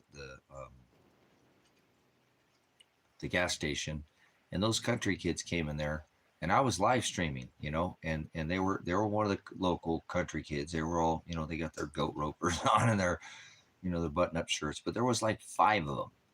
There was five of these kids sitting there, and they all came into the hot deli case, and they took care of the youngest one first. They made sure that the youngest got their whatever the youngest one ate first, you know, or got their stuff first. That they were all, none of them were probably any older than 12 or 13 years old. You know what I'm saying? And I filmed it. I did all on live stream. I had to film. I said, look at these kids. Look at how these kids act out here in the country. They made sure those kids all quiet. They weren't yelling and screaming like little fucking screaming heaving demons. You know, like I said, I'm not saying all kids in the city, but no screaming. They all stood there, cleared away from the cabinet. Like three got on one side, the two got on. They made sure the little one got the food first. Then they all got their, you know what I'm saying? They all got their, they were real quiet. They all picked whatever. There's no arguing over shit. They all got their stuff and they walked the hell out of there. You know what I'm saying? Now their farmers are pretty wealthy and they can come in there and pay for whatever they want in that cabinet. I know that. It's not like they have to pick and choose. They got money. But I'm just saying they're still act like not, they just were quiet. They came in there, they got the food, the little ones got taken care of first, they picked their stuff out, there's no arguing, and they left. It was very orderly and more like these city kids, you know, I'm not saying that all city kids are bad, but country kids just have a kind of a different lifestyle. You know, you grow up bucking hay or, you know, just neat to see that there's some orderly fashion, you know, and I showed it I said, look at these guys, look at these kids standing here, look at that, you know, and they just were quiet and didn't throw fits, and nobody was, one of them was, you could tell 13, there was 11, they're all brothers and sisters, but, and mom and dad weren't even right there. No mom and dad.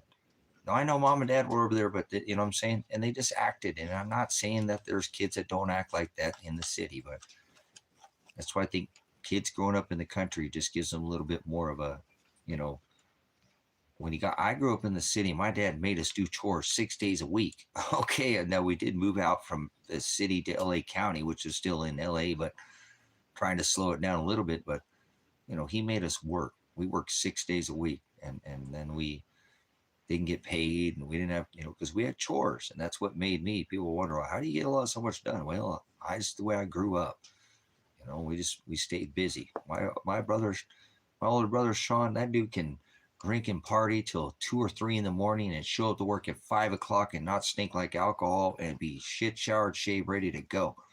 You know what I'm saying? And do that without even, you know, kind of like some of these farmers, they work day and night. They don't stop working. They burn the candle at both ends, you know, and they're proper. They don't bitch. They don't whine. They don't do nothing. They just work, you know. They're like that Dax song. What did he say? Work harder. Nobody cares. No, that's what he said. I don't think it's a song, but you know, yeah, not that you can't, because see, that's the way my dad raised me. He raised us with, you know, we lived in the concrete jungle in the city, you know, right there, and he still raised us with more of a country moral type of value, you know. So, um, right there in the concrete jungle, I told you how he did it. You met me, Nicole. You know, I'm city as fuck. I'm still L.A. Like, but not. That's not. You know, you can't take the country out of the boy, or kick the boy out of the country. Can't take the country out of the boy. You can't take that I was born in the concrete jungle out of who I am. But I have to be 100% honest with you. It was the first time that I had met this country girl, and she took me up to Saginaw, Oregon, and she took me out to the woods, and she showed me what it was like to be a country girl. And I never wanted to go back to the city ever again. I never want to go back to LA. I'd visit, but I remember a day, I remember I was young, man. I was still a teenager, young and dumb and crazy and wild and silly. And um, I brought a girl up from California up. She's some supermodel or whatever. It didn't work out. And then I met this country girl, and then she took me down off the woods and took me to the lake, and well, that's the first time I ever did it in the back of a pickup truck. You know what I'm saying? So once I found the back of it, then I found out why they had tailgates, you know. And anyways, moving on. I didn't want to go be in no. I want to go back to the woods and hang out for days, and you know, and hang out with country boys and girls that want to party and stay in the woods and camp there all night, not leave and go drive and be crazy in the city and get DUIs. They stayed in the woods for a couple of days and partied out there in the woods, and we stayed out and out in the woods in Oregon, all over. I did this, from growing up when I was young, and loved coming up here to where I'm at now. But I remember when I knew I loved the country, because I met that country girl and I never wanted to go back. And I was like, wow, that's the life. I want to hang out by the, in the woods and make a bonfire and eat, country. They cook a little bit different. They cook a little different in the country too. Pour beer on their food and do crazy shit that country boy people do. So, but anyways, I never went back to the city, honestly. Once I got in a Toyota pickup truck and they took me crawling through the woods, why the hell would I want to go anywhere else? Show me how to drift a four-wheel drive pickup truck on a gravel road. Man, that was, thought it was fun growing up in the city, going fast on the highways. That was more fun on the country when I was burning gravel, doing, donuts in the middle of the road, going 60 miles an hour, doing a donut on a gravel road, pulling an e-brake, doing, just being crazy, country style, different kind of, lifestyle. So, I have no issues with people like the city, but I tell you what, that's not for me. So, fun to visit, fun to go get a tattoo or something like that in the city, but time to go out to the country and enjoy the, I think it's just a better life too. Um,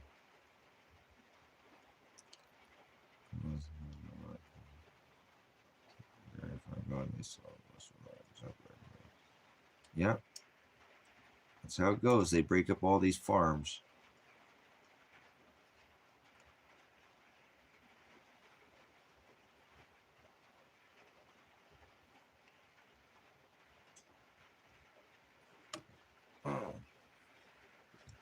Anyways, I live in a pretty unique country town too out here. Where I live now is pretty amazing. I mean, they got its issues just like any other town out here with law enforcement, but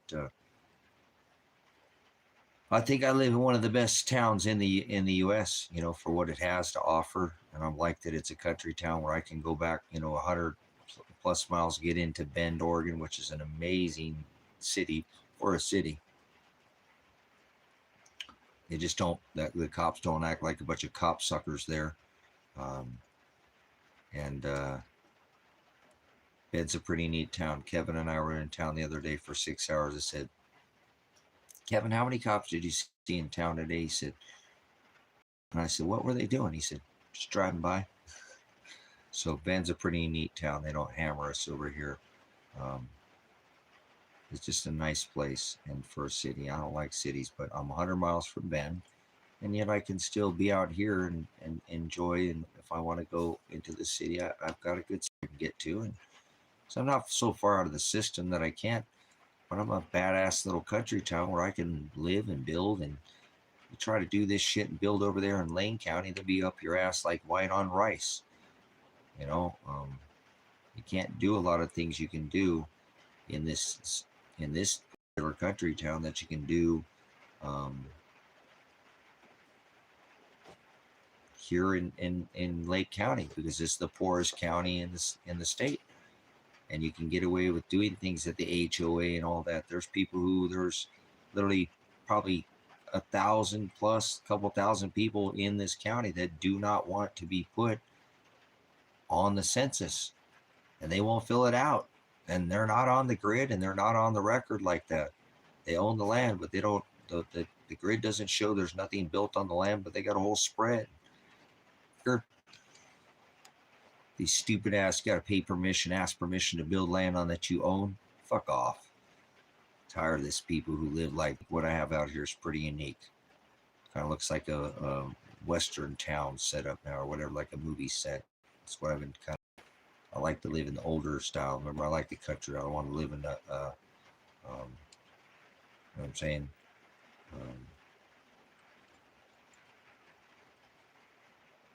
You do you. I'll do me. But for me, country's the life. You know, narrow is the way that leads to the right, straight gate. Broad is the way that leads to the wide gate, which leads to hell. So, Father hates cities. I can tell you that much. He hates capitalism. He doesn't like cities. He doesn't like convenience. He doesn't like that you cannot raise your own food and not go into the woods and feed yourself without hurting somebody. You know,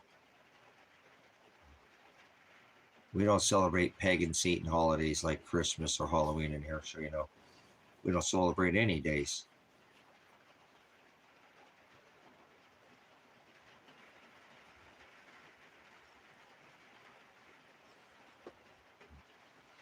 But anyways, that's, you know, like I said, that's why I'm trying to get out of the country for a little bit, take a vacation. I come back here to this nice little country town I live in and keep living this American dream. Not myself personally. I want to just move around, but there's so much to see, you know. But most of the things I want to see aren't cities. I don't want to see cities. I want to see country. I want to see waterfalls and chase rainbows, see that kind of stuff. You know what I'm saying? Cities are nice, but what the hell? Cities are where you stock up, go get some stuff, you know, and then go back out into the woods, go back out into the country, go back out into the jungle, if you will. I'm a weirdo like that. You don't have to do what I'm doing. You do you. You want to stay in the city, stay in the city. I don't want to be anywhere, no cities. No, thank you. Too much technology, too much crime, too much, you know, all your 5G towers, microwave towers, all this. Why would anybody want to put their body through all that? You know, I think the best thing about the country is too that you have room to grow your own food. If nothing else, you still got room to grow your own food. You can't even grow food in a lot of cities. They won't let you grow your own food in the city. That's a fucking, that's a hell, if you ask me. You cannot grow your own food. I don't want nothing to do with that place. You can have it. Stay there. No thanks. I want to grow. I got more room. I could grow so much food I wouldn't even know what to do out here. And I don't. Remember? Don't. I need to give away some chicken eggs, man. I got so much chicken eggs. I got chicken eggs coming out my ass. I do. I got so many chicken eggs right now. So I just had 6 chicken eggs for dinner.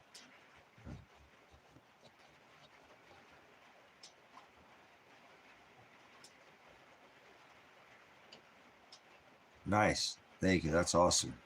A house from 1840. I live back east too, so I like the houses back east. Are amazing. They got cow hair plaster, Latin plaster, not this drywall sticks and whatever 2x4s and 2x6s and drywall. They're real houses built with, creosote lumber, blaster, cow hair, you know, cow hair blaster, slats and blaster. That's some pretty neat buildings back east. They blazed the Oregon Trail. That's the neat thing about Oregon too, is they came out here, you know, and set up shop pretty early out here. So some history in Oregon as well. Pretty cool spot. 10:25. You guys, I'll probably wrap this up here so I can I'm studying. I think silver hit $50 today.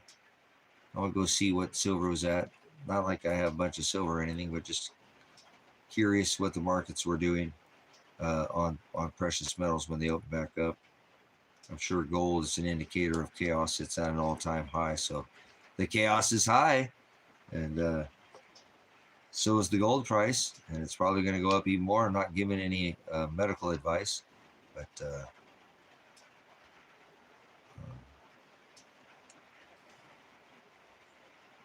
speaking of eggs, I do all that, so let the Lord, so I see.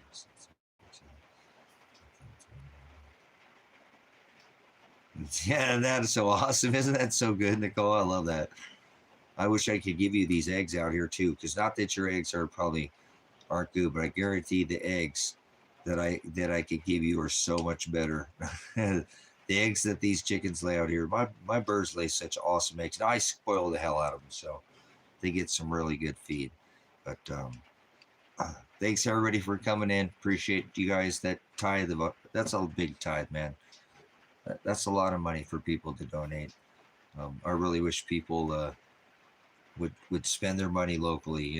There's people you can use money in your local area. So I appreciate when people, if you have the abundance, it's there, but it's never required to be here. Remember, you don't have to be tithing any money. Your time, like we spend a lot of time in here. So that is the only requirement ever to be a part of this ministry. Good comments, because you can't print time. You can try to make it up, but that's not easy to do. And normally when you try to cut corners, you compromise quality, if you know what I'm saying. So, yeah, no, appreciate you guys. This ministry is a blessing. Father did pluck something away from me with, Elijah, but he's returned something to me, tenfold. So I'm not trying to replace you guys with my son or anything, my daughter, but you guys give me an avenue to kind of this is a tough life for me right now. I never expected God to do this to me, but it's not going to change. It's not going to get any easier. And if I can know that's coming, then I can plan for that. So I'm a planner. I like to plan. I like to plan a lot. I do good on the fly. I do good under pressure, but so thanks for being there for me. Like I said, this has just been a very difficult time, and without this ministry, I don't know what I would do. I really don't. I think I would have probably lost it and went into a state of depression. I'd be all right. I'd just turn the world off. I'm kind of a recluse, you know what I'm saying? I get a little isolated. I turn off. My son's like that. Maybe that's what's going on with him. He turns off. He won't fight with people. He will if you not. He won't fight you, but if you try to beat him up, he'll whoop your ass. But he won't do anything to you until you push him into a corner. So maybe that's what's going on with my son and daughter. I don't think so, but I don't want to fight with anybody. If you notice that, I push get out of the system, become your own boss. Grow your own food. Nobody's going to say I'm a violent man. I, for so many years, tried to invite people to come out here with me, and nobody has come, but that's okay. I'm not giving up on that. That's why I paid this off, and I think if I get a vacation and can get out of here, I'll come back supercharged and do what I do. The Father makes me do it. Just share the gospel. That's what I care about. I found everything else kind of boring to me now.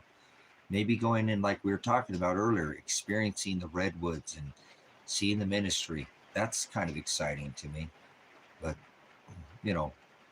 that's the ministry. I love the ministry. This is my life now. This is all I have is this ministry. Everything else to me is, I just don't have anything else. I don't want anything else. I don't need anything else. I've been abundant in my life, and I'd like to share what I have. And if it's only sharing this knowledge that I've been given, it would be wrong for me not to share that with you guys. So thank you for giving me the platform, Father, and then the ears to hear, and the eyes to see, so we can come in here and experience these amazing times that were written about thousands of years ago. We're living in the exact days, and we're in the pages of Revelation right now. So this is an amazing time. We are literally living in times that were spoken of thousands of years ago.